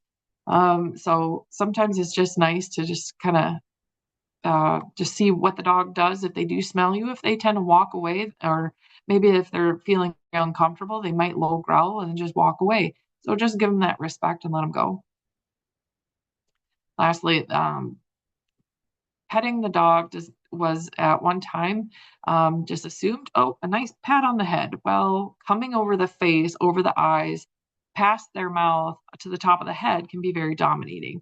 And so if we want to think about how to pet a dog correctly, or an animal in any sense correctly, you want to come from the sides. And you want to make sure that, you're just like reaching for like maybe a chin or chest or side area. Okay. All right, let's talk cats.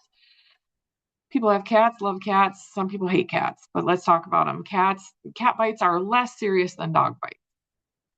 And in actuality, cat bites are often more medically dangerous than dogs, and not because of the strength, but because of the infectional risk. It's important that if you do get bit by a cat, hopefully if it is a cat that you do know, make sure that you wash with antibacterial soap immediately. Let's talk about the myth of domestic cats. Domestic cats frequently attack people. The reality is, pardon me, serious unprovoked attacks by domestic cats are rare, and vast majority of cat bites and scratches occur during handling and play, or a fear response, not predatory aggression. So most cat accidents happen inside the home and involve the owner and the caregivers, not always strangers. Cats usually deter away from people that they don't know, but you do probably have some history in your lifetime of witnessing a cat jumping out of someone's hands, of the caretaker's hands, and just like getting scared. And so this would be that reactive response and not necessarily an aggressive response. So only aggressive or mean cats bite is the myth. And the truth is that most cats that bite are not aggressive by nature. High-risk situations include administering medication, so at the vet or at home, trying to give your cat medicine. Maybe they're dealing with some sort of illness or an unknown pain. Cats won't always show their injuries, similar to some dogs. And so overstimulation, even during petting, they can always turn and kind of give you a bite, they've kind of had it, I think. Fear handling at the vet clinics as well. Like the second that they walk in the doors, the pupils enlarge. So where we're going with this is that pain-related aggression is especially important. Important, and sudden biting can be a big time medical warning as well. We just kind of want to keep an eye on the behavior of our cats as well, especially if they're outdoor cats. And then lastly, the final myth on cats is cats attack out of nowhere. And the reality is that most cats almost always give a behavior warning sign. And this is where people might misinterpret or just miss them. Common precursors include flat ears, dilated pupils, tail lashing, freezing or low growling. Major cause of unexpected attacks is redirected aggression. Again, maybe they hear something very loud outside or in the room, and they tend to jump and lash out on the person or animal most near to them. So, but it is one of the most common and serious cat bites in the household, is just the redirective. So, okay, transitioning over to how children grow. Children's ability to understand animal behavior and to follow safety expectations change dramatically with age. I remember from the first time to even my current, I am still learning, and then there's still growth to be had. So as they grow, their curiosity, the mobility, and the independence increase long before their risk awareness does. And that's why supervision remains essential. And no matter how good with animals a child might seem, always be standing by. A key safety principle holds true across all stages. Never leave a young child unattended with a domestic animal or a livestock, or any livestock, I should say. A significant portion of childhood animal-related injuries occur during moments when the child and the animal were left alone, even briefly. Common explanations after an incident often include, I thought I taught them better, or that's how they learn, or I only looked away for a second. So today we're going to explore how children at different developmental stages perceive animals, what they can and cannot understand about the risk, and what adults should keep in mind when supervising interactions. We'll also discuss age-appropriate safety strategies and go through just how to prevent while fostering respect, both for the animal and for one another. So, starting out with our infants. This is children developmental stages shapes how they understand animals, and a risk perception it develops much later than the curiosity and the mobility. So our goal though today is to equip you with the age-specific insight and the age-appropriate prevention strategies. And so when we're looking at infants, developmental highlights, we're looking at our infants are grabbing, they're pulling, they're mouthing, they're putting everything in their mouth because they're just learning, right? They have no understanding of the dangers or boundaries. Movements are sudden, unpredictable, which can startle animals as well. And so our safety considerations for infants: never place infants on or near animals, even for cute photos. That's a very triggering moment if an animal you're waiting for the animal to become calm so I can quickly place my child on top, run away for a moment. It kind of doesn't equate. So keep animals from sniffing or licking babies without hands-on adult care and control in that area. and ensure safe separation during feeding times, as infants like to hold food. And the infants don't understand animals, but one thing is certain, animals understand infants as they see them as unpredictable. All right, toddlers, 1 to 3 years. These developmental highlights are these kids are moving. They're highly mobile. They're very curious. They're into everything. They're playing in the dirt. They want to be just like the animals that they're looking at. They're very impulsive, but they cannot follow the multi-step instructions. So if you were saying, go into the gate, shut the gate, make sure you stand behind the gate, or to leave the child or to leave the animal alone, you can watch from a distance. Those are multi-step instructions. So just be aware that they're also imitating you no matter what you're doing. So if you are not being respectful to the animals, or if you're going in very brave, the child is going to go in very brave, but they may not understand what that really means. So they may not know what could happen next as well. So safety considerations, just stay consistent. Close supervision is mandatory. Toddlers may chase, grab, or hug attack animals. And if there's a cringy thing in my world, it's looking at pictures of kids just coming right behind the animal and giving them a bear hug. Just for a moment, take in consideration, if it was you standing and some random person just kept bear hugging you from behind, you might eventually become very precautious of your own safety, and you're just gonna, be on high alert. There could be consequences. We'll say that. Teach gentle touch, but don't rely on it, because even with gentle touch, an animal, we don't know the circumstances in that situation. They might have a reaction that we're not prepared for. Teaching doesn't equal mastery. So when the comment is, I taught them to know better, but toddlers literally cannot remember or apply the rules consistently. So we need to be their advocate. All right, my last one before Angie takes over. Preschoolers, 3 to 5 years. Our developmental highlights, they can follow simple rules, but only with reminders. They still struggle to read animal stress signals. I've had animals for a long time. Sometimes they'll catch me off guard occasionally. Engage in imaginative play, might treat animals like a toy or cartoon characters. Bless Bluey, love Bluey, but if someone approached my red heeler like they would love to see Bluey, there might be different responses. We'll just say that. Safety considerations, adult must remain within the arm's reach. Just swoop in and get that kid out of the situation. Model respectful approaches, so slow and quiet and predictable approaches. Reinforce that animals, they react even if they look happy. And remember that the expression of, well, that's how they learn. But in this age group, unsafe experiences can cause real harm, and not learning also can lead to traumatic events where they may never want to interact with animals again. And we don't want to have that as a situation. So, all right, over to Ange.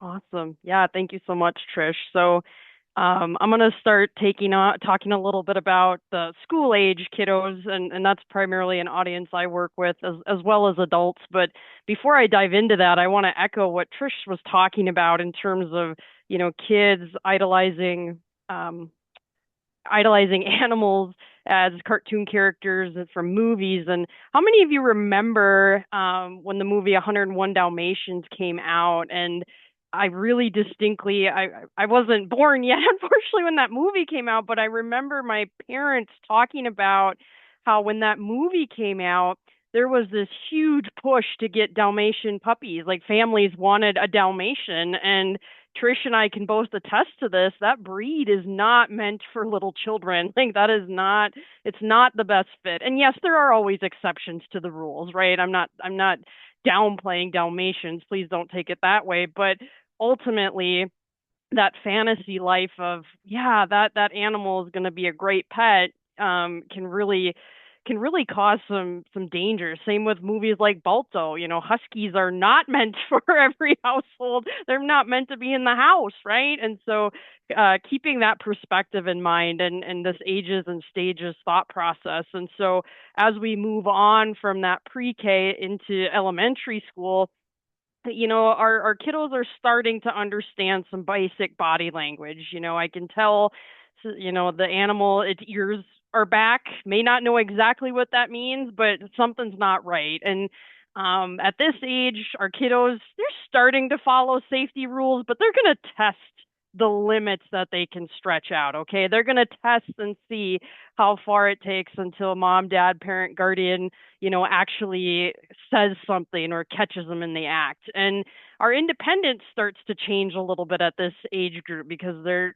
now in school and they're learning to be more independent. And this is a scary place to be sometimes because as an adult and the caretaker in that situation, sometimes we just assume, yep, they're old enough now, like they can do this now, you know, as if age is this magical number, right? And so this can be a really challenging time frame when we have young people working with animals or around animals.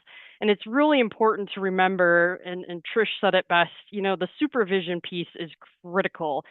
You know, you're not at a place yet where you can just, you know, walk away and hope for the best. You really need to be that role model in that situation and help them understand, you know, signs of stress or distress in that animal, what it looks like and what our response should be. And keeping in mind that animals are so unpredictable, even if they are that household lovable pet that you've had for, you know, 11 to 12 years, all it could take is one bad day, right? Just like we all can have a bad day and consequences can result from that. In the preteen, this is also a very, very tough age, but we're getting more and more confident. And oftentimes that means we take on more risks at this age. And so, I mean, we see that not just with working around animals, but I mean, any task that this age group, you know, when they start learning how to drive and different things like that, the increased chance for risk taking dramatically increases. And so oftentimes they overcompensate or overestimate their ability to be able to handle an animal. They know it all, right? Like they can conquer the world, and this can get kids in really big trouble when they're working around animals. And so again, I can't stress enough that we've got to be role modeling these safe behaviors. If that adult in that situation is not role modeling safety, how do we expect our kids to be safe and to have safe actions as well? And so this is a stage too where, you know, sometimes the kids think and adults too, right? We think we're invincible. And we need to remind them, like, if a fight breaks out, whether that's a dog fight, a bull fight, I don't care. It is not our responsibility to break that up, nor is it theirs. Like, you've got to step back. You're not going to win in that situation. So being very cognizant of animal behavior and being smart as well. And this is such a key, you know, Trish and I talked about this throughout, you know, when we're putting this presentation together, because this is something that gets in our way as adults as well. Experience helps, but it does not equal invincibility. You know, I'm not invincible. I've got cattle and sheep myself, and I need to know my limitations and also be mindful of that these animals are unpredictable, even though I'm around them every day. I need to respect them, not simply just trust them. And so Trish and I, what was really important, and we won't have time to go into detail like we would have liked, but it was important for us to really showcase to all of you that we're not just making some of this stuff up. And so Trish and I, we kind of both took a look at these are real life scenarios that have happened. And one of them was very recent, early January, late February, I believe. And so all this to say is we're not just blowing smoke. This stuff happens, unfortunately, every single day, and they're tragic. These aren't just, Band-Aid type bites. These are unfortunately cases where fatalities come into play. And so just showcasing to you that this is very, very real, and we take animal handling and care very seriously when it comes to our kiddos. And Trish, do you have anything you wanted to add to this slide? I think the main thing is supervision. You know, although it did say that, this injury or the fatality of the 3-year-old, the grandmother was also injured. And that can also, we don't know all of the details to this, but it could be from, interjecting into obviously trying to remove the dog from the child. And so, supervision, just knowing the animal's behavior. If we don't know the state of the dog or the animal, of were they old, were they ill, what was the circumstances, we don't know those things, and so we never want to jump to conclusions.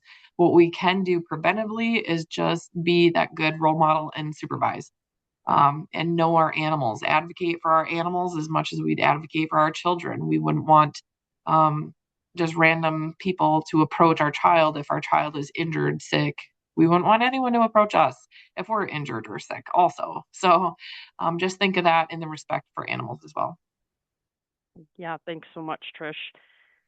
So next, for the next 15 minutes, I'm going to be really focusing on the livestock side of things. That's where some of my experience and training has been in, and it's really important to understand too that this is an issue, not just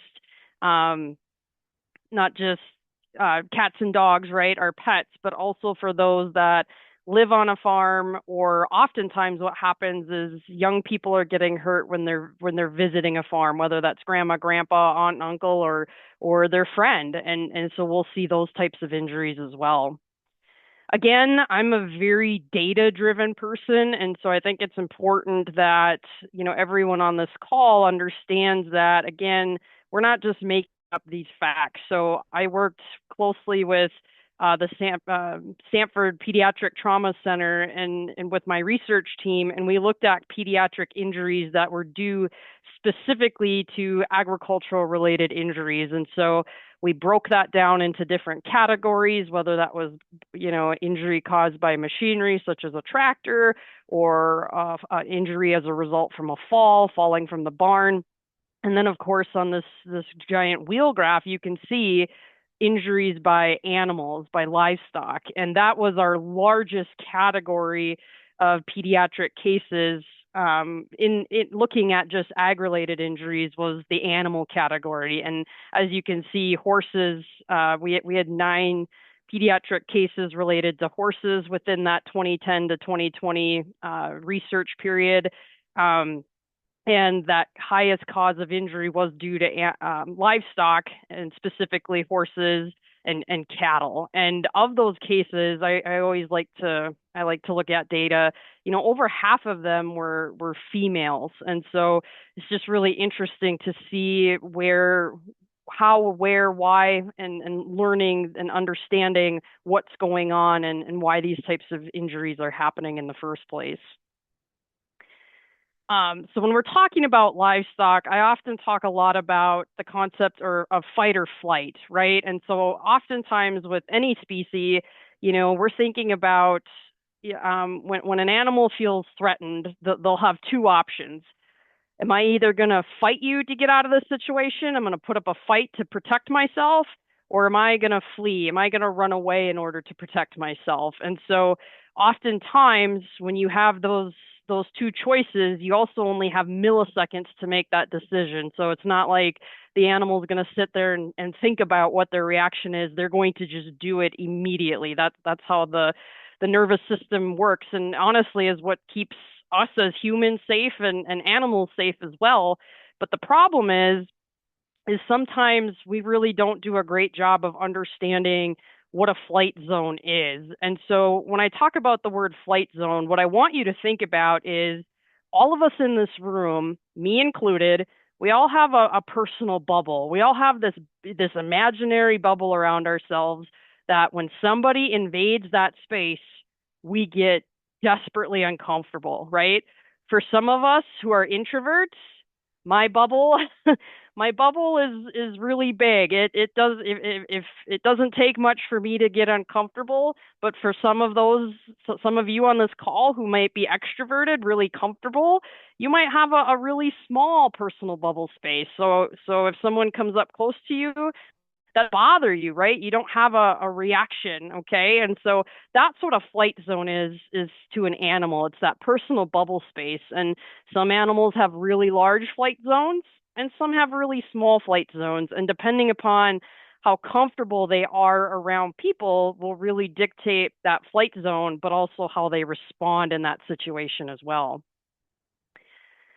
So just like Trish did, we're going to do a little bit of myth busting, and this is where we definitely want you to write in the chat. We want you to have some fun and be engaged because we know a lot of the topics today are heavy. You know, we're talking about childhood fatalities, and so we really wanted to do some myth busting in some of the different species, not only for cats and dogs, but for livestock such as horses and cattle, which proved to be our highest cause of injury in our pediatric cases for agriculture related injuries. So fact or fake, go ahead and put in the chat if you think this is true or false, or fact or fake. Standing behind a cow is the safest place to be. Okay, we're not going to give you too much time, so type fast. You've got a lot of people entering. That's awesome. That's awesome. Well, good. I see a lot of fake false. So Trish, you and I are spot on with our question. We got a smart group in the audience. So the correct answer is fake, false, right? So standing behind a cow is not the safest place to be. But how would a child know that, right? And until somebody is that mentor and somebody is providing that teaching and practice, you don't know that. And so directly behind that animal, as shown in the photo, we've got a blind spot where they cannot see. And that's simply due to based on the eye placement on the skull of the animal. So as humans, due to our eye placement on our heads, we have about 170-degree vision, sight of vision, whereas cattle have a much wider sight of vision, but also have a really narrow area behind them where they can't see. Just like we have a blind spot behind us, we would never want nobody likes to be snuck up behind. Luckily, our response isn't to kick like cattle is, but just making sure we understand where those blind spots are in our livestock. Fact or fake? Cows with newborn calves are safe to approach. Look at that nice mama. She's got a fresh baby calf in that photo. Like somebody said, rarely. I like these things are coming in hot, Angie. They are. This is fun. No, that means Trish, they're awake too. So that is absolutely correct that this is a false statement. And so cows with those newborn babies, they are not safe to approach, and simply, as any newborn animal, whether that's an animal or us as humans, it's our job to protect that newborn, to protect that baby. And so in the case of livestock, the human in the situation is perceived as a threat. And I've seen instances where, someone has raised a calf, a bottle calf, right, has raised it from birth, and they put it into the herd. And once that she becomes a heifer and has that first calf, their behavior can totally change. You can't trust them, right? And so there's a lot going on during that birthing process as well. We've got hormonal changes, like there's a lot of pain going on delivering an 80-pound baby, and so it's really not safe to have kids, especially little kids, around when we're birthing animal species. The next one, this is one of my favorites. Fact or fake? Only bulls have horns. Dang, we have a really smart group. I thought this one would trip somebody up. Because this is a very, very common thought, is that only bulls have horns. And the answer is false. So horns have nothing to do with male or female characteristics. So all cattle, regardless of their gender, their sex, they can have horns. It just depends if that particular breed carries the genetic material in order to grow and have horns. And so honestly, in today's livestock, in our cattle species, in our cattle breeds, excuse me, most of them are specifically bred to not have horns. As a cattle producer myself, I don't want horns. They're dangerous. They just you actually can be discounted in price if that animal has horns in the market system, and so we really have to be mindful and understand that no matter what, just because it has horns doesn't mean it's a bull. There's, like in this photo, cows.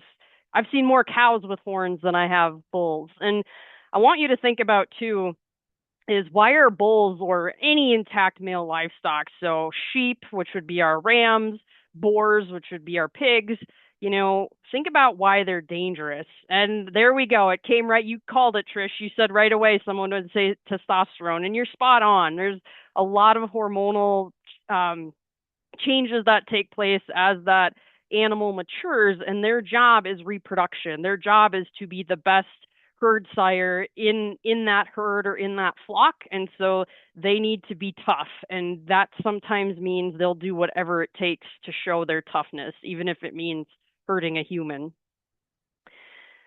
Quick on horses, fact or fake? Horses bite. And it looks like yes, it sounds like someone had some experience with that answer. Yes, absolutely, horses do bite, and biting doesn't necessarily mean, like I'm biting you to fight you off. Sometimes, oftentimes I should say, horse bites are with other horses trying to establish dominance. And so that can be, and if you get in the way of that, you can also be a casualty and be bitten as well. And horses have both top and bottom teeth, whereas some of our other ruminant species like cattle and sheep, they do not have front top teeth. They only have front bottom teeth and then front and back molars. And the reason why I'm sharing that with you is, as you could imagine, on a horse, that's going to make that bite that much worse when you have both sets of front teeth nipping at you. Fact or fake? I love this one. Cowboy hats are sufficient helmets when kids are riding horses.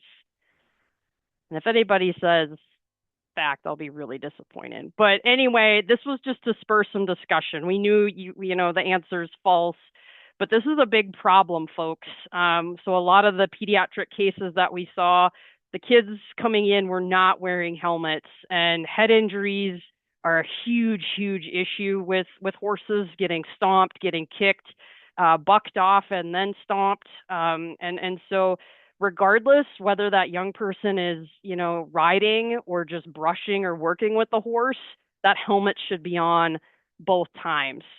Or what I mean by that is have that helmet on even if you're not actively riding, but you're working around that horse. Fact or fake? A horse can see directly. The horse can see you if you are standing directly behind it.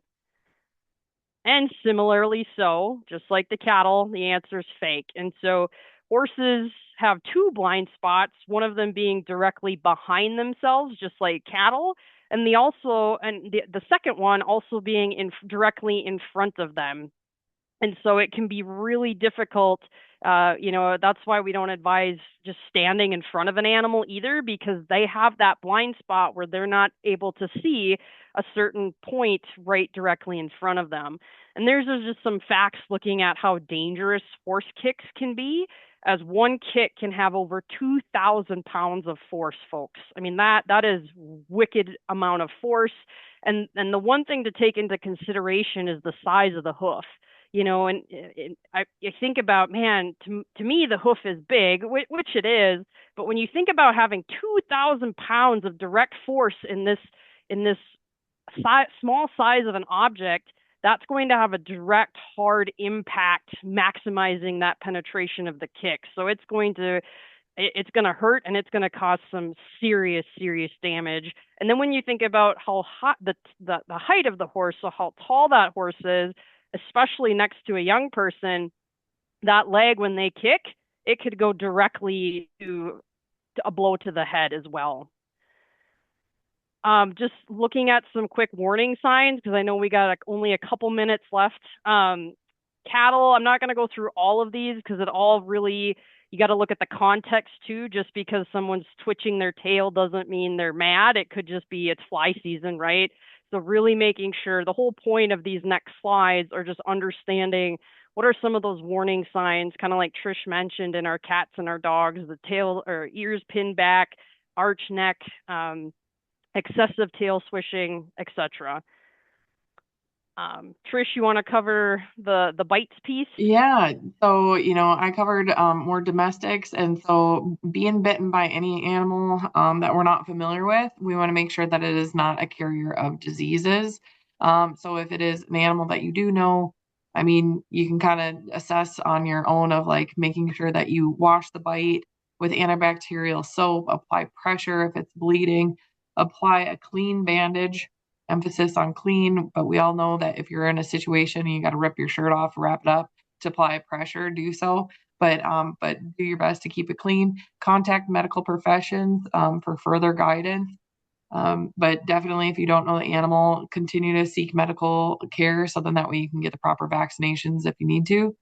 But I'll leave Ange for the stomps. Yeah, so I mean, just it's so dependent, right? Like, I don't want to say every case ER room now. It really just depends on the location and severity. If it's a bruise, get some ice on it, get over the counter pain relievers. However, if we've got, a case where concussion is suspected, get them to the hospital. Don't second guess it. These are some serious injuries that can happen from stomps and kicks, and so you never regret.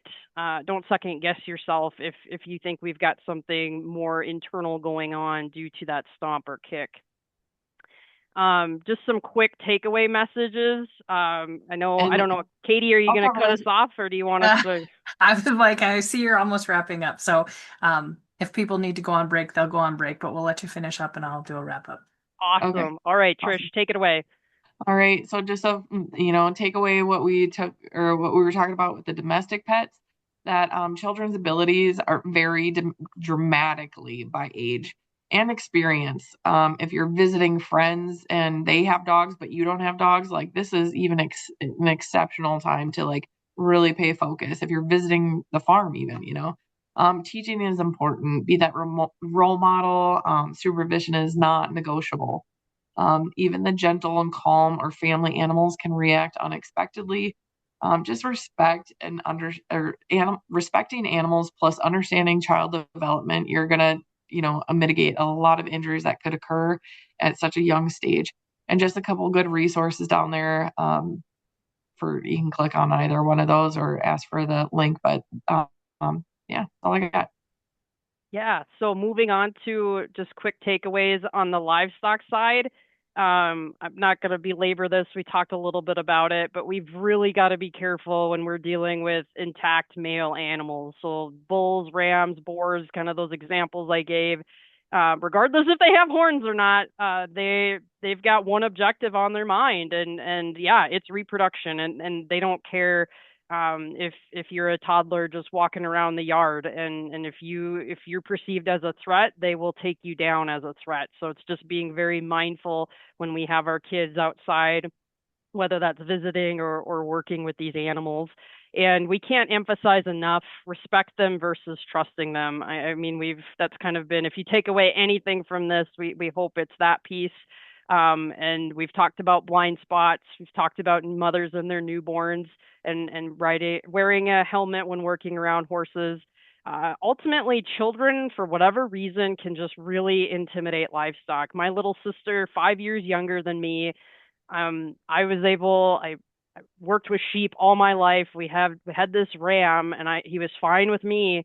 But if my sister came in the barn and if she went in his pen, that ram would it took her out every time. Like, there was something, she was smaller. I don't know what it was, but there was something there. And anytime if we've had children visit our farms, the animals get heightened in their senses because they know something's wrong. It's not the same voice. It's not the same smell of that person. It's just different. And so you need to be mindful when you're visiting and be respectful.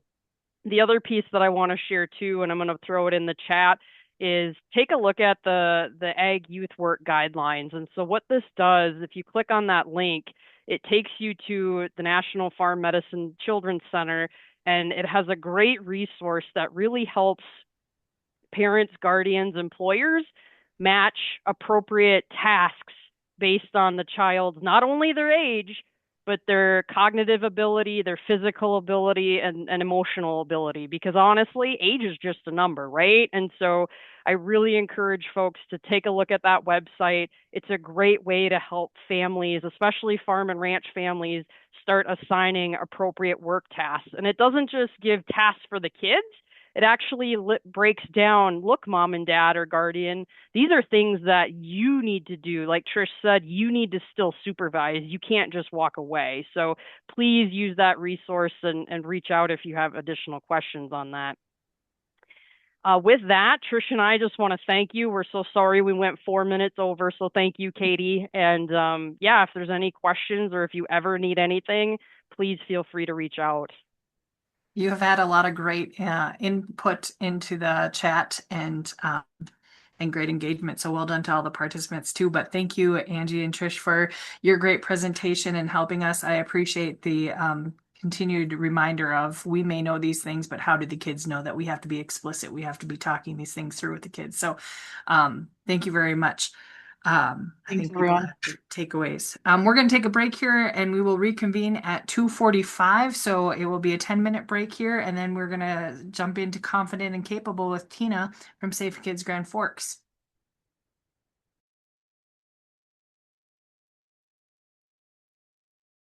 I hope everybody was able to have a nice break. And we are ready to jump into our last group of sessions this afternoon. And we're going to start off with Confident and Capable Home Alone Readiness for Kids, presented by Tina Sanders, the Safe Kids Specialist at Safe Kids Grand Forks. Over to you, Tina. Thanks so much. So yes, my name's Tina Sanders. Here at Safe Kids Grand Forks, my focus areas are in pedestrian sports as well as water safety. But I'm also a child passenger safety technician instructor, and I do lead those child passenger safety on school buses courses here in the state of North Dakota. So our coalition hosts a course specifically geared toward 8 to 11-year-olds called Safe at Home Alone. This is a 3-hour course. It serves mostly to empower kids that are about to embark on independence, and it also allows their parents to start some conversations regarding responsibilities and expectations for their children as they get to a point of leaving them home alone. Quite honestly, it's one of my favorite courses that we offer, and sometimes we have some really interesting conversations with these kiddos, and it's super fun to see some of their kind of aha moments. I want to highlight this topic so that maybe if you're working with this age population, you might be able to offer some of this information for them, or you might want to develop a similar program yourself. We do offer ours several times a year. We charge a $20 fee per child, though we do have some local scholarship funding for children that may not be able to afford it. With that, the kids get a snack for their day. They also will leave the training with a starter first aid kit and a workbook that includes a parent pullout section. More on that a little bit later. I did want to point out that this session was actually a topic that was requested by participants at last year's event. So please remember to fill in your evaluation because they actually do build this training around what everybody wants and needs. So getting into it. So the most complicated question that I field on the regular is my child able to stay at home? So it's a complex question because every kid is different. There's not really any sort of legal precedent or guideline in North Dakota or Minnesota about a specific age that a child can be left alone. There are some rough guidelines that are kind of out there with regard to generalizations of ages. These are very, very rough guidelines, and they're going to vary depending on the maturity of that child as well as parents' decisions. The thing that we want to make absolutely certain is that the kids, regardless of the age that they start being home alone, that they are prepared for emergencies, prepared to be able to get help or to make decisions if something were to go awry. So these are some of the age-related guidelines that are kind of out there for various different kids and the situations in which they can be left alone. And you'll kind of start to see that starting around age 9, daylight hours being left alone for 2 hours or less starts to become a little bit more acceptable with regard to just those broad generalizations, like I mentioned before. And then this kind of will progressively get to longer and longer stretches of time as children get older. Now, I have a lot of agreement with the majority of this chart, except for one thing, and it's that big old box right there. 100%, I do not ever recommend that children are left, babies or toddlers, that is, left in a car on their own, even if it's meant to be a brief period of time. If something were to happen, the caregiver gets delayed, the line is too long inside the bank, an emergency arises, they slip and fall, that child's in an unsafe situation. And frankly, it's not a great idea for any child who might be secured in a car seat and unable to unbuckle themselves or not understand how to get themselves out of the car, perhaps if the child locks are on, for them to stay in a vehicle for any length of time on their own. So I just wanted to throw that caveat out there, that box I don't agree with. An exercise that we recommend caregivers do with their kids prior to that staying home alone or getting themselves home from school is either on paper or physically on a walk, navigate a route from school to home if that's appropriate in their living situation. So in our course, in our Safe at Home Alone course, we actually have the kids map their neighborhood. We have this generic little neighborhood that they get to use, and we want to have them choose the safest route home if they were a pedestrian. So we discuss what it means to be a pedestrian, some of the risks that pedestrians might face, some of the ways that pedestrians can be a little safer, and then we give them a little map and we have them map their route. We do discuss using crossing guards and crosswalks whenever available. We talk about the dangers that parking lots can pose and any kind of unpredictable traffic. We discuss the difference between a stop sign and a yield sign because these are not kids that are driving, obviously, so they may not realize that a yield sign is something different. And when we do this exercise, we really want to kind of highlight the safest routes. We want to highlight the ways that they can make those decisions on their own in a split second, thinking, okay, maybe it'll take a little bit longer to walk home, avoiding the parking lot, but that's going to be safer than me walking through an area where cars might be backing up. So this is a hugely empowering skill for kids, especially if their caregivers can then take them out into their actual neighborhood and point out, this is where our crosswalks exist. And, maybe pointing out this is a neighbor that you can visit if you have, a problem and nobody is home. Really giving them all of these skills for later independence. So as a precursor for them to be at home on their own or make their way home on their own, this is a really, really good exercise. Now, of course, what do they do when they get home?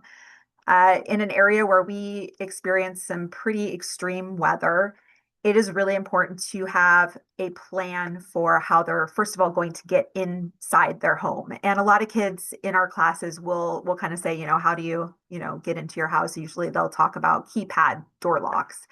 Sometimes there's unlocked side doors or a garage door that they can go in. Back in my day in the 80s, we had a key that we wore on a string around our neck. Those are all great resources. If that works for your family and for your child, that's fantastic. But there also needs to be a contingency plan if that method fails. Perhaps the keypad, their battery died. Maybe they lost their key off of their string around their neck. Happened to me a bunch of times. There has got to be some other ways. Yes, like a trusted neighbor with a spare key. That would be an excellent option. But obviously, these contingency plans have to be thought through before a child is making their way home on their own. So kids are going to want to know, what are the rules? What can't I do? And every household is different, right? So as the facilitator of that class, it is not my job to tell them what they may not do when they are home alone. It's very, very personal to each and every family. So what we do advocate, and we say this throughout the entire class, is these are questions that you should ask your parents, ask your grown-ups at home. And we give them some talking points to start that conversation. We give them some tools to prioritize some rules that they're going to want to address. Like I mentioned, the workbook actually has a pull-out section specifically for the parents. Now, what we do focus on as far as rules are some injury prevention non-negotiables. We absolutely highlight the fact that they should never open the door for a stranger. We highlight the fact that swimming or playing in water on their own is absolutely never, ever safe. They always need to have permission, and they always need to do that with a buddy. We talk very specifically about if they are allowed to bicycle while they're out alone, making sure that they're wearing a proper helmet and it's fitted correctly. So those are the non-negotiables. Those are the rules that we will absolutely highlight. But as far as, can you watch TV or do you have to, do some chores? That's not for me to say, obviously. So then what can I do? So these house rules need to involve those cans as well. So we always say, okay, we need to talk to your parents then when you get home about, what is the screen time rule when nobody is home? Am I allowed to use Netflix? Can I make a snack? And what kind of methods can I use to make snacks? Am I allowed to use the stove? Can I use the microwave? What other cans should be on that list? So one of the things that they bring up quite frequently is whether or not friends should come over while they're home alone. And obviously, there's a lot of factors that would go into that one. That is a conversation that we will have talking about, sometimes we make different choices when our friends are with us versus when we're on our own. So we have some very frank conversations, but obviously it's not up to me to set the rules for their house. We talk very, very in depth about food and food preparation. So glossing over the fact that this person is apparently a menace to society for microwaving fish, we do want to note that kids may not have some really important information when it comes to cooking or kitchen appliances. So obviously, reading labels is a skill that needs to be taught. Easy Mac is a simple thing to make. But if you don't know that you have to add water to it before you put it in the microwave, you may end up with a fire. To that end, we actually will hand out real food packaging, and in pairs, the kids will actually have to find the instructions on how to prepare that, see if it's allowed to be microwaved. If it can be microwaved, does it need to be put into a separate container, or can it be microwaved in that packaging? All of those different things. We highlight very, very well the difference between 30 seconds on a microwave and 3 minutes on a microwave when you enter it into a keypad. 2 times very, very different outcomes. We talk specifically about popcorn. Did you guys know that your microwave popcorn, you should never hit the microwave popcorn button on your machine? Almost every packaging of microwave popcorn says do not use that button. I didn't know that. Kids probably don't either, so it's something that we highlight in the class as well, reading those directions. So if they're staying at home, having access to be able to contact somebody in case of trouble, in case of an emergency, is really important. A lot of kids have cell phones at this point. And if that's the case, then that's great. If they don't, what's the plan then? And is there a clear process that kids should follow if they need help? For example, I have 2 sons, they're both teenagers, and they are aware if they have just a question or if they want to share a bit of information, then they can text me while I'm at work. Usually I cannot just pick up the phone and take a personal call at any old time, but I can usually take a peek at a text message. So they're aware that if they call, I'm going to assume that there's something major going on, there's an emergency, and I will make the effort to answer right away. They also know that if they make a phone call and ask me for a snack, I'm not going to be terribly pleased with them. So We talk to the kids about making sure that those plans are in place with their grown-ups too, making sure that the adults in their life let them know how they are to contact them and for what reasons. It's really important as a goal of this class for the kids by the end of it to have identified 5 adults that they can reach out to if they need help. If they can't get a hold of mom, is there, an aunt or an uncle, grandma, grandpa, neighbor that they might be able to reach out to instead. We spend a great deal of time talking about emergency situations. As a matter of fact, when we ask the kids at the beginning, what kinds of things do they want to learn in the class, emergencies are always at the top of the list. So oftentimes those emergencies that they come up with are dealing with prowlers and stranger danger. These are very, very at the top of their fears and their hypothetical situations that they will come up with when we're talking. Now, it's really important then that we are sensitive to those concerns. I absolutely do not discredit that those are a very concerning thing for kids, but we also impress upon them that these are very unusual situations. Injuries are far, far more common. And so while we are going to address that, we really want to hit hard all of the different injury prevention situations that really are a lot more common. But we do highlight for them the non-emergency numbers of the law enforcement agencies in their local communities. I have a whole list of them for our local communities so that I can read them off. Okay, who's from Hatton? Here's the number you would call. Who's from Thompson? Here's the number you would call. Because I want them to still be prepared with the appropriate contact for if they do hear weird noises in the garage. And maybe this is not a 911 call, but they still have concerns. So another thing that we talk about, and this is the exact age group where children start dispensing their own medications. They start being responsible for giving themselves maybe their daily medications or maybe aspirins or things. We note that medications can be a poison. As a matter of fact, that's the most common way that people have poisoning emergencies. So we actually note that there are medications out there that look very much like candy, and kind of knowing them apart, reading labels and being aware of the fact that multiple medications may have the same ingredient. So if you take, say, Dayquil and aspirin, you're double dosing on that same active ingredient.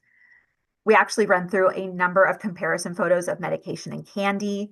And so I'm going to go ahead and run you guys through a few of them. You can tell me whether or not, which one of the pictures is the medication, which one's the candy. Alrighty. So in this picture, is the medication the left side or the right side?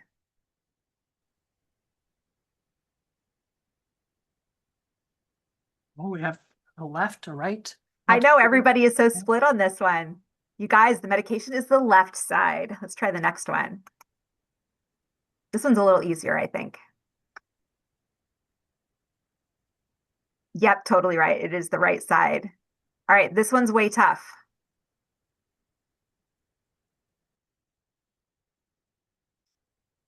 Kids ask me all the time, well, why do they make medicines shaped like teddy bears then? And I'm like, I have no idea.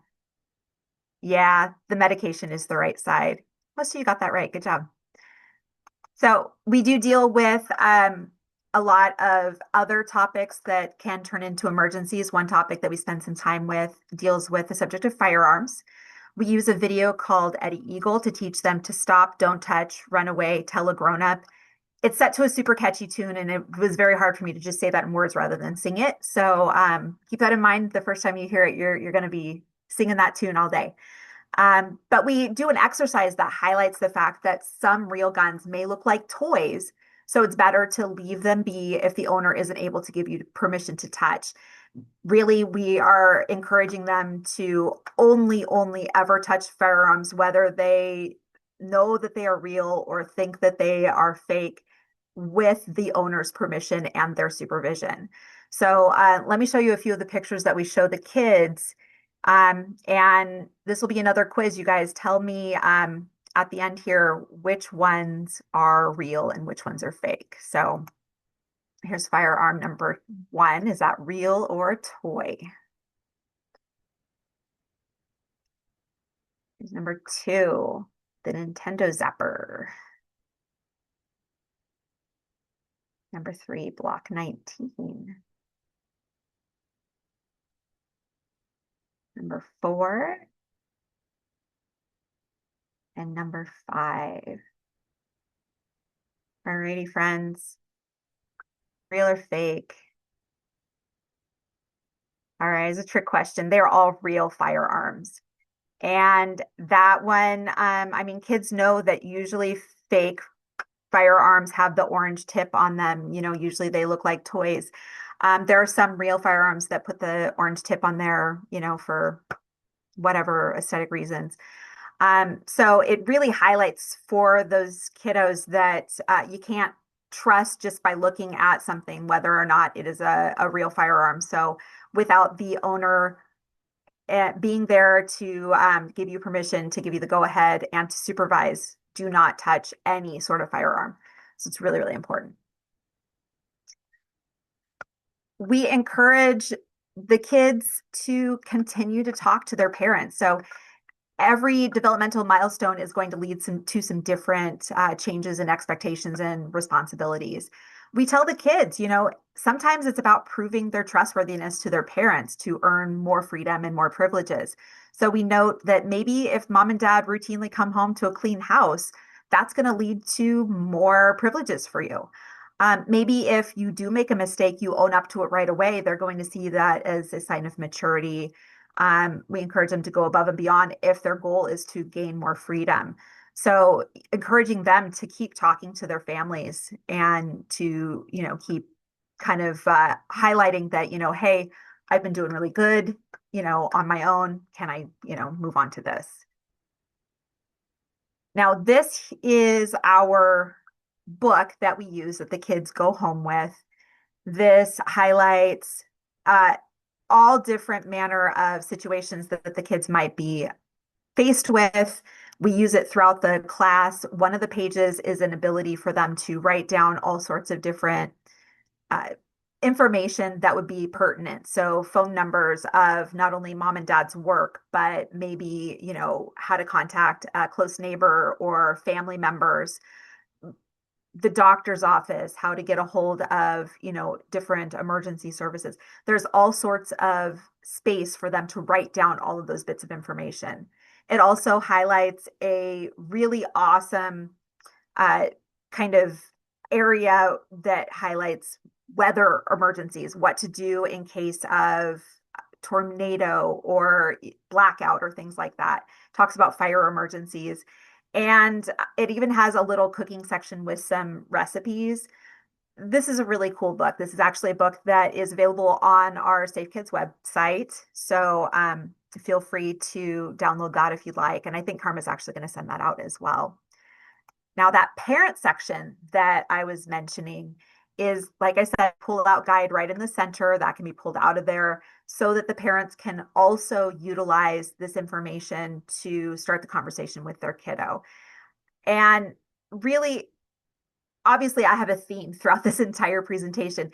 The goal of this course is not to set rules for these kids. It is to encourage those in-depth conversations with the families, to encourage them to engage with each other that makes sense for their unique family situation. So it is just such a great resource and tool that we're able to share with them.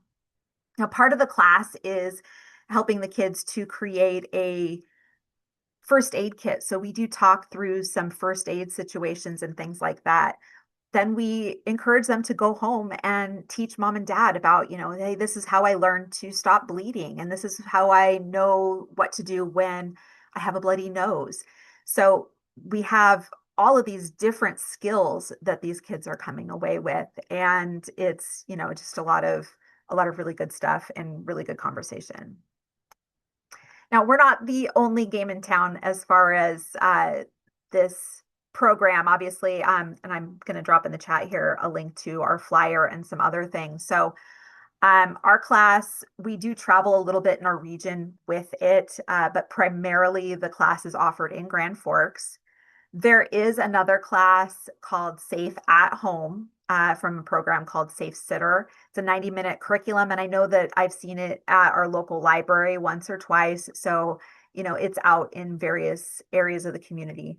There's also a lot of videos out there on YouTube that are geared towards staying home safely, that are written for kids to watch. Now, I will caution that a lot of the ones that I've come across have centered almost exclusively around stranger danger and break-ins. Because these are such extremely uncommon occurrences, it's not, I don't feel, as useful a tool to show them. And frankly, that might spark a little bit more fear than anything else if that's the videos that they're shown. The ones that I really, really appreciated and enjoyed, you've got a couple of them in the links that I sent. The one on cooking safety is really great. It focuses specifically on injury prevention. She shows, making sure that your hair is tied back. And, if you feel like you need to protect your clothes, this is what you can do, making sure you don't drag your sleeves through. It's a really comprehensive video. I really, really appreciate that one. And so these are just ones that would be really great to show in maybe conjunction with, or to share to a caregiver if they're needing information about this.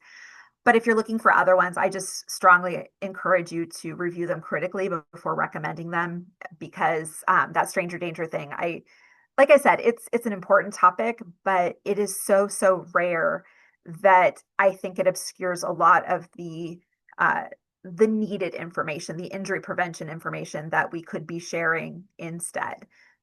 So just to kind of keep that in mind. So with that, I do want to have any of your questions. So what are your questions?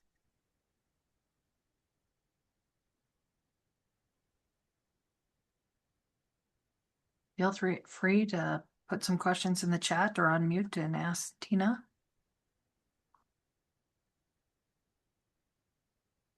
Now, our course, when we host it, we typically will do a morning session and afternoon session. So as far as the logistics for that, we will have an instructor that does that typically on a Saturday or a Sunday, and then reset in the middle.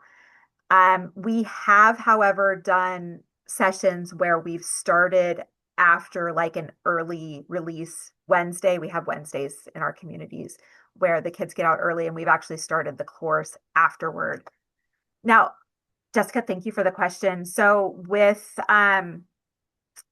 first aid, we do a good section on first aid. We do not offer CPR. We have another course that is for older kids called Smart Sitter. And in that one, we do highlight some CPR, but we do not certify the kids in CPR. And that class, that is a longer class. That's a 5-hour class. It's geared toward older kids, and it's specifically to assist them to get prepared to be babysitters. And so we talk about diapering. We talk about preparing bottles.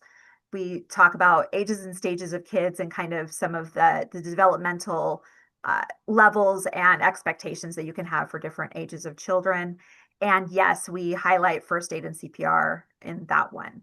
So with the first aid with Safe at Home Alone, it's a little more basic. We're talking about, putting pressure on a cut. We're talking about, how to treat a burn or how to deal with a bloody nose.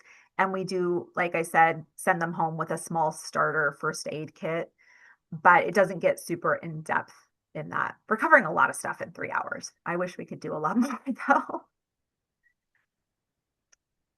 On that class, thank you, Sarah. On that class, it is a cap of 20 children. With 8 to 11-year-olds, it's really hard to manage any more than that at a given time. And sometimes you have really challenging groups where 20 seems like 400. But we do cap that one at 20 children. With our Smart Sitter class, it's a capacity of 30. And I would just mention, this is a class that we offer here within the Grand Forks community, but we also take this to other communities within the region. We do try to figure in what our expenses are for travel and the snacks or the meal, the books, the supplies, instructor time, and figure out like how many students we would need to have in each class. We've just gotten done doing a class in Hatton. We've done them over in Thief River Falls. I mean, around the region, I would say we try to do some of those during the spring, summer, and fall as opposed to winter, just because of winter travel. But that being said, if your community is interested in hosting a class and you're in the northeast corner of North Dakota, please reach out. Our esteemed colleague, Amy Twiddell, is the person who is in charge of these classes. Tina is the one who kind of created this curriculum and got it all launched. And so that's how I tapped her to be our presenter today. But Amy Twiddell, I'll put her contact information in the chat box. We've talked about there are other places throughout the state that are interested in doing something like this. If they're not able to make it down to monitor one of our classes, we could certainly look at recording it or something like that to share with you. And then, talking about what supplies and things like that we have. As Tina talked about, we hand out the food labels, so there would be some props and things like that you would need to get. But we could certainly look at providing more details about how to get a class like this going. Amy, thanks for putting that in the chat box. Sarah, I just reread your question, and we routinely have this class full and sometimes with a waiting list. This one, unlike Smart Sitter, this one is more parents want their kids to take it than the kids wanting necessarily to sign up for it. For Smart Sitter, they're like, yeah, I'm gonna earn some money, so the kids want to go to that one. However, we are usually able to win over that group, and they have a really, really good time when they're with us. Right now, we have an absolutely fantastic facilitator for this class. She's super engaging. She has all of the energy that you could ever imagine in an adult facilitator, and those kids leave just absolutely thrilled that they attended. So it sounds like a class that would be, nobody's going to attend it, but we're actually very, very full. And the age ranges for this one is 7 to 11 or 8 to 11. However, caregivers will call us and they'll say, actually, she's not turning 8 until, 6 months from now. You know what? As far as we're concerned, if mom and dad feel like they are mature enough to sit through the class, that's good enough for us. I mean, I'm probably not going to admit a 5-year-old into the class. I don't think they can sit for that 3 hours, but otherwise, yeah, I think that would be fine. The other thing somebody mentioned is you feel like the kids who need to be taking the class are not the ones that might be signing up. We do oftentimes reach out to our school social workers and say that if they're aware of any clients that maybe are in single parent homes where those kids are going home alone after school because dad is working or something like that, we let them in for free. We have a business here in town that provides us with some funding that we use for scholarships to help offset the cost of that. So. All right, and that's 3:15. And screen share and get ready for the next presenter.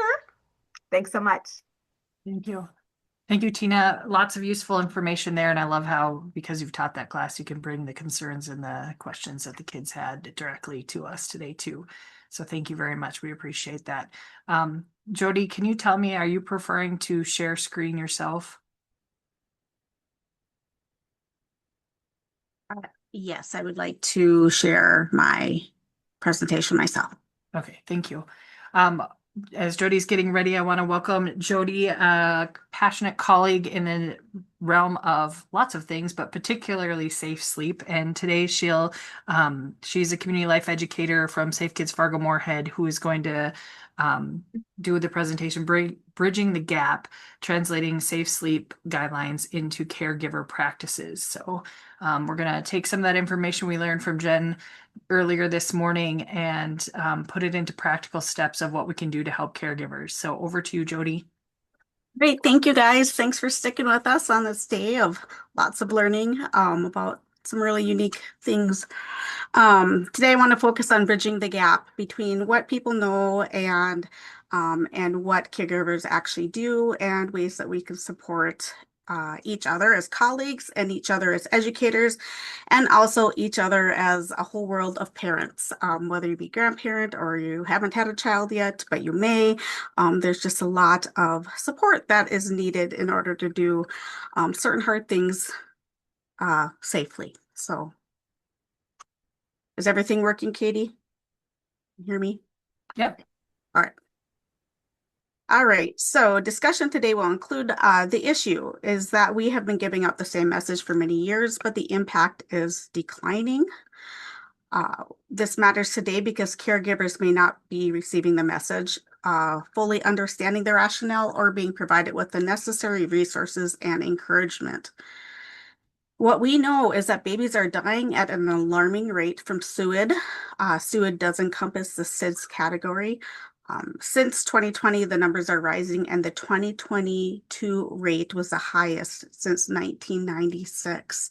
So what are we doing, or what aren't we doing to help make this number get better instead of worse in this day and age? What the caregiver needs to know, the caregiver themselves, the mom, dad, parent, caregiver, they need to know ways to accomplish safe sleep. They need resources to make it happen. They need advice and support at every stage of prenatal, postnatal, and throughout that baby's first year in order to do this safe sleep every time. Impact. Let's talk impact. 9/11/2001, everyone remembers that date. It was horrendous. It was nationwide coverage. It was worldwide coverage. 2,977 people lost their lives that day. Those lives were cut short. There was a ton of lasting media coverage. There's a permanent memorial. There's yearly memorials. It is talked about. And I do know, like, my 22-year-old maybe doesn't know all the details of that day, but for many people, it was life-changing. It changed our FAA. It changed so many things for the better, even though it was a horrendous event itself, as far as, safety and that kind of thing. So 2,977 and 2001, but every single year we lose around 3,700 babies. That's over 10 babies a day. It's roughly one every 2.5 to 3 hours. These little babies, their lives were cut short, very short. There's little to no media coverage, and there's a private memorial. And because of that, because of some of that, people don't believe that it actually still happens or that it happens in this day and age. There's just nothing that, and Jen mentioned it earlier too, that jumps out and says, oh, if I knew that this baby was sleeping unsafely in this exact moment, I would certainly tell them to check this, and this, but we don't know. In North So in North Dakota, this is kind of a different version of what Jen presented earlier. I made these to be educator guides so we can put them in our classes and stuff. And I did pull in a little Minnesota to compare. So as Jen mentioned, in North Dakota, in those years there were 65 total SUID deaths. 0% of those babies were alone on their back in an empty crib. 54% of them involved sharing a sleep space with another person. 97% of those babies had a pillow, blanket, or both. Looking over at Minnesota, North Dakota is a small state population-wise, and so 65 total, that's bad. But then we look at that same period from Minnesota, and we're like, wow, 219, like that hits close to home. Some of us are Minnesotans. Of those 219 SUID deaths in those years, and it's actually 1 year shorter than the North Dakota data. That's just what Minnesota gave me. 207 of them died from unsafe sleep environments. This is not standard SIDS where there is no actual cause. This is from unsafe sleep. Only 4% of those babies were placed alone on their back in an empty crib, and 58% were on an adult bed. And you can see the last step. Just because nobody talks about the deaths, this is so important to remember. Just because nobody talks about them does not mean that they don't happen. Every single day. A 3-week-old female was found unresponsive on an adult mattress. The infant was co-sleeping with 2 siblings. The 3-year-old sibling was co-sleeping with the baby, resembling the way one cuddled a stuffed animal. The cause of death was suffocation due to an unsafe sleep arrangement. This happened in April of 2024. This 3-year-old, This family will never be the same. An 8-month-old male was discovered unresponsive in a playpen. The playpen had fitted sheets, and a comforter blanket was placed over his lower extremities. He was found prone on his side and unresponsive, wrapped with the comforter, with only a portion of his head visible. The cause of death was asphyxiation due to unsafe sleep environment. And here we have a little video.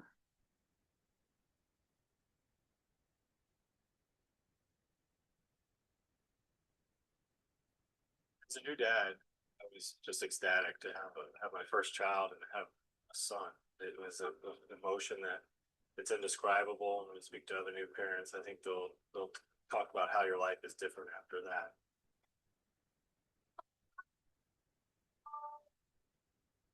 I didn't have any intentions of falling asleep with him. I was holding him and sitting on the couch and watching TV. And I just fell asleep. When I woke up, Charlie was gone. I didn't think that SIDS could happen to me, but it did happen. And it can happen to anyone.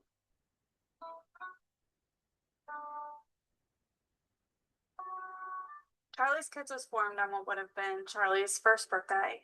We knew that we would always honor and remember him, but we wanted other people to hear his story too. And more importantly, I think we wanted to know that other parents wouldn't experience the same grief and heartbreak that we have.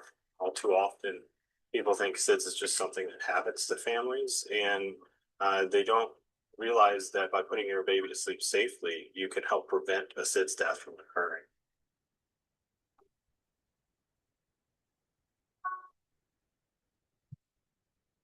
The message of safe sleep is of less. Less is more, less is safer. And that is the way that they should prepare their babies' sleep environment. I think as we learn more and we become more educated, we're understanding that there are ways to prevent most of these deaths. And it's so simple. Parents need to put their babies to sleep alone on their back and in a crib for every single sleep.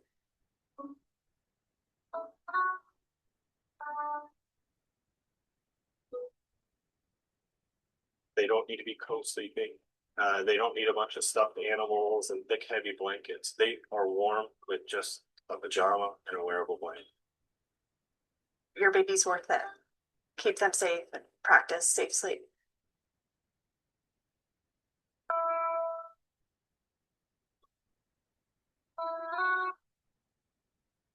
And there'll be a link to more about Charlie's Kids Foundation later in the presentation. We use the videos a lot as educators, a lot in North Dakota. Department of Health does now as well, and they're very good. It's a very good resource.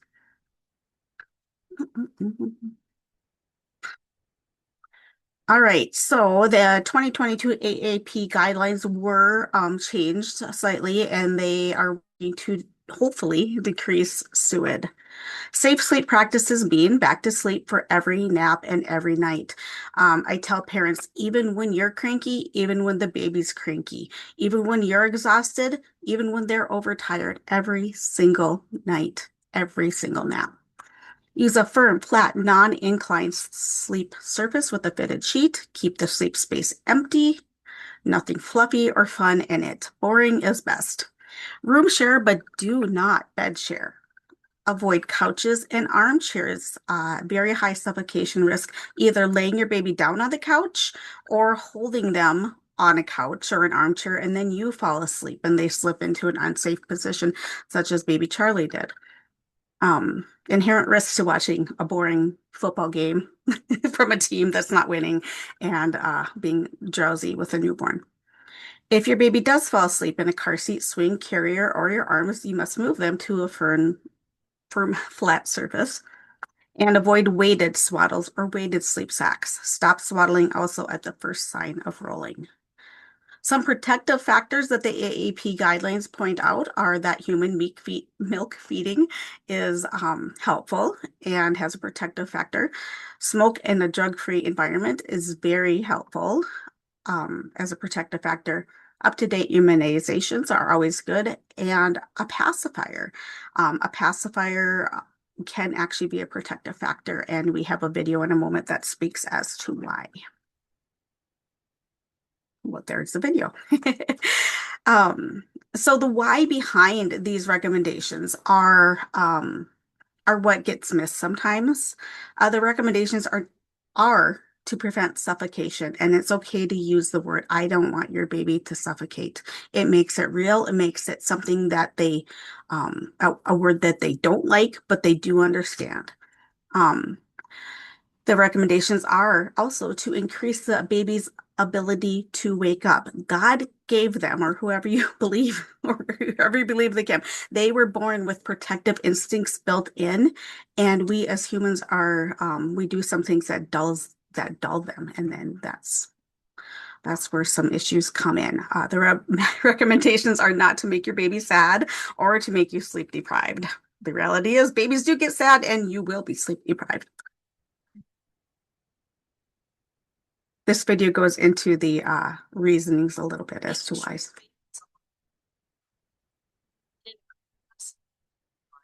Is the most powerful way to lower their risk of suffocation in SIDS. But did you know there are additional ways you can protect your baby?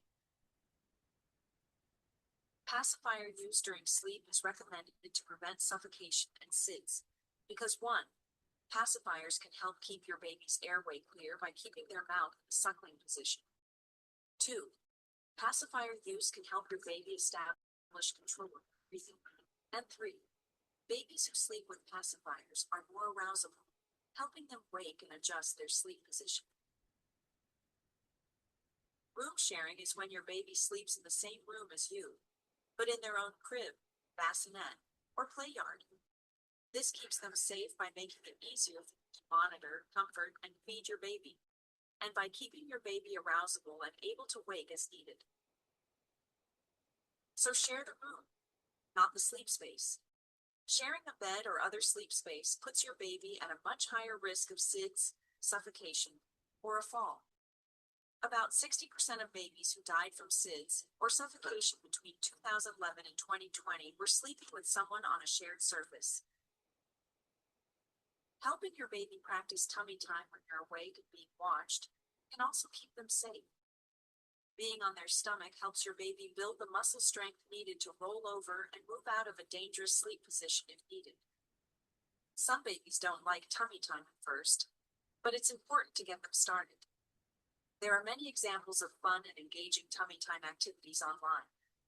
You're sure to find one your baby loves. Feeding breast milk and keeping your baby up to date on immunizations makes your baby less likely to get sick. Illness can put your baby at higher risk of suffocation and SIDS because respiratory infections and congestion can impact your baby's already vulnerable airway, and caregivers are more likely to bring sick, restless babies into bed to comfort them. We know that immunizations and breast milk, including pumped and donor breast milk, help keep our babies growing healthy and strong. You can also protect your baby by making sure they are dressed for safe sleep. Remember the following tips to prevent overheating, suffocation, and SIDS. Baby only needs one more layer than you would need to be comfortable. Wearable blankets like the ones shown here are a safe additional layer.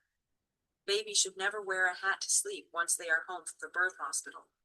And do not swaddle your baby once they start to roll. The takeaway is simple. Practicing safe sleep, along with these additional strategies, helps protect your baby from suffocation and SIDS. By taking these steps, you're giving your baby the best chance for a healthy start. To learn more, explore the Cribs for Kids Safe Sleep Academy. So every baby wakes from every sleep. Okay, thank you for watching that. It's the best video that I could find that kind of goes into some of the reasoning why we have some of those recommendations. We can say them until we're blue in the face, but until somebody understands the why, it's very hard for them to be convinced that it's worth trying. All right, so we live in a big wide world of web. We live in a world of online media and influencers up up the wazoo. Influencers often normalize unsafe sleep practices, and I do watch some influencers, and especially those with young babies, and if they ever are doing something correctly, I make sure to give them a comment, giving them a hoorah. But most of the time we're seeing things that are incorrect. So what parents see on social media are the cute stage nurseries, the cozy loungers and positioners, the must-have baby gadgets like the Owlet or that DockATot, and aesthetic photos that look safe but really aren't. What babies really need are a firm, flat surface, an empty crib or bassinet, and a space that protects their breathing and keeps their airway open. Protect their breathing. The risk is that viral and unregulated products, such as baby loungers, can block a baby's airway. This little baby on the right in the DockATot, she turns her head or rolls a little bit or does a half roll, and her face is against a bunch of fluff. That is not safe, not even for supervised sleep. It is safe for like laying there while you cook supper, but so is a blanket on the floor. So no need to buy the $80 thing. Some of these items may reduce the baby's ability to wake up if something goes wrong. The baby in the bouncy seat there, he has an unsafe angle to his airway, and he's also overheating like crazy. And then on the bottom right, you see the Owlet. That is one of many types of wearable little monitors, and they can create a false sense of security, or possibly be like, well, maybe you can sleep in the bed with me because they have an Owlet on. I will surely wake up if something is wrong. AAP does not recommend them, and they give a lot of false positives and false sense of security. Okay, let's dispel some myths that we hear or that we think ourselves. I mean, let's be honest, a lot of us have some of these myths in our head. My baby will choke if they spit up while they're on their back. This is commonly the thought back, like when my parents were raising me, and even probably, up to 40 years ago, is like if the baby, they're going to choke. And in reality, baby physics don't work like that. So a couple things, babies have a strong gag reflex to clear their airway when needed. They can cough. But then the craziest thing is that when they're on their back, the gravity keeps the spit up in their esophagus, preventing it from entering the trachea. And the trachea is where you don't want it to go, the windpipe. You don't want that fluid to pool in the windpipe, like you see in the bottom image there. So babies are still able to swallow even when they're in deep sleep, and that helps protect their airway as well. Another myth is that my baby will be cold. We've had a couple little bits on this already, but babies tend to actually run warm. And I do see people that just are always carrying their baby in 3 layers of blanket. And I'm like, just put the blankets down and hold your baby. But they can get easily overheated. They do not regulate their temperature as well as we do as adults. And they're normally comfortable in no more than 1 light layer than what you'd be, comfortable sleeping with. There are so many brands of safe wearable blankets for babies, and some of them are now very affordable. Weighted sleep sacks, again, are not recommended. They do not have it testing. They are not AAP approved, and they are a big risk. Another thing is swaddles. I know Jen mentioned that there's a higher percentage of babies that were swaddled that died of SUID in North Dakota. And the biggest thing with swaddles is you need to stop swaddling when they show any signs of rolling, or at 8 weeks, whichever comes first. And so you need to know what those signs of rolling may be. When they start moving around a lot more, lifting their head and shoulders more, rolling a little bit onto their shoulders or side, you need their arms free so that if they roll, they can roll back. Sometimes babies roll one day when you're least expecting it. You thought they were just going to be a little a lump on the floor forever, and then they're halfway across the room. Another myth is that my baby will only sleep in their bouncer or swing or car seat. the fact is that babies will sleep in other places if they're tired enough, but you have to teach them how to do that. If your option for them is that you know they're going to sleep in those items and you never move them from them, well then yeah, that's where they're going to sleep. But it is educating the parent and caregiver, but it's also teaching the baby that like, no, flat is okay and this is comfortable. Look, it's a lovely crib. So babies will sleep. They sleep every day when they're tired enough, no matter where they are or what position they're in. If you start relying on car seat swings or bouncers to get your baby to sleep, it's very hard to break them of that habit. So start early, start moving them. As a newborn, they're going to fall asleep often and you will move them often. Child cares are required to move the baby to a safe sleep place. So don't drop your baby off in their infant carrier and say goodbye and leave. Take your baby out of the baby carrier, hand them to that professional, and give them a kiss on the handover. Don't leave them in their car seat, because what if that caregiver gets incredibly busy throughout the next 22 minutes of children coming and something happens. So, babies will wake up when you transition them from a inclined or moving device to a crib or a bassinet, but they will also adapt to that and start waking up less often when you do that.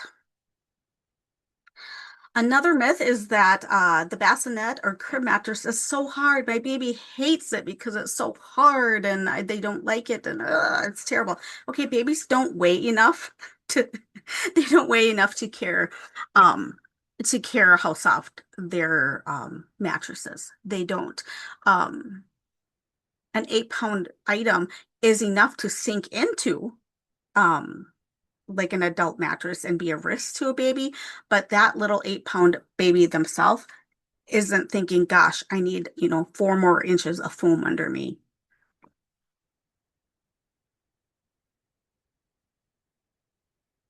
Another myth is that I breastfeed, so I have to bring my baby to bed. And breastfeeding, very much a protective factor for babies. However, you can breastfeed in bed, but you don't have to. You don't need to breastfeed them there. And if there's any chance that you're going to fall asleep, you need to not breastfeed them there. I absolutely went to the most uncomfortable chair in my house to feed my daughter for her first year, and I still felt like my head was bobbing on my vinyl couch from 1972.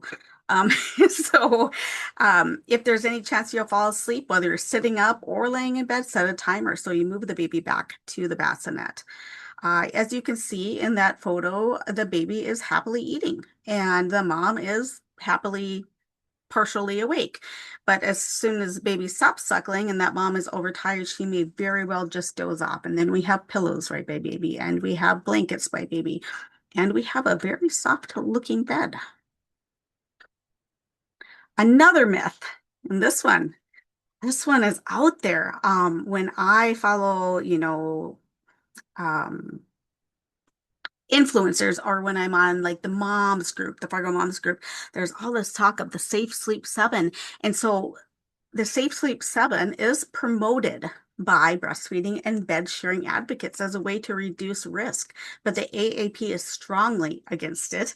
They do not endorse it. And the reason is that the key suffocation dangers remain. You can't take away a few of the things and call it like 100% safe. You can modify some things and hope that it's safer, but in truth, it's not. It's not safe. So what the Safe Sleep 7 claims is that if the baby is breastfed and the parent is healthy, sober, non-smoking, and that baby was born healthy and full term, and the bed has just a little bedding, then bed sharing is considered low risk. Why it isn't safe and is because while it might prevent suffocating on pillows or on loose bedding or sleeping with an intoxicated parent, because we've already determined that they're healthy, sober, non-smoking, it can't prevent sinking into an adult mattress. It can't prevent suffocating on the mattress surface. It cannot prevent airway obstruction against the parent's body. That happens so often that a parent rolls a little bit and ends up on baby. It can't prevent trapping, wedging, being covered, or falling off the bed. Major suffocation hazards still exist even with all 7 conditions that the Safe Sleep 7 recommends.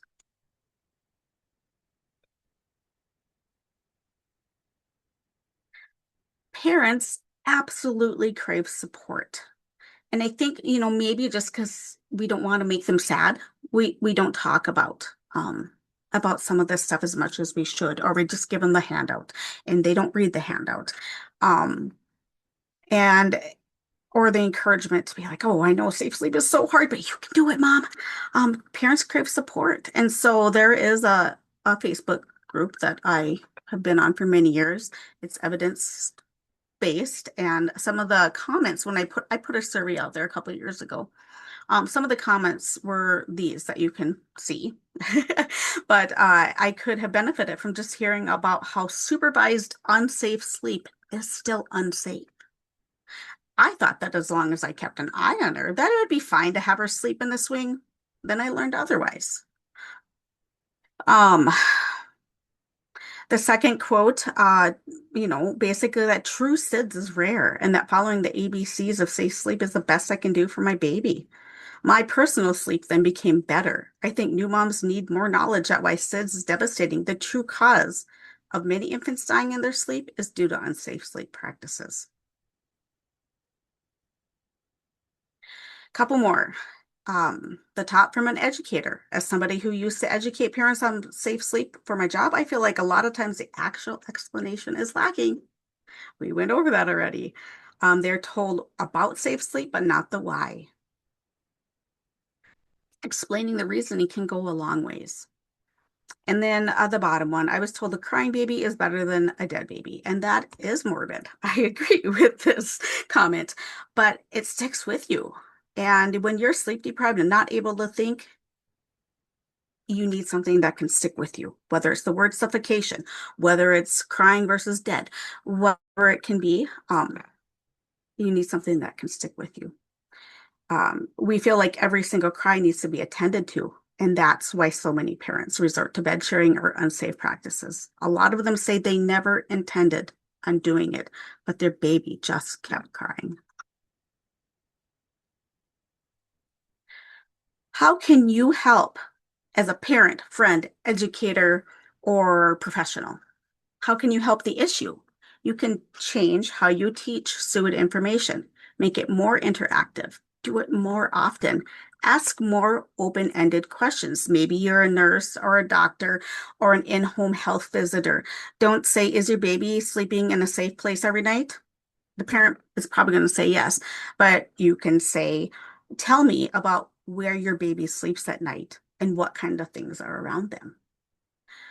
The reality, how can you help that? The caregivers are exhausted and overwhelmed, and the baby was not given the playbook. This is learning for everybody.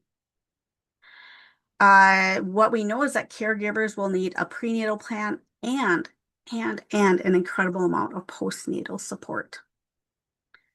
What the caregiver needs to know is that all professionals are on the same page, all professionals, and that every single one needs to be a safe one, and that there are trusted resources to seek out. Some of these resources are the North Dakota Health and Human Services site, Cribs for Kids.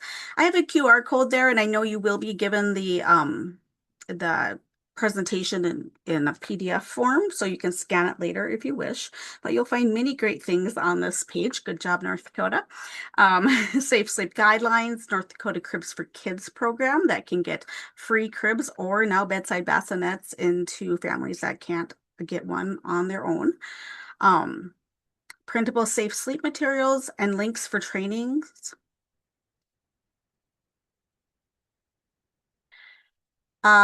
Charlie's Kids Foundation, I cannot say enough about them.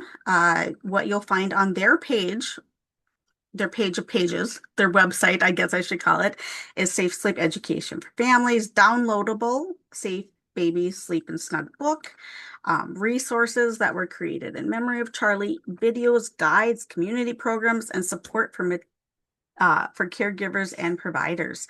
One new thing that they have out are these little booklets on for new moms, and they might make one for other caregivers as well in the future. But going into, like, we know this is hard. It's the middle of the night and you have this plan. Here's a pep talk to help you. Like, these little booklets really tie into kind of the emotional and mental health need of families and moms for support. So very great options. Even though NIH has kind of fallen apart, my sister worked there and no longer does. Even though NIH isn't putting out new material, they have a whole wealth of wonderful resources, educational videos, guidance for caregivers, providers, tips on reducing SIDS and sleep-related risks, all kinds of fantastic stuff. Their safe to sleep videos are very good. So what can we say to encourage parents? One is, these are some of the things that I actually say, when I'm educating parents. Babies cry for many reasons. It's hard to be exhausted and think that they're crying because they hate their sleep space. But they could be crying for any reason or no reason at all. Babies just cry. On your 3rd or 30th night of little to no sleep, you may feel ready to give up, but don't, because the very next night might be the turning point. Stay the course. And then always, mental health matters. It can be affected by your lack of sleep. Find support. I'm going to do a little 30-second video here. This is someone you care about. This is their new baby. You love them, and now you love them, and they need your help. Babies should sleep on their back in a crib or pack and play with nothing but baby every sleep. But safe sleep is hard, and when they're exhausted, it's even harder. So here's where you come in. Don't wait for an invite. Just hold the baby. Just change a diaper. Just showing up could be a lifesaver. You see, that was from charliekids.org, and that is a sample of some of the little pep talks that they have made for caregivers as well. The short and sweet little pep talks. Oh, hey, where did we go there? The whole video. Okay. What? It's not wanting me to advance. Okay, 1 second. No, it's funny. We'll go there. Make sure I didn't miss one and all that. Okay. So the reason we care, the reason that we care is because no parent, grandparent, aunt, uncle, sister, brother, or friend should have to survive the grief of losing a baby. 4 years ago today, I lost my teenage nephew, and it has affected every part of our life. And he was a teenager. His life was cut short. These babies, they haven't even seen their first birthday yet. Think of all the dreams for their futures that are cut short, and it's not okay. And we can do better.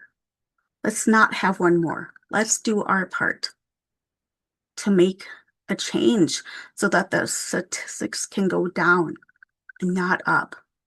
Let's trend towards better, not worse. These sweet babies in the pictures have all lost their lives. I have one more slide. There you go, guys. Safe sleep for them means peace of mind for you. When they're sleeping soundly, you can too, even if it's only for 20 minutes till they wake back up. I'll stop sharing and we can go to questions or comments. Thank you, Jody. There's a lot of links that have been put in the chat there. We did have, Jessica said, I had an ambulance call a few years ago where I saw a 4-day-old was sleeping on mom's mattress. I tried to offer support and resources and she got offended. Any advice?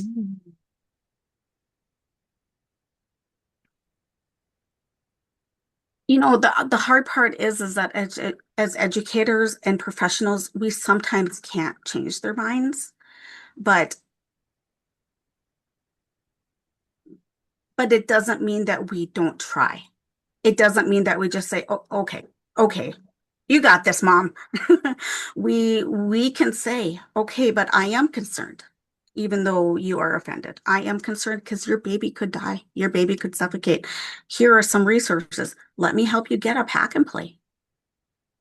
And until then, can you put your baby in a drawer to sleep? I mean, just because a conversation is hard doesn't mean that it's not worth it, because nothing is harder than responding. Like in your case, the death of a baby.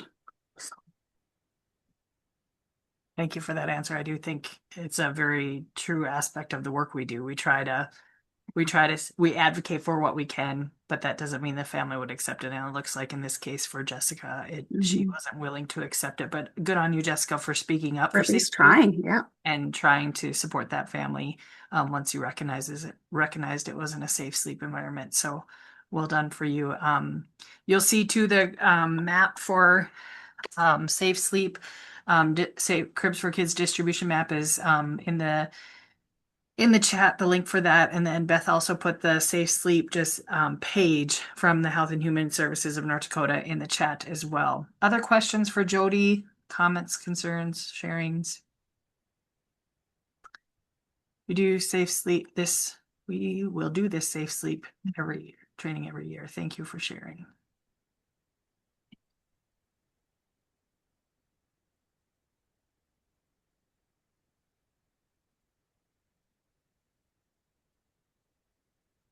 Is there a Cribs for Kids program available in Minnesota?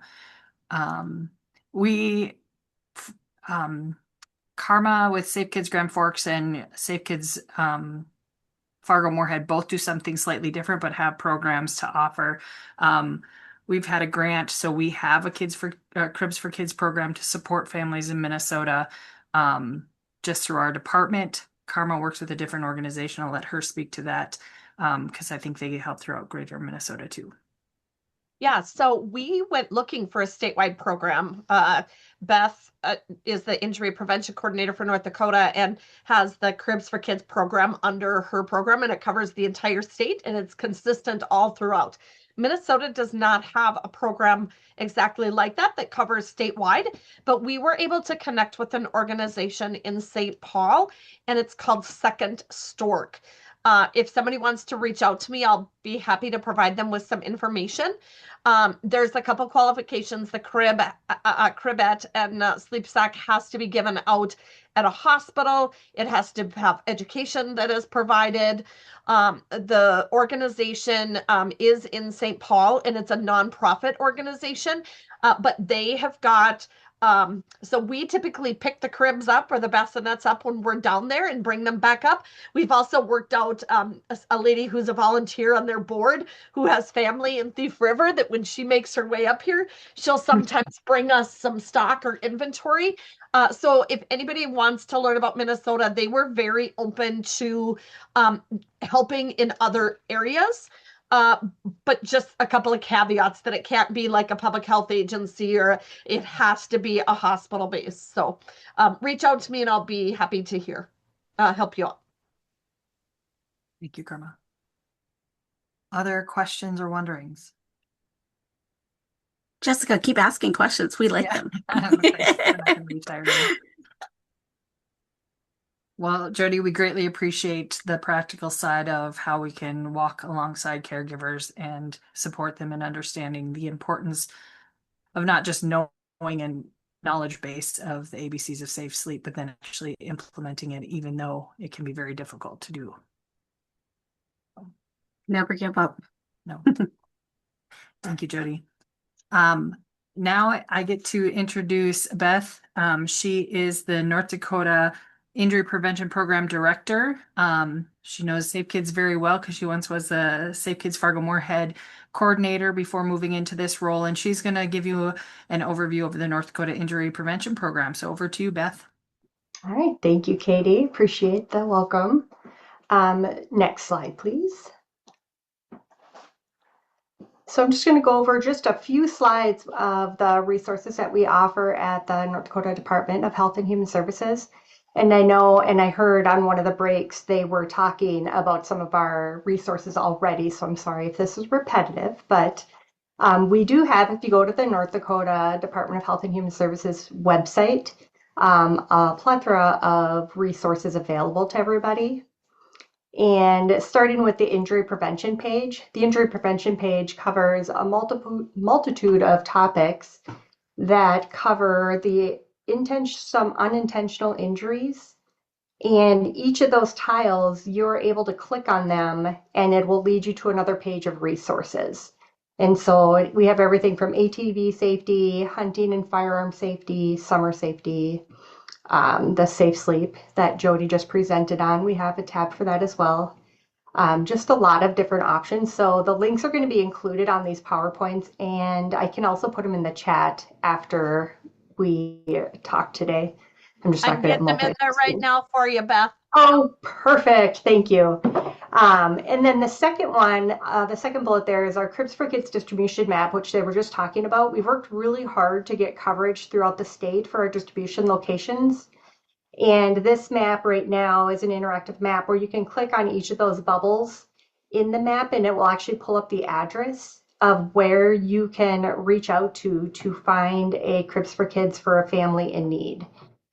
We've worked really hard on increasing our distribution locations in some of our higher risk areas. And this map is a little out of date with that because we are up to, I believe, like 65 distribution locations throughout the state now. So really proud about that. Next tab, please. And then we've worked really hard on our unintentional injury prevention dashboard. This is a dashboard that has been pulled together by the North Dakota Injury Prevention Coalition. And I did hear Carmen talking about it earlier, but yes, we do cover some of the higher fatality injuries in North Dakota, including falls, poisoning, motor vehicle crash, and suffocation. And within those, each of these have 2 tabs that you can click on this dashboard, and it will pull up very current data that is routinely updated. So it's really nice. It's very handy. If you're looking for data to use for any presentations, you can go right onto this dashboard on the HHS website and just click on any of those tabs. And the data is presented in a way that is easy to understand.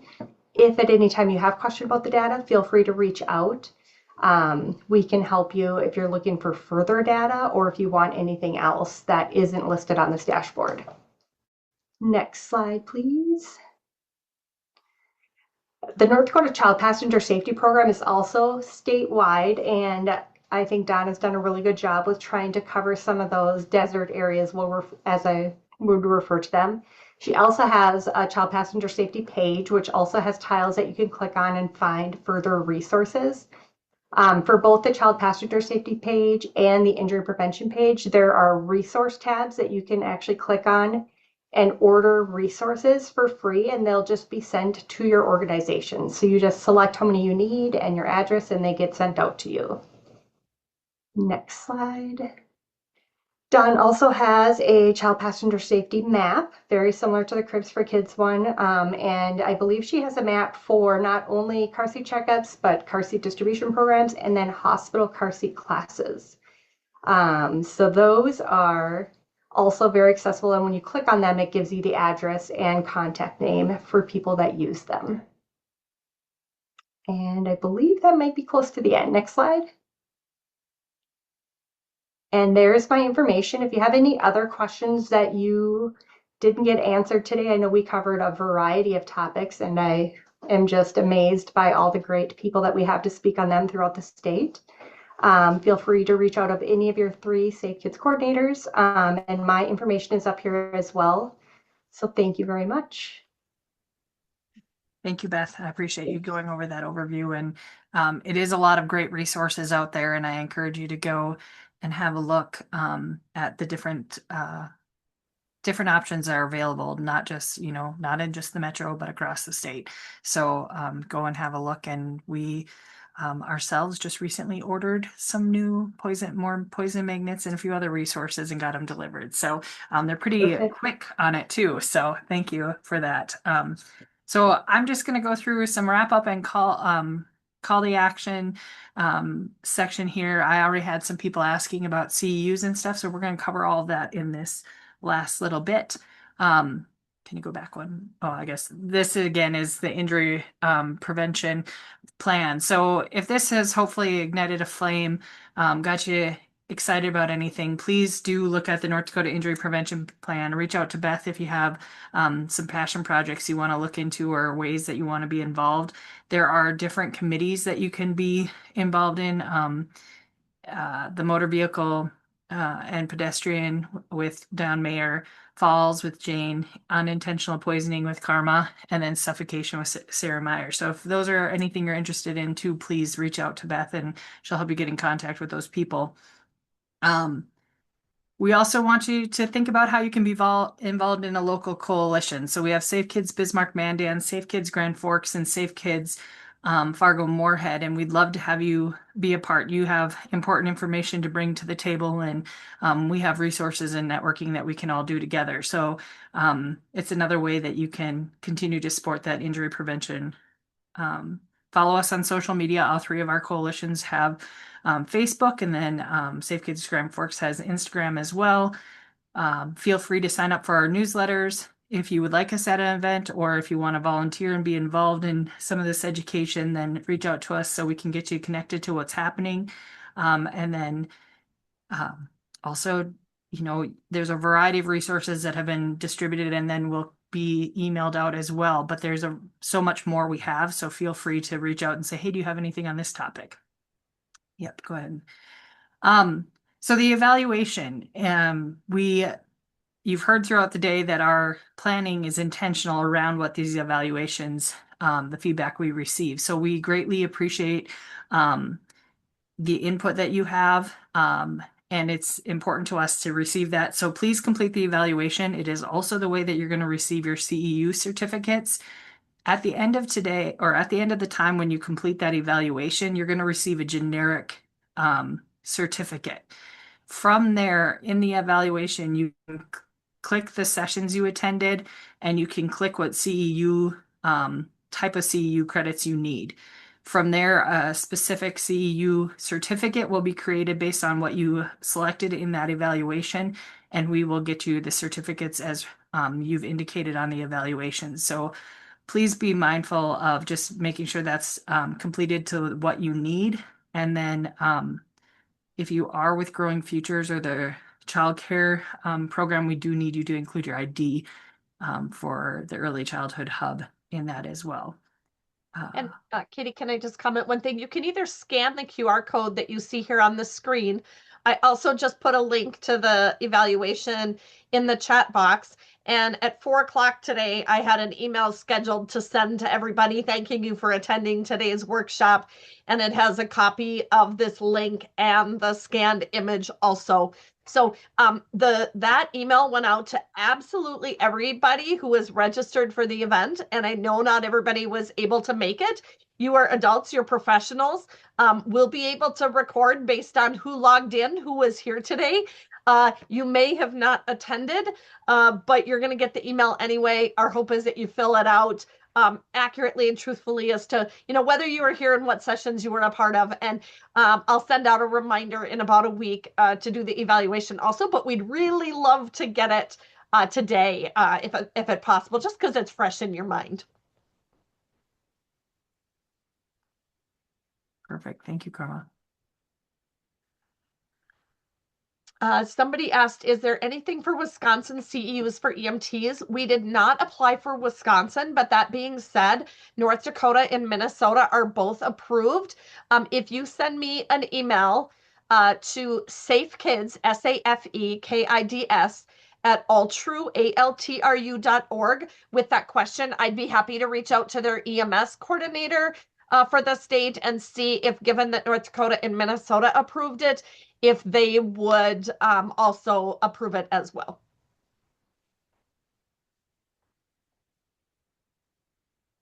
So again, know that you are going to receive a PDF with the presentation slides, and then the workshop recording will be available once it's downloaded and can be uploaded onto the website. It will be at the Safe Kids Grand Forks website. Please note that CEUs are not offered for watching or listening. We had to have a time frame where we can offer the certificates, and so it's for completing the evaluation of attending today to be eligible for CEUs. Again, we have the date for next year's North Dakota Childhood Injury Prevention Workshop as March 24th, 2027. There's not a registration, but you can put it on your calendar. And once we get those out, we do send those to previous participants and then our just network. So keep an eye out for a registration there. We also create a Facebook event. So that's all the more reason to go on and like Safe Kids Bismarck Mandan, Fargo Moorhead, and Safe Kids Grand Forks Facebook site, because once we get kind of the thing lined up, we make an event for the thing, and you can follow us on social media. We also announce on there what CEUs as they come in as being authorized, which ones are available. So follow us on social media. And then again, this was mentioned earlier today, but an important conversation we're looking forward to having on April 1st about e-bike and e-scooter safety. It is a discussion. What do we know? What resources are out there? What do we need so that we can have a comprehensive injury prevention program related to e-bike and e-scooter use? So if you're interested in attending that, we'd love to have you. And you can email that safekids@alltrue.org by the end of March, by next Monday, and we'll get you a calendar invite. These are the great people I get to work with. Alyssa with Safe Kids Bismarck Mandan, Karma with Safe Kids Grand Forks, and myself. We just want to say a mighty big thank you for attending today, being as actively involved as you have been too. We appreciate that. And a big thank you to both Alyssa and Karma for the great work that you put in to be able to make this happen. But if you ever have questions or wonderings of how we can partner, please feel free to reach out to any one of us. Anybody have any questions that we can support with answering now? Or Alyssa, have you got anything you want to add on to the end?